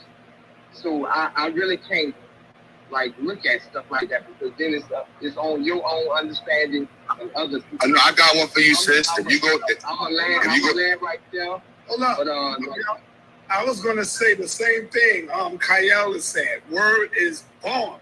I was waiting till he stopped, but I never thought, God damn it, that I would be agreeing with Brother Gideon. Gideon came out and said, Africanism, man. You know how hard that got to be as an Israelite to say Africanism? Man, damn, that's deep. Go ahead, brother. Go ahead, finish up. That's quite simple. But yeah, like I said, it takes a lot to come up here and present your information. So and I'm the type that I would never go back and forth with a woman, because I have a queen myself that I adore. So that's not for me and you, but kudos to your presentation. But do you think that kind of somewhat disrespects a sister and her scholarship, because you wouldn't want to go back and forth with her intellectually? Do you think somehow that you can just automatically defeat her when it comes to intellectualism or having a discussion based on that could be done? That could be done. No, I'm saying that can be done. That you can automatically just beat a sister intellectually. That's what I'm asking you. I don't think men are just inherently more smarter. So why you wouldn't have a discussion with a sister? It's like you putting the woman down automatically. Nah, it's just the optics of it all. I like to debate, and I like to disrespect. Before Captain Zoriak said that, everybody was up here debating women. Neftali, she done debated damn near all the Hebrews, a lot of Hebrews. Nepal debated damn near all these damn Hebrews. And women... I was in SWVL with Gideon. We were going head to head. I wouldn't debate women on SWVL. Yeah, but... No, yes, you would. You had to. You had to debate women. You had to go and debate me. Captain King. No, Senator, 1 second, King. 1 second. When you were in the league, you couldn't just tell somebody, I'm not going to debate because you're a woman. Devonta was there. I was there. You had to debate women. It wasn't like that with your brother. You know that. Yeah, I never debated them. Every time I never debated them. None of that stuff. Okay. You couldn't be let me just say this. You couldn't be in the league if you wouldn't debate women. Now, if it was the playoffs and it would have came to that, hopefully they would have been like a really Hebrew when it was time to debate me and just quit. get out the debate league. But yeah, I never debated women. When I first came, Okay. you tried to give me the debate too, but I wouldn't. No, but let me say this clearly. When you tell a sister, Sonnet is completely right, and I want to speak as a woman. When you say, oh, I won't debate you, little baby, because I don't want to hurt you, you're insulting her intelligence. Like, she'll cream you brothers. No, not you. I'm saying all of you brothers. Brother, don't take it personally. You said, I have a queen, so I don't want to debate. But maybe that's the thing. Brother, I'm not talking about you only. A lot of brothers say, I don't want to debate you based on your sexual, your gender.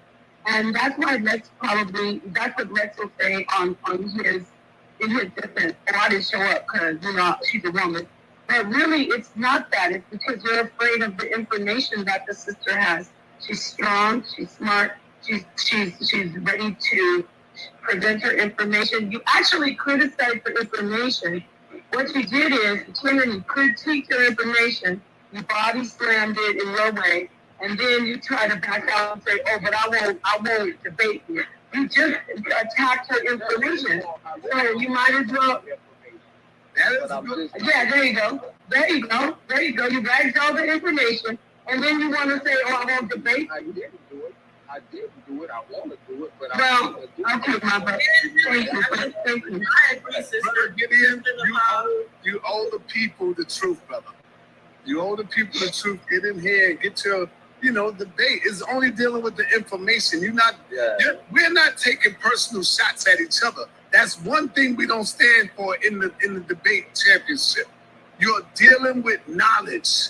You're dealing with information. You see what I'm saying? So with that, I want to move on. I got King J and then Yashariah. No, I do want to respond to what he said though, really quickly, because the fact was that there were sources. They did have APA format as far as it, and what Sister Nepal said is correct. What they come and do is because he can't really back up what he said. He threw a lot of names up there in the air and thought it would stick to the refrigerator like spaghetti, and saying that these things are Pan-African, and they're not. The Civil Rights Act is not Pan-African. It was largely started by American Indians, and as far as people that were actual here, and as far as pushing that paradigm, you also see the strong influence of Noble Drew Ali and Malcolm X on Martin Luther King, who is a part of the Christian movement. So none of that really has to do with Pan-Africanism, but he just threw everything up and said, hey, this is why I see Pan-African as better. But what he can't answer is what actual laws or legislation is established under Pan-Africanism, because there is none. Yeah, and I'm going to say, to add on to that, in the real world, Brother Gideon and Captain Tazariak and all of you out there who are afraid to challenge women because you're scared that you might get beaten by one, in the real world, women are debating men on a high level. When I say women, I'm talking on a high level. Didn't you see Kamala Harris? Didn't we see Hillary Clinton? I'm talking about bad, damn high level. She went trying to go for the presidency, and she had to go through the storm. So on a high level, and in the real world, women are battling, bro. And y'all got to stop this because it's a scapegoat. Y'all scared. When I hear brothers say that, I say, yeah, they scared of women. They scared to get beat up by women. Yeah, they're afraid. It's not real talk. You're right. I wouldn't dissuade nobody from debating a woman, because certain debate, like a Mary Lefkowitz, Dr. Clark. That's right. That was one of the best debates we have. So it's just here. It's kind of off the cuff, and sometimes people can get out the way, and I'm more comfortable with going back and forth with a man than a woman. Now, it's plain, right? It's controlled. Right. It's controlled when you get into the championship. See, you're not just out there and y'all ain't got no rules to follow. There's rules. There's no ad hominem. There's no slander. There's no personal attacks. The people come strictly for information. See, so that's why I say, y'all scared because we're dealing with information. But let me move on right quick. I got King J. You got a question, King J. Hey, look at the top. Debating women as a man is a loss, is a lose. So look at it. Y'all got to stop that, man. Captain said that. Captain came up with that nonsense. It is not a loss. It is not a loss. Y'all got to stop it. Go ahead, brother PJ. Basically, I do have a question, but you know, we've dealt with the Moors, Moors information channels. You know what I'm saying? But I can't hear you. We can't hear you, brother. Yeah, we can't hear you, brother. What's up? We can't hear you, brother. Speak up. We've dealt with the Moors information on this channel a lot, so I really don't have a question. But I did enjoy the information that the sister presented in the way that she did present it in her own unique way. My question to the Queen would be, are you familiar with a time period in history where people that we would consider pale or European would be labeled underneath the term Moor? There's no time period where all people that are pale or European are labeled under Moor. What you will see is in a time period where there are different nation states that are labeled under Moor, and some of them, some Europeans are labeled under Moors based on the 711 AD stronghold that went from Spain to Europe. But we also know that all those people are not even pale skinned. A lot of them are dark skinned, and they've been portrayed all over Europe as dark skinned over and over and over in primary sources and not the secondary sources that call them pale today. All right, I see Domo in the audience. Domo, I spoke to Chris today, and Chris accepted the challenge with you and him. So now I got to get you two on the phone and see what your topic will be. So we're gonna get y'all two on brothers on the phone. Can I moderate? Yeah, well, we'll see. I'll talk to you about that. Let's talk. That's gonna be a weak debate. That's gonna be a weak debate. Yeah, I know. I'm saying I rock with Chris and Dom on Chris and Dom. So that'll be fair to do. You in the tournament, so you. Oh, I see what you're saying. Yeah. All right. Be a bias. Oh, she just went out. Oh, there you go. It's Shia. Let's go. It's on you. Okay. These are the kings and the queens. Dulcinea did awesome. Yes. But I want to ask you a question based on kind of all the questions, and it's almost like a spinoff on the young guy that just left. Because on Unscrambled Minds, we talk about building, right? And so my question is going to be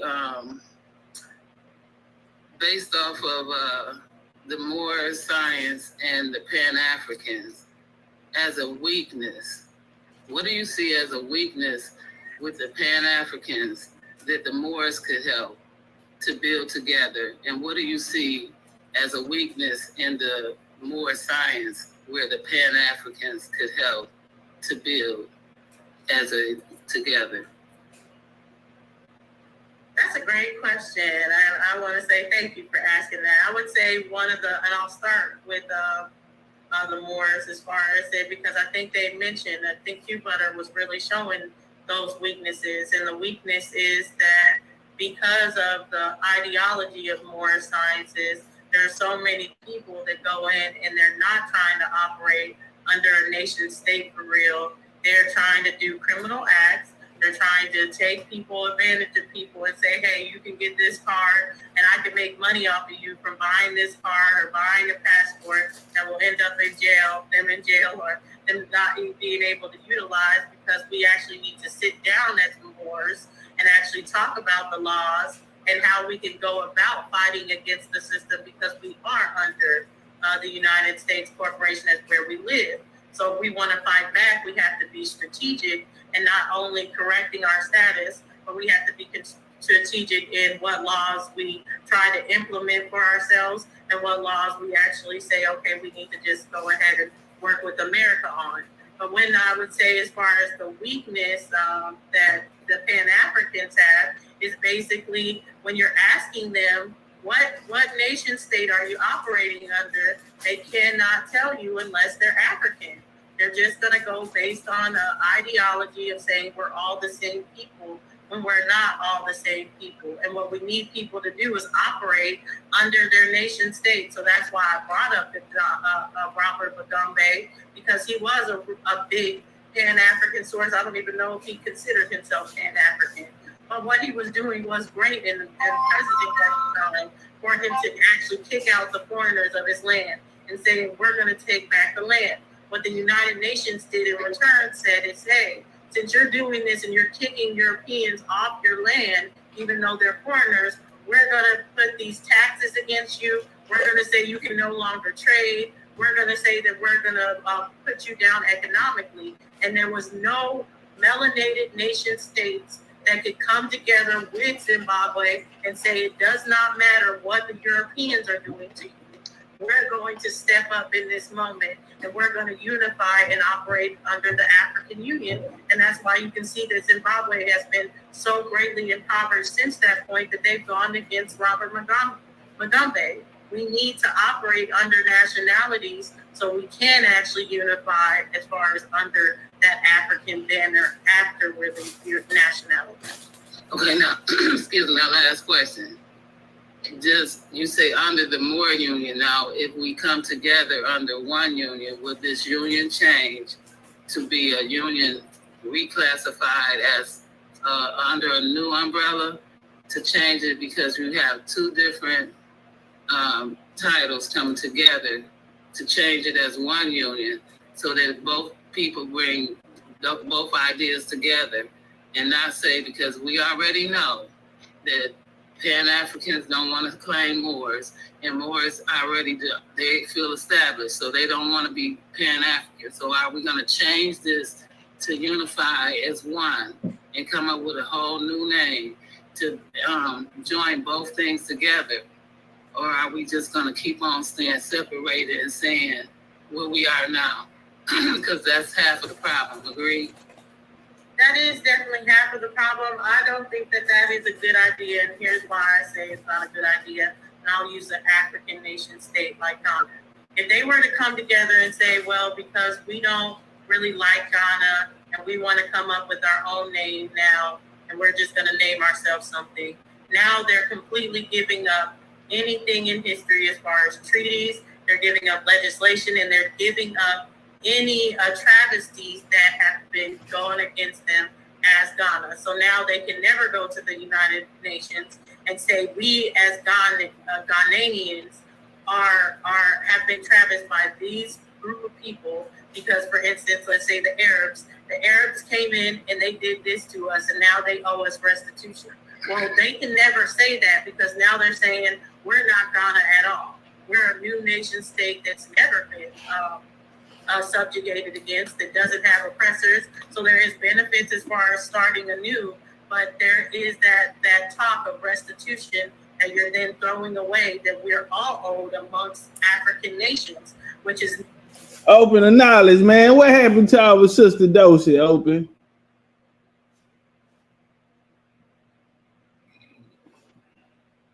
Open the knowledge, man. What happened to our sister Dosey, man? Man, they got her. They took her to the dark side. They took her to the dark side, man. Knowing who our oppressors have been and then going to those said oppressors so they can restore things back. For instance, with Ghana, there's so much stolen gold and different things that are in museums all over Europe and Muslim museums. Hey, y'all playing about that? Listen, the barbershop I used to go to, it was this guy, the owner, he was like, man, I want you to meet this guy. So the dude pulled up in a Tesla. If y'all been watching me long enough, y'all know what I'm talking about. He ended up getting this dude to sign his whole family. He flew family out and everything. They had a big meeting. See, before he had came to me and he had got his genealogy done, found his people in him on the Choctaw Roads. Before then, they was Hebrew Israelites. Found his people on the Choctaw Roads. Then he met one of his customers. And he was showing them like, you don't need money for this. The dude had a Tesla, all there for free, a big house. You know what I'm saying? I stopped going to the barbershop, so I don't know the update on what happened. But he got my boy, man, D. I was like, and so you know, I asked the dude, how long you been in? He said about like a year and a half. I said, oh, okay.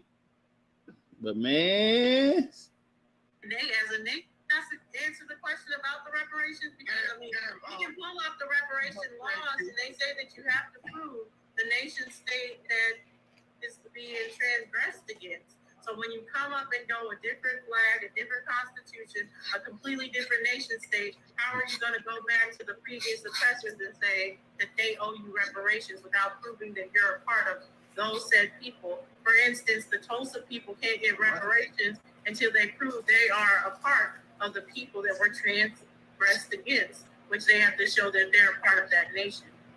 See, this is the challenge we have with this one. The information, Pan-Africans, we don't like pseudos, especially today's era. Moorish people, pseudos. Aboriginals, pseudos. Shout out my nation of Islam, pseudo. Y'all mix, it is 2024 about to be. Y'all misinterpret information. Y'all throw the reparations conversation gets thrown off. As soon as you start talking to some Moors, I'm not black. Well, first of all, we owned slaves. Oh, first of all, we was also white. Shakespeare was black. All of Spain was black. This and that. Y'all start messing up the books, and then it gets all over the place because y'all choose to cherry pick and misinterpret stuff. Then it turns into white man's information. This is why there's not a plethora of Moorish scholars who are respected in any academic community. There's no plethora. There's no group or assortment of Moorish professional academians. This is why Pan-Africans don't respect it. This is why other people who come here from other countries respecting Pan-Africans say, yo, where is your business? Then you got this person selling you the package forward. When you're talking about political focus, your premise is based off of an idea, and you think that Pan-Africans have to agree to that idea, that a nation state is the focus. And I noticed that most Moorish people position the argument as if that is something that Pan-Africans are focused on. We're just focused on awakening and getting black people to be aligned with each other. That is the first step. Because millions of us don't even recognize that we need to even work together. Jamaicans, Haitians, Panamanians, West Coast, North, down South. That is the premise that first Pan-Africans recognize, that we got to first be inspired to work together. When you're talking this nation state stuff, somebody from Jamaica is looking at you like, first of all, you don't want me to have a birth certificate. You want me to get rid of my social security, and you want me to take on this. You want me to take on this thing that you're selling? Where's your business at? Where's this professional state of businesses that these Moors have? Because you said, what law has Pan-Africans made? And I can show you in New York City, Charles Barron got the legislation pushed for fighting against gentrification. This remodeled the entire housing market in New York City. This is resolution calling upon the Senate and Governor Assembly Bills A795, A797. You type his name in, he is damn near the leading person on it, and he is a Pan-African. And I can pull up a bunch of Pan-Africans who have legislation that was passed in this country. Please show me where there's a Moor who's respected in any form of academia.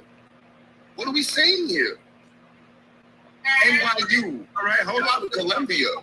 I want to move on to Assault M. Cock. My bad.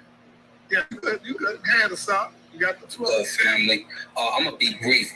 Congratulations, of course. I don't know what happened with my brother Lex. I see him typing though, but all I would do is suggest you're strong with it. I debate women. I debate men because it's just knowledge. This is how me and Sister Nepal met, right? And we ended up aligning after that. I'm just going to throw some suggestions because I've been debating for a long time. Remember, read well. Make sure you interject some small emotions in there, just so that the crowd stays with you. No. We have something called readership, and they will attack you on that when you do that. So as you read, make sure you throw some dynamics in there. The other thing is, I see with this generation, we forget how Pan-Africanism starts. And I'm not even going to go to the very first. I'm just going to go to Deuce Muhammad and Marcus Garvey. So you had the Egyptian Sudani, Deuce Muhammad, the Moor, with our brother Marcus Garvey. They connected like Voltron. When they connected like Voltron, the information spread to the people. So when you start to make dissensions with the newer generation, you forget the original movement. So go check your history before you start to make the steps. Oh, you're more, we're not talking. Oh, you're this, we're not talking. Because Sarnetta can attest, it was a Christian, it was a Muslim, it was this, but they all worked together in the 80s and the 90s. That's right. But in the 2000s, when the issues started coming into play, where cats were starting to make distinctions. Why? Because you started integrating culture. And so you start taking on the other person's culture instead of saying, we're Muslim, they're Christian, but we still clicking, we still connect, like Voltron every time. And I'm going to end with that, say Reggie about to hop in the mix, my brother. Reggie, y'all know Reggie don't like Moors. Y'all know Reggie don't like Moors. If you have not hit the like button, hit the like button. Pan-African, well, not the first Pan-African because he was just talking about it, but one of the first papers that John Henry Clark wrote to define Pan-Africanism, the basis of that is based on nationhood, and no one can say against that. You can pull it up and say that he was talking about the importance of nationhood.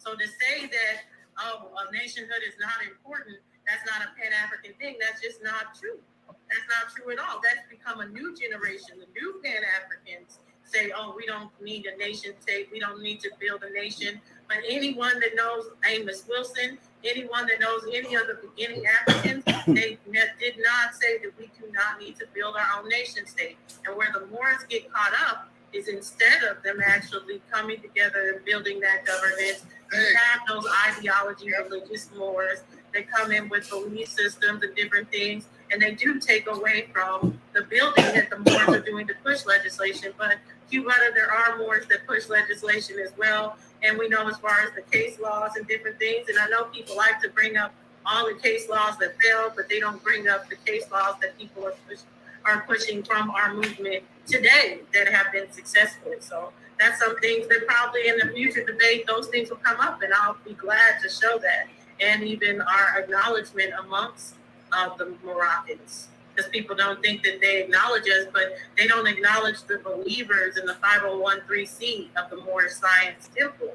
They do acknowledge as far as the foreigners that are under this jurisdiction that are Moroccan here. All right, everybody done? All right. Here come the big bad wolfers in the building, man. None other than my brother, Dr. Reggie. Dr. Reggie had accepted the challenge with the apostle, but now he's backing off of that, and he said he want a higher top dog, and now he is calling out. He ain't calling out, but he's going to accept the challenge of Commission Adept. Oh, shit is on and popping now. That's great. I was going to say that. That's going to be nice. That's going to be a pseudo debate. Thank you so much, Both now one of them got personality. We're going to fall asleep at that debate. We're going to fall asleep at that debate. Big screen debate with the Moor, as he calls himself, Commission Adept. Yeah, right. The Moor, I call him out, man. Y'all sleeping, man. So that no, brother Reg is not sleeping. So no, not you, Reggie. Yeah. Man, they sleeping on Reg. He's gonna get exactly that Moor, right? And you know, black in science means death, but his name is Phoenician, which means black. Oh, figure that out. So black in science means death. This Moor, whose name is black. Man, don't let Reggie get off on you, man. Reggie can fight a Moor. See, styles make fights. Kamishi got a slow style. He fight at a certain pace. You know what I'm saying? He don't throw enough shots. He take too long to get to his point to close the distance. Reggie know how to fight Moors, bro. Brother Reggie is going to set the debate whether or not the hieratic was deciphered. Brother Reggie is going to set that debate.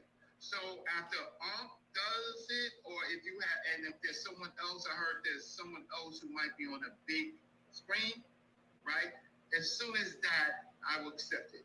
As far as apostle is concerned, nobody's gonna pay for that. Nobody's gonna pay for that. No, nobody is gonna pay. And what we're asking for me to have a conversation with apostle. I would give my little brother, my big little brother, if he wants to debate apostle, the new champ, Assault and Cobb, who just, man, he just. Who? Then the other day, who is that? Destroyed. I mean, listen. Hey, y'all find his channel and send his channel. If he wants to, somebody's gonna file laws. Man. Probably.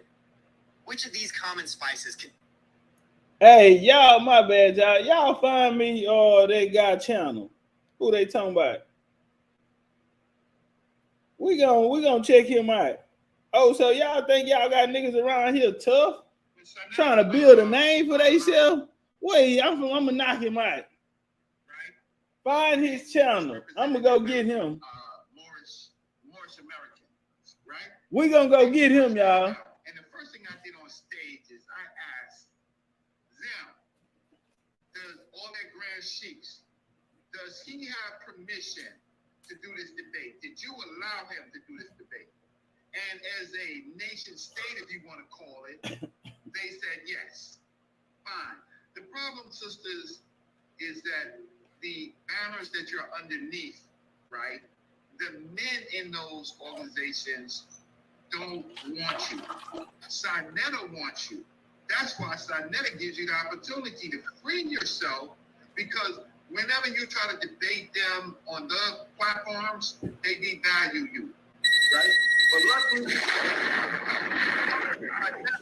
it's freeing you, right, to debate. Yeah, Mike Easton, I don't play that. Ain't no Pan-African, ain't none of these niggas building no names up. Not in the era of Topcatz BCU. You ain't building no name up. Man, what? You got somebody out there who they think tough? Way, I'm going to go get him. I'm going to go get him. So I think that as long as it's on the topic, as long as it's look, it's been a long time coming. You see, look, we have conversations that turn into mini debates, but on Sinetta's platform, he is giving you the opportunity to free yourself so that you don't have to ask permission from these organizations that call themselves Moors. You know who I really. Thank you, Brother Reggie. You know who I really wanted you to get though, Reggie, man? Damn, and you just denied it. I wanted you to really call that dude bluff. He wouldn't have did it. And I'm speaking about Quanah. He kept calling you out. He was bluffing. I know he was. Nobody never seen him debate, bro. He was bluffing. Yeah. You should have his bluff. Yeah. My major, Sinetta, my major topic is Nile Valley culture, right? That's my strength. The Bible stuff I do, right? Maybe down the line, after I deal with this this Black Moor, Tim Commission, right? I'm gonna promise you all, he's gonna get everything he's asked for. Right? Has the hieratic been deciphered? He's gonna get everything. And what I have a problem with is that we have these people who are anti-Black, who are anti-African, right? Who want, let me see their plans. Like I want to, the prophet, Noble Ali. We understand he wrote, we have his writings, we understand those, we have their writings, we have to understand these new age people, I'm talking about the men, not the sisters, they ain't write nothing in 40 years. Where's their plans? No, yeah. I said, look at my friend. You be showing out. Come on. Lex, why you trying to come on the panel now, bro? That's right. So you know. Why are you trying to come on the panel now, bro? So they go through all these ideas and concepts. They don't even respect the prophet Noble Drew Ali.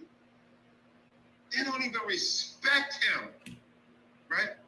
Now I'm not talking about all Moors, but I'm talking about the ones. And then there's this new group called the Abos. Luckily, we got Rob Bourne and we got others. And hopefully, maybe before me, Sarnetta, but after you do this thing with Ankh and say cool, either you get Rob Bourne and you know what? You didn't hear the lecture. I mean, you didn't hear us today, did you? No, I just came back. Guess who I had on? I had one of the elders on, and Ankh started backtracking, brother. So I think you might want to kick off your squad. He started backtracking. I brought on Kaba, brother Kaba, and he said, man, he just can't wait to link up with Professor Smalls. I think y'all are in trouble. You hear me, Q Butter? Professor Kaba Hayawata Kamene and brother Professor James Smalls and brother Sekou is going up against the new age scientists with Reggie and whoever else you got. I don't know. Who else is going to be on your side, Reggie? Well, I didn't know that if Professor Small, who is a mentor of mine, if he, I just need to see what I just need to see what he has to say. I need to see what he has to say. But if he, well, I'm saying that if I want every calling out everybody funny. You know, cursing on the platform. My bad. F it. I'm calling everybody. Sister Dose, I would love to debate you, sis. You dope. Y'all got mad respect for you, sis. I would love to have a debate with you. Reggie, we can debate, man. I'm tired of this Egypto stuff. Reggie, Jabari with all this Egypto maniac stuff. We debated all of that, man. Black only science, man. I don't be trying to include all white folks and everybody else involved. I only focus on black folk, man.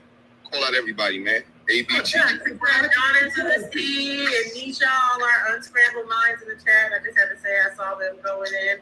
But you guys do understand that Baba Kaba Kameen is a source for us in the Moorish paradigm in Americas, right?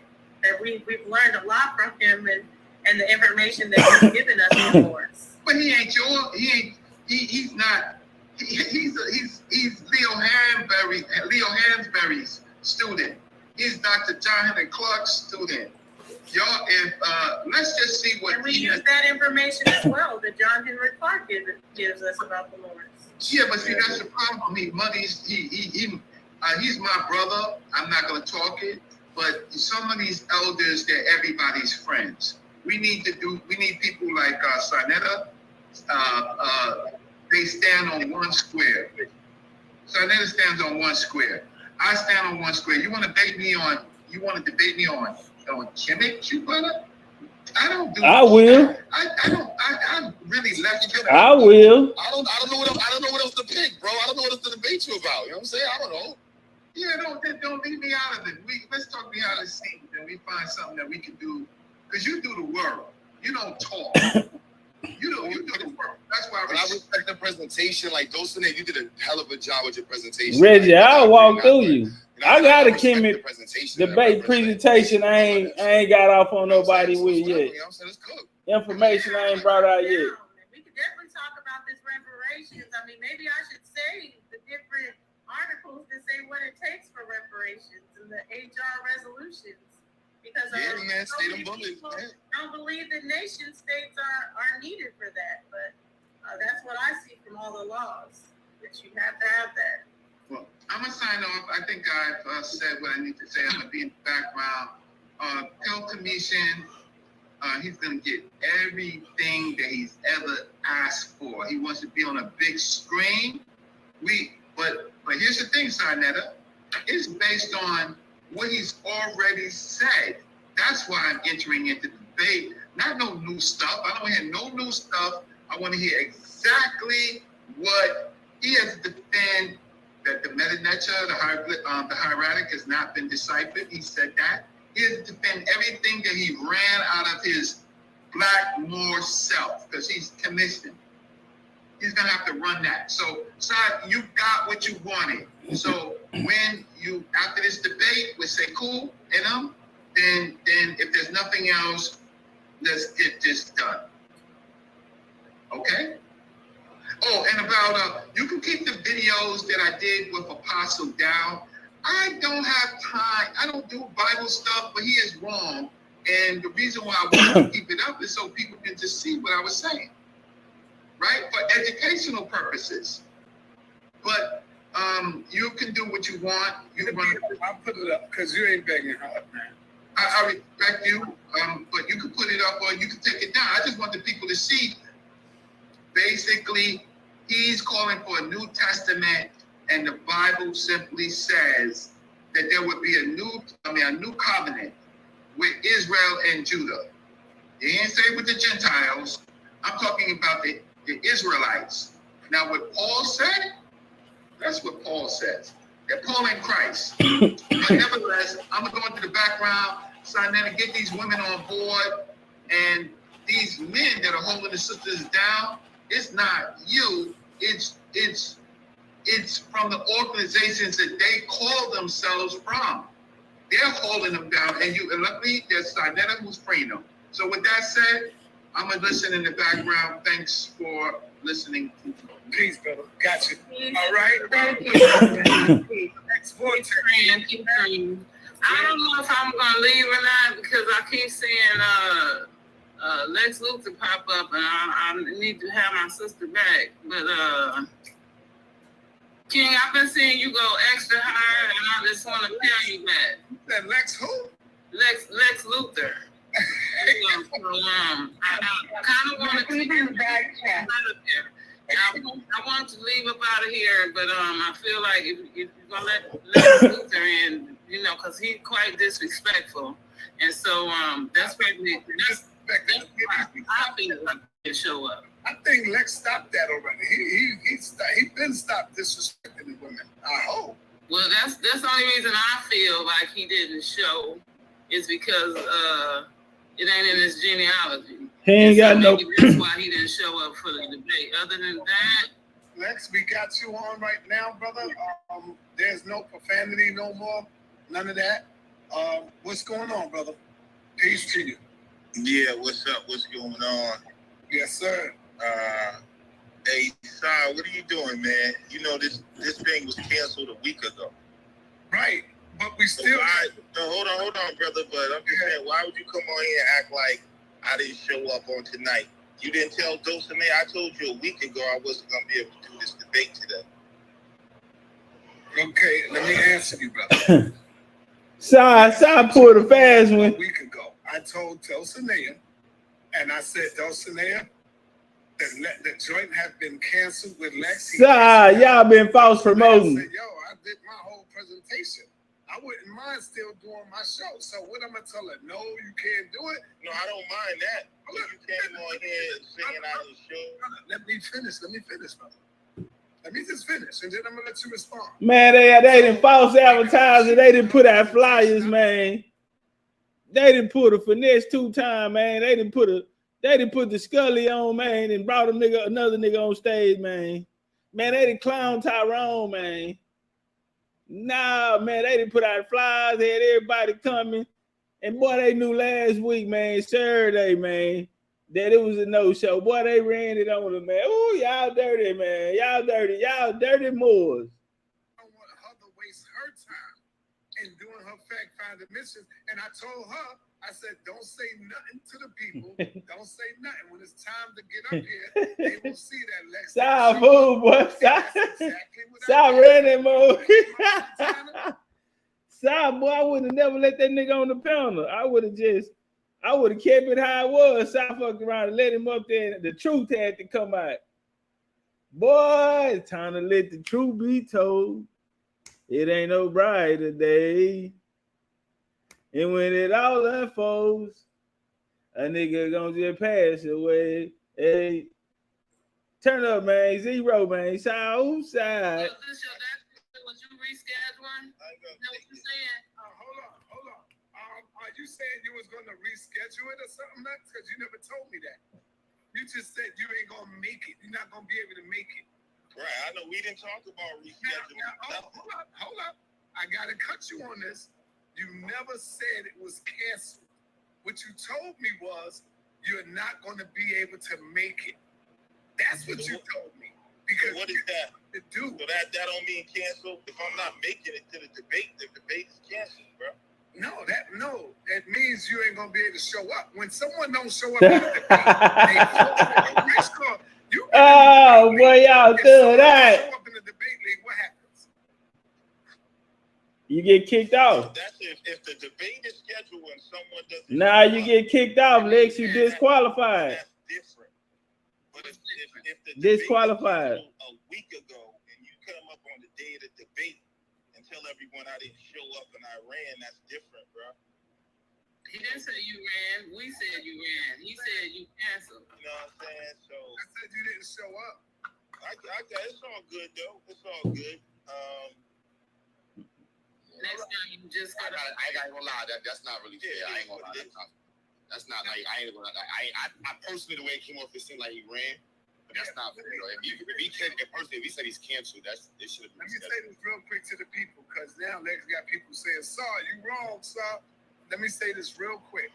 Sarnetta is not wrong. When we have a tournament and a championship, and we all agree on the title. We all agree on the debate, and on the debate, and the dates, and the time. And when the next person called in to say, "Yo, I ain't gonna be able to make it," brother, that's right there. Then you ain't showing up. But I kept giving the people a little leeway. I said, "Yo, you know what? Dulcinea is gonna win this debate. She's gonna win. I got a feeling she's gonna win this debate." That's what I kept saying. So I was giving y'all a little heads up, but I ain't gonna tell you everything. I'll wait until the day come. Because if you don't show up, then that means you do what? You forfeit the debate. You got to show up, bro. We got to all be responsible. Nah, that's true. If it's a tournament, nah, you disqualified, bro. If it was on a big stage. Nah, you automatically disqualified. Nah, that's true. Don't let her run hers, and yeah, I ain't even, you a BS dude. I'm not even dealing with you. Brother, this is a tournament. Nah, that's different. It's a tournament, bro. That's like the playoff game. And, LeBron calling, talking about, "Man, I can't make it." Nah, bro, you tripping, bro. Don't even worry about it. The team say, "You know what, man, we got something to do today. You know what? Y'all out of there. We moving on." Nah, for real, bro. What? You would have popped up and showed up, Lex. Okay, let me say this. When Kelly Price got sick and she had to cancel her show because she was sick, what happened? They canceled the show. Period. That was just it. Period. They canceled the show. She was sick. Now, Kelly didn't get paid. I don't remember if the box office reimbursed everybody their money back, but the show was canceled. Guess what? She moved on to the next date because everything was booked. So he canceled, right? Just like we know that if you make a doctor's appointment or a hair appointment. No, watch this now, because, man, if you got Knicks on the court, game over with. We ready to pick teams and run it. But you ain't here. You done cancel your next, so next man up.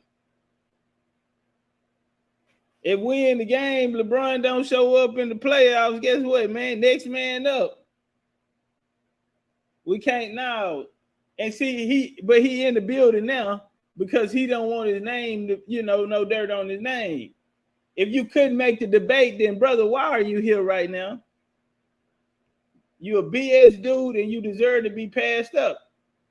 John, we can't have these type of people who not dedicated to the craft. You didn't have no presentation. That's what happened. That's what happened. He ain't had no presentation. And you cancel, they charge you a $25 cancel fee, right? So if he canceled the debate, now I don't care if he canceled for whatever reason. I'm a businesswoman. If you cancel, right? Did you say I want to reschedule? I don't know what it was for that. But if you cancel, you didn't say I need to reschedule. Dawson, I need to reschedule. You said I can't. Hold on, check this out, y'all. See, y'all don't know how I run mine, so you can't say Saw is wrong. Check this out. How did Black Jesus get the goddamn belt? Because Polite didn't show up, right? Because Polite called me and didn't show up. But I still let Black Jesus go on with his presentation. And that's how Black Jesus Minister became the champion of the HOK. He got it by default. It's the same way with Dulcinea. When we move on, when Dulcinea move on and somebody don't show up when it's time for the final four, then guess what? That person you automatically move on, bro. They get to win that. You can't just say, oh no, you can't win. Who said she didn't win? Like, that's fine, but I'm just saying. Nobody said that, brother. I'm just. Nah, bro, you gonna be the interim champion. Like, nah, you next up. You gotta move on. You forfeited, bro. Automatically, bro. Come on, man. Y'all play AAU basketball before? Yeah, but the narrative that was painted was just wrong. You know what I'm saying? You didn't run. I'm not saying you ran. You didn't run. I'm just saying. Okay, yeah, I didn't know. You didn't run, so everybody, we were wrong. I didn't know about you saying it a week ago, so I thought you just didn't show up like the next day after we scheduled the debate. It wasn't the day after I called Sarnetta and canceled the debate. We scheduled the debate. Why didn't you reschedule it, man? Why did you pick a new date? I wasn't thinking about rescheduling at the time. Say, cause you ain't care about it, bro. So we automatically move on. Previously in Sarnetta's defense. Come on, bro. The day after we scheduled the debate. Why you ain't rescheduled? I wasn't thinking about rescheduling. So why you showing up, bro? We moving on to the next round. Why you even sign up for the tournament, bro? You tripped out. Why you even show up for the tournament? No, he'd have been fired from so many jobs. I called Sarnetta and said, man, I'm gonna have to cancel the debate. Like a day and a half later. So I'm just saying, you show him today, like, oh, Lex didn't show up. No, it wasn't like, that's crazy. It wasn't a day and a half later, brother. Yeah, I didn't hear about it the next day. But what I will say about it is that it was very, and I don't know about that next day thing because the week thing, but where I was back and forth if you didn't show up or not is because at first you were like, there's no way I will accept this debate. I'd rather just, you were just acting like you would rather forfeit than to debate me anyways. So when it came out before, it was like, is it a point? I really don't care about all of that. I'm just clearing up with Sarnetta. I can care, y'all can think whatever. What I'm saying is that was just wrong, bro. But you know what I mean? It's all good. Well, let's put it this way, Jack. Excuse me, everybody. Listen, this is what happened in the debate world. He didn't want to do the debate, so he said, I'm not going to make it. So everybody, there was a debate set. Both of them agreed to do the debate. He decided, which he has a right to, that he wanted to forfeit. So she wins by forfeit. Now, some of us are, going, now I have more information. But for me, we talk a lot of trash, like we call that running. But if you forfeit it, you forfeit it. So nobody was misleading. You actually said, I don't want to do the debate, and you said, I don't even care about rescheduling it. So you basically forfeited the debate, and that's really, we're not misleading anybody. You weren't here. You forfeited the debate. Well, brother, did you forfeit the debate or no? Yeah, that wasn't the issue whether I forfeited the debate, but I'm not going to get into y'all. All right, then, yeah. Well, I hope you don't take this so personally that you get. That really doesn't matter. Y'all want to keep painting that picture. All right, bro, it's over with. Bye, nigga. Bye. You want to do this debate? on anything. I'm just saying, but I heard people, Lex was scared. Okay, you forfeited it today. You didn't run. Only thing okay, you forfeited it. Y'all have an agenda, whatever, and you got an agenda. You didn't show up for the debate, bro. No, you didn't show up for the debate, bro. Y'all trying to get me in. Well, we're all talking to you. Don't. No, I'm not trying to. It's not a female thing. See that sexist shit is coming in. No, we're all individuals, and I'm really trying to be patient over here, but really, don't get up there crying. This is the toughest environment. Bro, you forfeited. You didn't show up. You lost. So it's all good, I'm just saying, sorry, man, holler at me, bro. You ain't got to do all that, bro. You know what I'm saying? Why? So you can get him on the phone alone? I told you a week ago. How are you here now, then? You came here now, so you ain't had no excuse to forfeit the debate. You don't know what's going on in my life or what's going on. So you to jump yourself in here and try to make this some fight. It's not some fight. I'm not battling with. All right, hold up for 1 minute. All I'm saying to this real quick is let's let it go, because I know how some brothers can get. We get mad. Next thing you know, we making 10 damn videos being disrespectful of me. I don't want to get to that. I'm not doing none of that. We moved on from that. All right?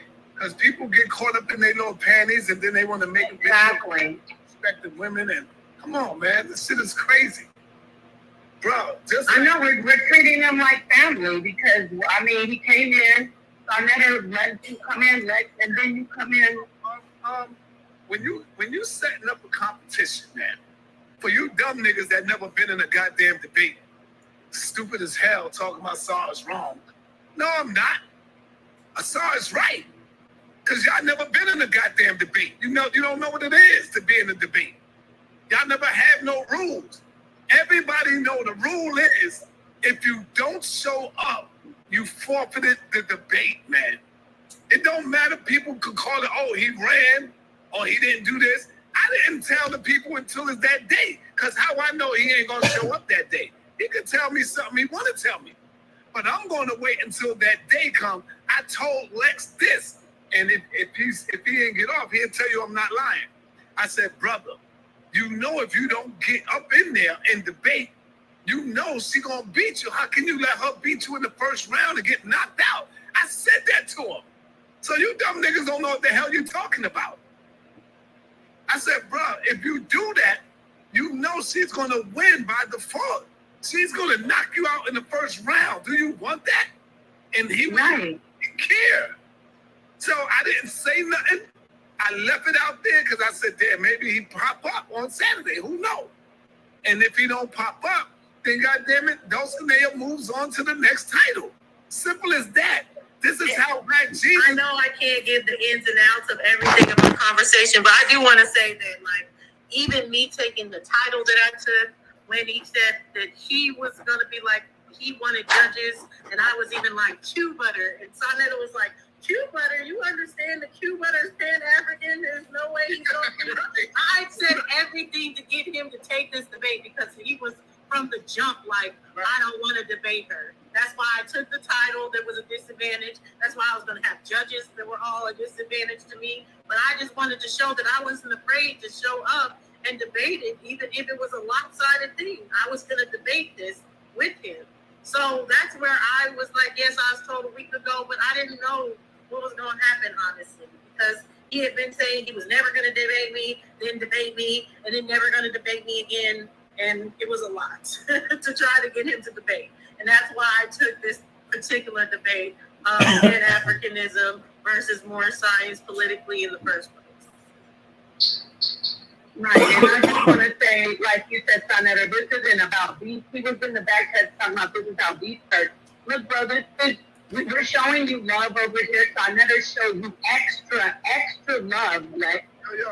And so, I just want to say to him peacefully and to let the people know, this is about debating. Nobody was doing anything personally against him, all right? We talked about debates. It's the toughest environment. If you forfeited a debate, you can't cry and say, why did you do this to me? And Sonetta, I hope you don't let him get in your head because he always does. You forfeited the debate, brother. Nah, y'all hitting the pie. Y'all hitting the pie.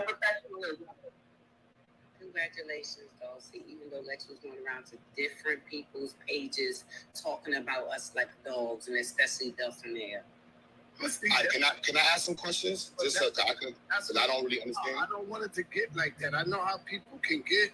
I know how people get upset and just start going crazy. I don't want to hear that crazy nonsense. Yeah, baby, but we can't kiss everybody's ass all the time. This is a tough environment. I think personally, I have no clue what's going on. And so I'm just saying, I personally feel like it's a misunderstanding, just listening to both sides. Like, personally, because I'm like, it didn't sound so clear.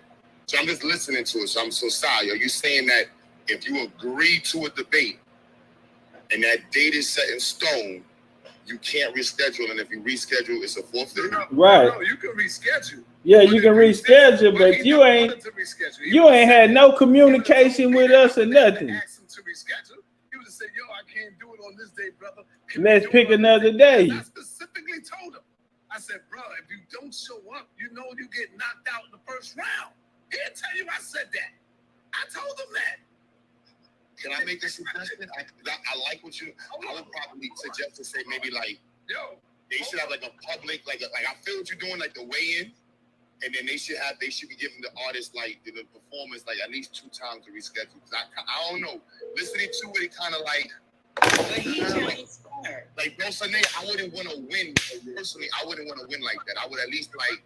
I feel what you're saying. Don't say that. I didn't want to win like that. I did everything to just win on my own merits. That's why when he said judges, when I was like, "Yo, can y'all hear me? Y'all can't hear me talking?" Did we hear you? Yeah, hold on for a minute. Black Jesus, got you on the line. What's up, Black Jesus? What's happening? Let me ask you a question. How I've been running this? Watch this. Are we live? Are we live? Yeah, we live. I want to ask you a question. Watch this, because Black Jesus know how I've been running my platform. If we schedule a debate, Black Jesus, now, if we don't get the date settled and all of that, and the person who said, "No, I don't want it," then it was never scheduled. Once we schedule a debate, Black Jesus, and the person back out or don't show up, what happens?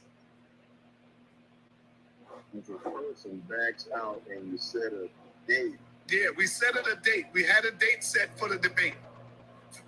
Then you don't show up. What happens?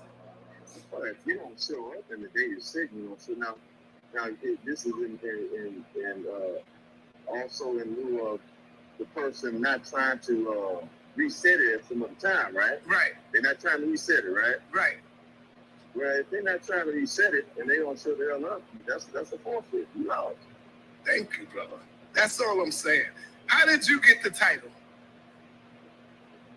You forgot, bro? No, I just want you to say it. You live on the air. How did you get the title? Polite refused to debate it, bro. You got Paul. He didn't show up, right? No, it's not he didn't show up. No, it's not like he had something else to do. Right. Or you had something we just read.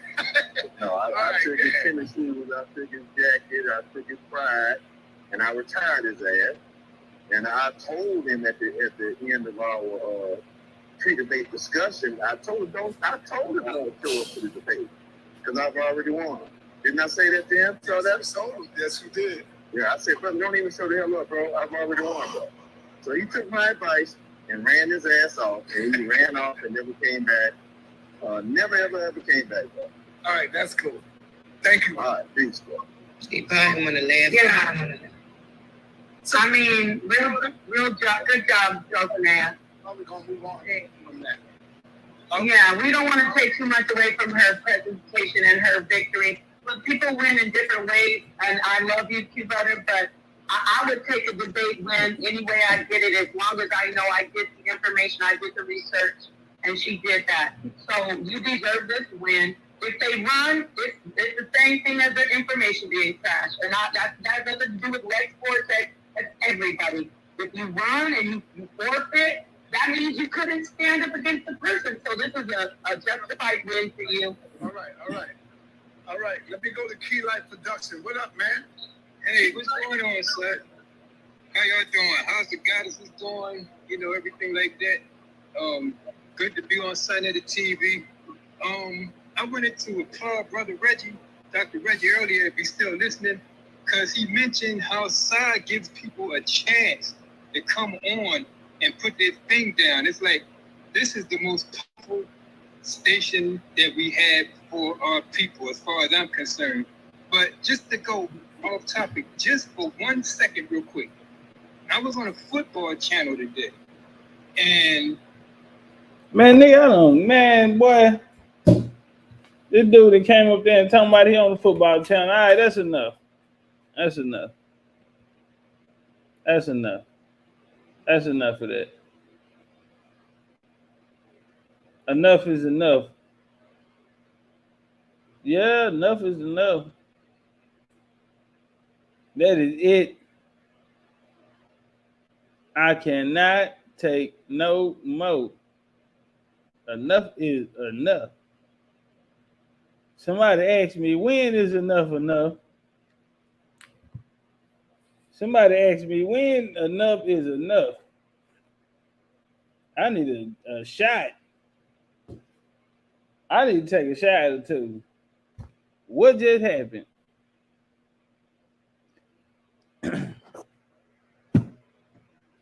Man. I say this here.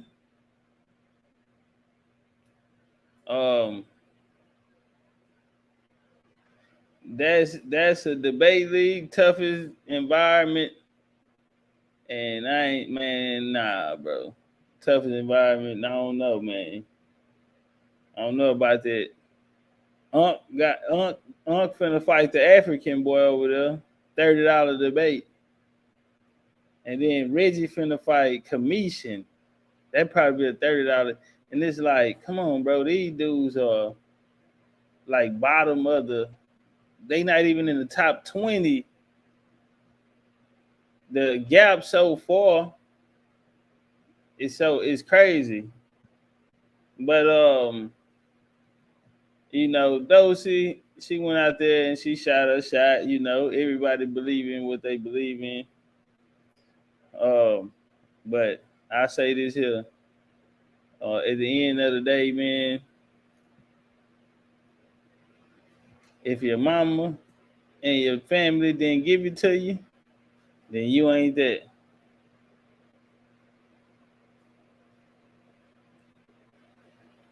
And when it come down to America, America belonged to the nations, the indigenous nation or the Aboriginal people here who had nations, chiefdoms. We didn't have tribes. We had chiefdoms. Tribes came from the Plains Indians. They had tribes. Check. We had chiefdoms. And, you know, our game, when you're talking about America, can't no one place themselves in America if you're not in representation of one of these nations who come from the land. Anything else, any other term,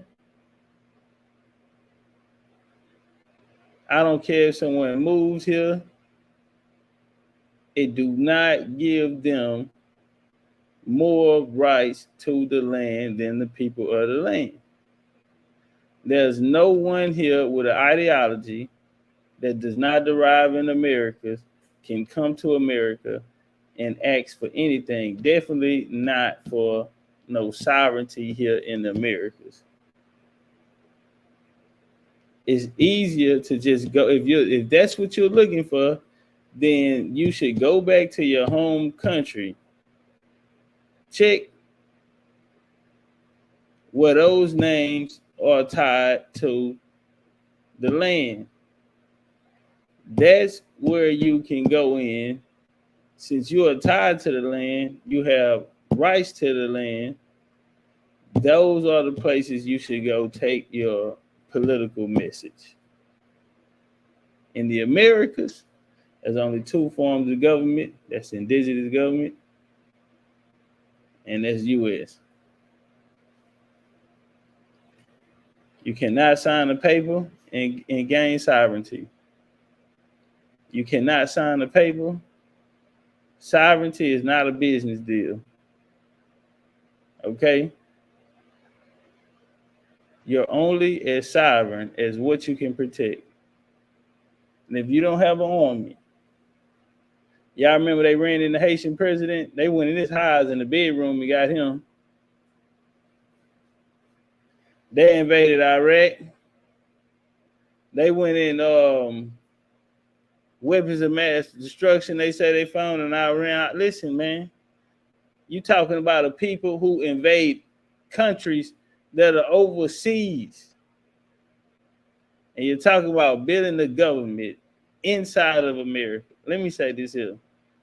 There's a name in the game called sanctions. First off, you would have to own something. The plan this plan will take so long to do.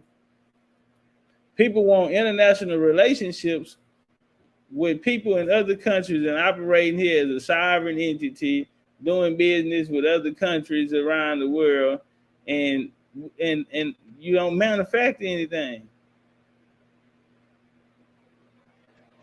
Like, what we gonna sell? What I mean, just even to sit down, a nigga that thought about this is how we should do it. Man, listen, ain't no skill, no vocation in the schools. Nigga ain't got no hospitals. You ain't even got all the basic necessities to even pull this off. That's not even in place. But see, like the brother said, a lot of these dudes be out here taking advantage of these sisters. And they be putting a lot of this nonsense in their head. And y'all know how the women are. That's why they asking, everyone should unite. Y'all know how they are.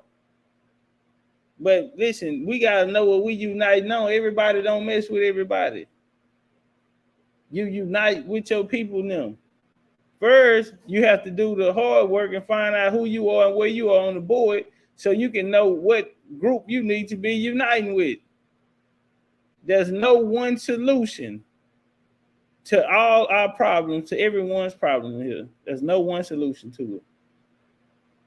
Because we all don't have the same problem. If you're speaking about laws and all of these type of things, that's something different. Because the laws don't apply to everyone here, as we see. So, you have class systems. If somebody was to start a government in manufacturing, international trade here in the Americas, and listen, so that means you wouldn't be able to work for the Americas. They're gonna put sanctions on your ass, right? Your sanctions gonna hurt because you can't use their ports. What ports you have? The U.S. ain't giving them no ports. You know how they got them ports, bro? Man, it was pistol smoking. No joking, bro. Nah, man, boy, you gotta go get that. That you gotta go get that. Say everything come in and come out, homie. On me, that's on me. Who do people think the United States is? See, the Moors and all of these other bad teachers that they came before, they always teach, it's commercial and it's a corporation and all of that. And listen, this is what I'm saying, bro. Like, where's the seniority? Where is the I don't get it. First off, the Moors been here 100 years, man. That's for one, bro. So y'all ought to have 100 years worth of work put in place, man. For real, bro. It's not fair, homie. So, I mean, only a handful of people can be respected from it. It's attached to crime and scam and, on the terrorist list and all type of things. You know what I mean? Like, how can, man, in 100 years, bro, you get 100 years to push a line, bro. And then when 100 years up and we grade your paper, bro, how do you still feel like you have authority to say this is the way we should go. They go for the Hebrew, they go for the Pan-Africans. And the Pan-Africans, they saying the Pan-Africans don't have a plan. The Pan-Africans, that's why I say people don't know what Pan-Africans are. Pan-Africans are politicians. Pan-Africans are leaders of countries. So that was a bad one when they asked what political plan do they have. Listen, the Moors can't touch the Pan-Africans. Pan-Africans are nah, bro. You tripping. Kwame Nkrumah, these niggas was leaders, African leaders, and Selassie them. Garvey come from a wealthy family. All of these people were wealthy. All of the Pan-Africans, you talking about, they're associated with wealth, intellect. Look at all of the mission schools they went to. Taught internationally. You know how they did in the royal class when you grew up in the royal? That's what they got going on still. The real Pan-African, that's the royal class of the Black European and those intermixtures that came together, those families. Let me say that. They came together, bro, for a plan to ultimately gain monopoly over this global trade. It's simple. The Hebrews, they don't have a plan to save us. Jesus not coming to save us. The Hebrews not even telling us they can save us. They telling us to come join them so we can wait on somebody else. I paid him twice. He said he on the way. Yeah, so no knock, man, because I love everybody, bro. But I'm just saying though, like, we really have to wake up and see that our families is the most important thing before all of this, bro. Most people saying the things they saying, bro, they family not saying it. How you something different in your family, bro? You can't be nothing different than them, bro. So in our house, when we saying, okay, my family told me this, that means everybody in here in agreement on what we got going on. Some of these people, parents not identifying as no African, bro. They Negro or something. They know what they colored and not that. They'll say something like that if they don't give you a nation or even a tribe or even any other admixtures or whatever or lines that they may be. You feel me? So nah, man, we always been there. Everybody grew up with picture books, big picture books, man. We had libraries and stuff, man. We always kept big books, man, of the family, bro. Now, stop it. Especially people coming up, man. We always kept records, man. That's record keeping, bro. Man, we loved our family back then, bro. It was different, bro. We loved each other. Everybody kept big picture books. Used to have in everybody's house you go to, they gonna have their own picture books. So even your mama, sister, and them, they got their own picture books. Granny and them got everybody got their own picture books. Your granny sister, she got her own picture books. Everybody had that's the code. That was the culture. We always loved our people. Y'all tripping. You tripping, bro. Everybody had over 100 years to produce a plan, man. That's all we seeing, bro. And right now, none of those things, the youth, we not even thinking about them. What the youth gonna do, what we really can bring to them for a solution. Something that works for them. Because we in the day of a lot of these people, they growing up, you know, they want to be entrepreneurs. A lot of them, you know, this social media, they blowing up their childhoods and everything. They know how to work this technology well. You know, they on a different level. They don't have time to sit down and figure out a doctrine. They need something that works already, something that's already inside of them. Not something they have to sit down and learn and discover and figure out that, nah, man, that's not going to work today. Jesus can't keep up with it. They don't know Jesus like that. They out of touch. Your generation, you was the last generation that had to go to church. Check. You the last generation that had to go to church. And since you ain't like going to church, you ain't go to church. When you had kids, they ain't never go to church. So Jesus you ain't getting them with it. And so now, as far as the Moors, now they will never. This whole time, Moors never out of 100 years they've been here, they never unified with no other denomination. We never seen them show no form of unity with no other denomination. It was always come push our line with us. We got the only way now, so it's different, bro. That's 100. You got 100 piece out the people, bro.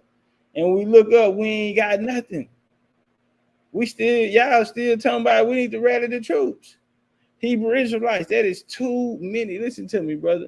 That is absolutely too many people. Too many men have came through that system for the Hebrew Israelites not to have built new Israel here in America somewhere. Absolutely too many men. Big old hard working men or business owner, man, average men, man. Shout out to Kevin Samuel, high class men. I mean, they've influenced sports players, entertainers, artists. I mean, they message and reached a lot of people. It's absolutely too many men have went through this system for them not to have nothing but motherfucking precepts on precepts. Nah, bro. That says a lot. So if the black church ain't been able to produce nothing, and that's been the story to bring them in, right? The church, they ain't the real Christian, they fake, they false flagging and this and that. This is your story. But see, after 100 years go by, and then it's time to grade your paper, and all the things we said the black church, we fill them up with money and we ain't got nothing, and they ain't doing this. They want a building plan and all them things you said about the pastor. See, after 100 years of doing this here and they grade your paper, guess what, homie? You ain't produced nothing, then the black church ain't produced nothing. So, man, one has to step back and say, hey, man, they got to be working together. Come on, man. It's damn near y'all almost got the same plan, bro. Or none one of y'all plans ain't working. What's going on? Because, see, 100 years, it was cool when it was 10, 20 years, or when it was on the rise and they was putting it together and, figuring it out and, but 100 piece, you 100-year anniversary niggas. Nah, man, they 100-year anniversaries. All of them 100-year anniversaries. Pan-African 150 years old. Ain't got nothing for us. The rich has continued to get rich. The politicians have become career politicians and help. Now, Jack, stop it. What do we need? We might as well go renegade mode. We might as well be renegades. We might as well not bang nothing. And just be renegades on the whole game. See, because we can turn it out like that too. We can really make that happen and create a whole renegade wave. Because see, anything, since everybody had their chance and it didn't work for 100 years, we grade their paper and we can't even put them on side of each other. No one can say that they did anything, made any significant changes. You feel me? For our people, bro. After 100 years, all of them, 100-year anniversary, we grading their papers, man. And 100 years later, all of y'all are still asking the people for the support and to come help out and to come believe. And all we need to do is this, bro. You on a 100-year anniversary, man. We can't afford to do another 100 years under that, homie. We're going back home. The mission's over with. You guys failed. You failed, bro. Y'all don't even get along with each other. You know what's so cold? We ain't even all the way together, but we are more unified than everybody right now. Y'all ain't even peeped that. We more unified, and we stay on, we all respect everyone's jurisdiction. You did in their lands, in their, but we in America rocking. America shit. This is a big old baby right here. Big old sexy one too. Ooh, ain't she pretty? Kiss the ground, kiss the ground, you walk on. Yeah, Mama America. Big Mama. You know, Big Mama always she know how to make it scratch, make something out of nothing. And one thing she gonna do, she gonna take care of them kids. Everybody, she gonna take care of the whole family. And so, yeah, we the most unified out of everyone. We ain't gotta be around each other every day or all the time, but our armies come together when we fight. We ain't gotta fight right with each other. You go take that flank, you go take the back, you get the west wing. We coming down the middle. But we gonna get understanding around here, ho. So now, man, really honestly, man, ain't none of them. Everybody had a chance. Let's grade their papers. We don't want to hear the other shit. We want to grade the papers. And everybody else that's on the American side need to pick it up. Need to pick it up too. Because the reality is, when you look at the numbers and the percentages on these type of things being successful, homie, becoming tangible, visions, these manifestations actually becoming realities, homie. You look at the numbers, homie, ain't nobody been able to produce it. Some people can say Nuwabians and other people that, and people that did good for them and shout out to them.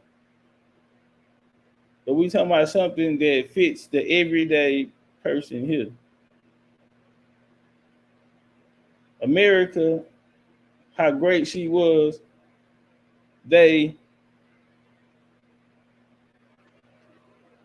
tried to take away the people of America, take away their greatness, took out vocational schools, stopped their train, all these type of things, pushed them in the system, and ultimately their greatness was always the people here.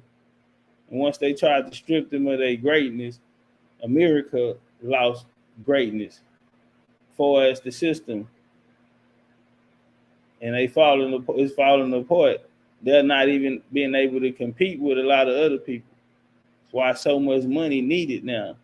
Because now what the respect and the greatness made up for, which brought up the dollar and the your respect level, now it's no longer that. Had strong armies, now everything, man, and now today, the people, the quality of life, is not the best, and it's not creating the level of genius that eternally brought the greatness of America. And all of these movements that came through were part of it. Because everyone tried to put themselves or write themselves in our story. Because they felt like when nobody telling story. So all that was cool then, but now you got the people here to tell their stories. So what you gonna do? You can't tell your story over mine, homie. We not worried about what the authors say out there. What the people say. Because they're the primary source is the people. Today, the source, we are the source. You feel me? The primary source is always gonna be the people. It's not the anthropologists, not none of these other things out here. They have no say so if they don't know your people. You feel me? We are the source. We need something that's so simple that everyone can use and it can ultimately impact everyone the same. I'm talking about this is something that everyone can get the same impact from. This is an upgrade. Y'all know the drink they drink on Black Panther 2 and go down there to the world of the gods or whatever? Nah, that's what they do, because they reconnect you, man, with the ancestors. That part. And you in good hands after that. You know, like ain't nothing like the arms of a big mama. Wet ass kids love the shit out you. You know, when you hold it, you can feel it. That tree. You know, you can feel it. You know, they always represented the older women, the wisdom, the trees, the old trees. Yeah, you can feel it. That soul, that root, like grounding. Yeah, that shit like grounding, nigga. Back attached to what I come from, you know. So man, we wish everybody the best in their endeavors, you know, but we chose to walk a different road. Call us renegades or whatever, you know. We the people of the land, people of the Americas, and we have a story. And that story connects us directly back to this land. We are the descendants of the people of America who walk these lands, who come from these lands. And anyone that came here had no right over the land in them. People say, well, you ain't say that about the U.S. Well, the U.S. is an Indian organization, indigenous organization,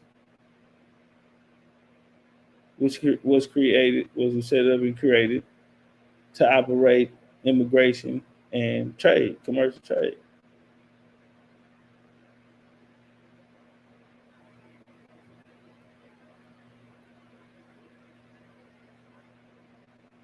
Anyway, man, I ain't gonna hold y'all. Shout out to everybody that purchased the book, man.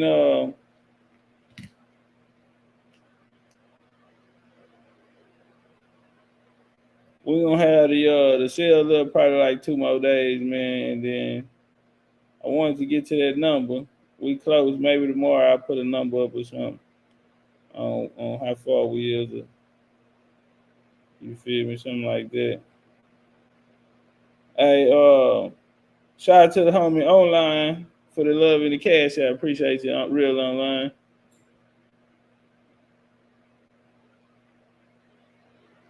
Hey, what y'all doing? Y'all rocking? Y'all making a pounder, man? Y'all want to jump on the pounder? Hold on for y'all go. Time out. Stop the car. Nigga walking to the cars already. If y'all want to come on the pounder, I'll leave it on, man. If y'all want to come on and build, so those book deals are excellent. Yeah, man, it ain't expensive, man. $15, man. You can actually get them at $15. And spread them out, man. Give them everybody. Go to the barbershop. Go to the barbershop, wherever, you know. Give them to your homies. Give them some, yeah. It's a nice deal, man. Pop the trunk 20. That's nice for 300, bro. That's like almost a $500 discount. Yeah, nah, for real. So it's a deal right now, though, man. So we was trying to get to our goal, and so we decided to take that route. So we're gonna leave it up for a couple days, man, to see if we can reach the goal. And yeah.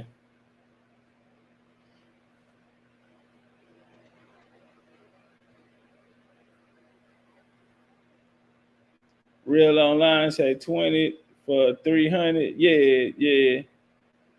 Real online. We're doing 20 for 300 because we wanted to like get you know what I'm saying?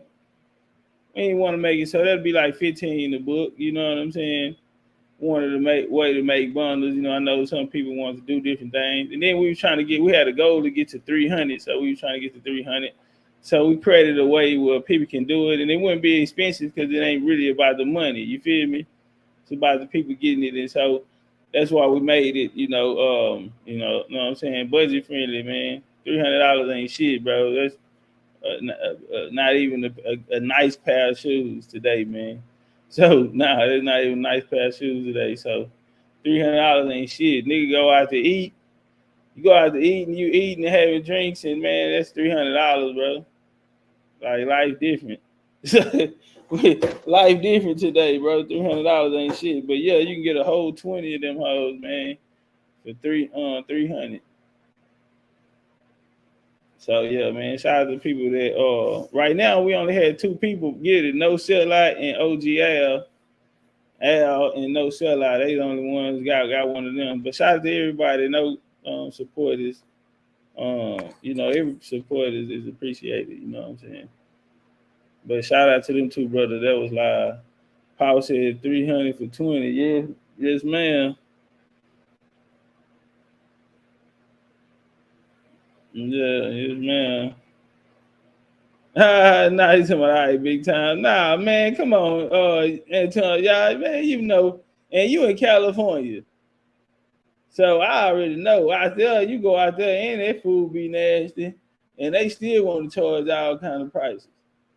$50, $60 side order. It's just mashed potatoes, $60. Man, these folk out here selling $60, $65 taters, man. Then they don't even give you that much. You know, string bean, man. You should have gave me that whole can of string bean, nigga. I know you didn't got them out the can anyway, nigga. You'd have put them in the microwave pack. Yeah, you'd have put it in that packet. Yeah, you wrong, boy. $65 for these green bean, man. You'd have put a little garlic and butter on there. Man, you should have gave me that whole pack, man. You paid $3.25 for that pack of green beans at the store, man, at the grocery, and you gonna charge me $65 and plate it. All right, boy, you cold. Yeah, man, that's how you.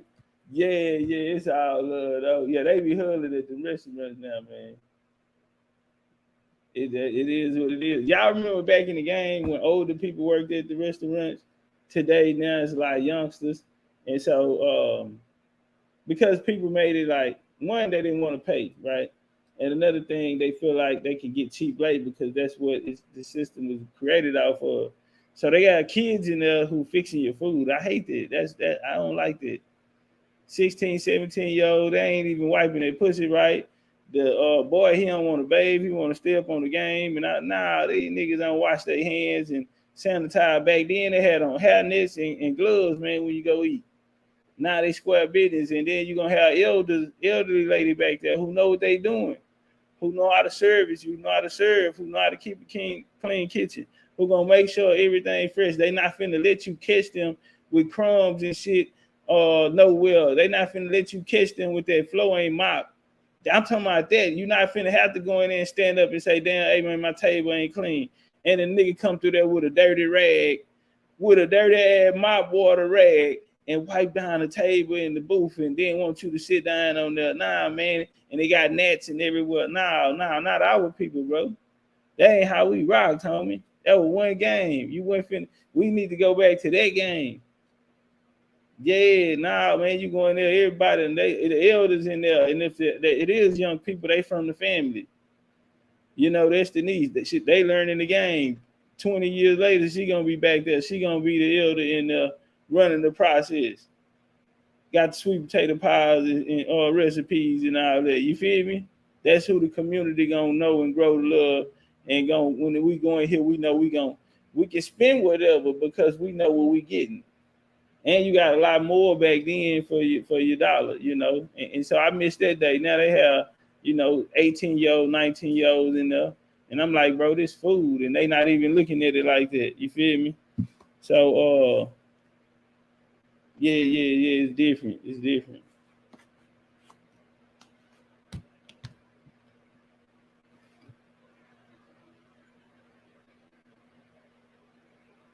Mommy Deary say, if you in Vegas and want the book, I will buy it for you. We got some Vegas people out there. Vito out of Vegas. He said he want a book, Mommy Deary. His name is Vito.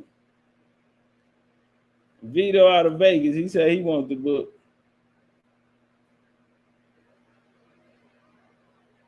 Ken said, Yellow Bone from Vegas told me that the catfish ain't real out there. Woo. Woo. Yeah, I ain't eating no Vegas catfish. Tree say that is amazing, mommy dearest. That's West Coast for you, Mr. Topcatz. Okay, turn up then. Show me how the West do. I heard the West side, the best side.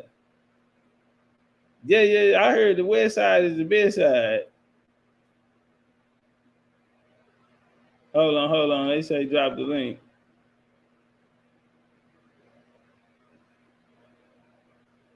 So that's how the West do it. That's how we do it on the West. Big old W's. Shout out to the homie Shrugs, man. BCU Shrugs in a real way. I need to get Shrugs hat side. I got some for him.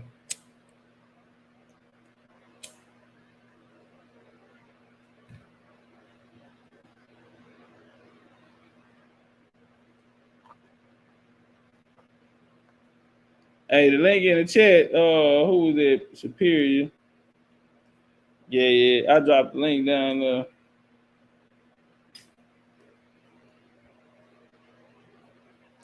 What's up, Miss D?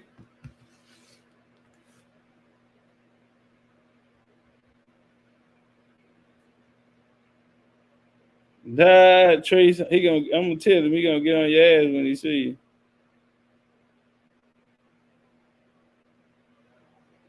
Yeah, I'm telling it.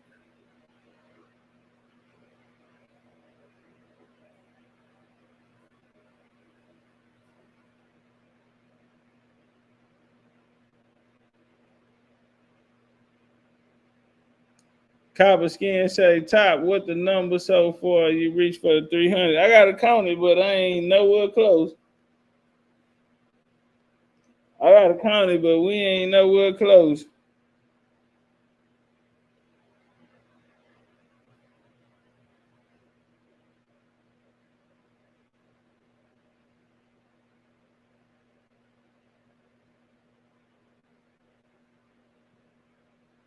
Hold on, y'all. Somebody at the door.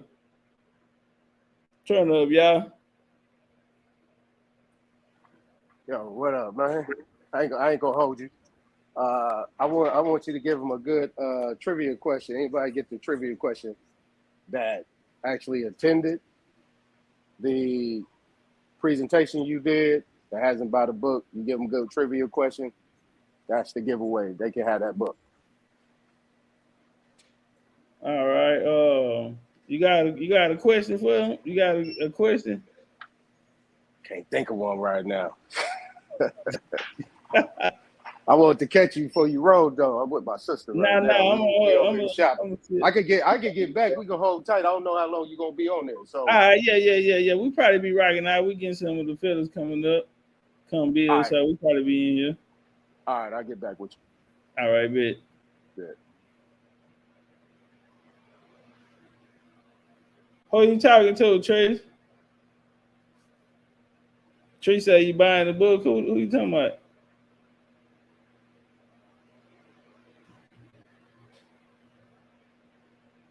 What's up with it, period? What's good, fam? What's good, man? Slow motion. Yes, sir. Yes, sir. Oh, man, I just wanted to come up, man, a little bit, man, say peace to the fam, man. You'll chop in, man. Let me hear the voice every now and then. Say, man, hey, man, what you doing, man? You're doing a good thing, man. You're really pushing it, man. You're really pushing it, and that's a beautiful thing. And I'm saying it coming off the strength of the back of, like you said, the statement with the youth. You know what I'm saying? That's the next step. And that's where a lot of the energy need to be focused towards when we out here and we campaigning and we doing these things like that. You know what I'm saying? So, yes, man, I appreciate it, man. That's a big move. I seen a little TikTok video earlier, right? I think it was yesterday. I think Jit maybe from Chicago. You know what I'm saying? And the brothers just had them on phone. They just vibing. They just being them, man. Young wild Indians. We ain't from Africa. We from right here. Yeah. Yeah. Man, and I share that with my family in my little group in our group page on Facebook, man. And one of the biggest things that it meant to me was that my mama and my baby brother, because I'm the oldest of 4. You know what I'm saying? The 3 boys and 1 girl. But to see the reception that it got from them, you understand what I'm saying? That's my mama, man. You understand what I'm saying? So, you know, to step out on this journey, to be going through this journey and then bringing it back up, man, you know, because some of the ancestors did things in each individual family that we can't even question and say whether it was right or wrong. People make decisions and choices for their life at a time that they got to do to get through the next day. A man going to protect his family. That woman going to make sure her children's straight. You know what I'm saying? They're going to do it the Indian way. And whatever decision they made, man, most Southeast Indians, man, the culture that we had, this shit vibrates so deep. That's why we know what we know. It extends east to west so many degrees and stretch out. You feel me? Bro, that's because things that, fuck the internet. We just did some of the same shit we do. And people be like, how did black people in Mississippi doing the same shit they doing in Texas? The same shit they doing in Louisiana, Alabama. How them folks doing all the same shit? And then when they put it on wax and show people through the art, like, damn, that's a real culture. This real Indian shit, man, been going on way before these people got here, man. Moving up and down them Indian trails, man, east to west, man. Culture, man, this shit resonate, man. They ain't know what no Indian look like, man. Nigga talking about feather. Bro, Indian don't give a fuck, nigga, we make shit. But we venerated certain things as a respect to our ancestors. So, you know what I'm saying? When people do certain things, it's real like that, bro. That being an Indian, it ain't no one certain look. It ain't no none of that. We just fashion, man. Different Europeans said different shit about different tribes. Because niggas got different swag in different little areas. We still do it today. Still do it today. We all from the South, but every little state, every little area got their own little jig, got their own little swag with it. The same shit, man. Ain't nothing changed. Nothing about these Indian boys, man. Ain't nothing changed about these Indian boys and girls, man. Nothing, man. And that's what we here to do, man. Keep this story straight. Keep it correct. Because people over here fighting about something, bro. Y'all, it don't belong to nobody, bro. If anything, it belong to the Indian, nigga. It don't belong to no African, no none of that. Nigga. The first nigga that's sitting at the table is the Indian little boy, nigga. The Indian, nigga. You got to talk to him before you talk to anybody, man. About anything on this shit right here, man. So God is my witness, man.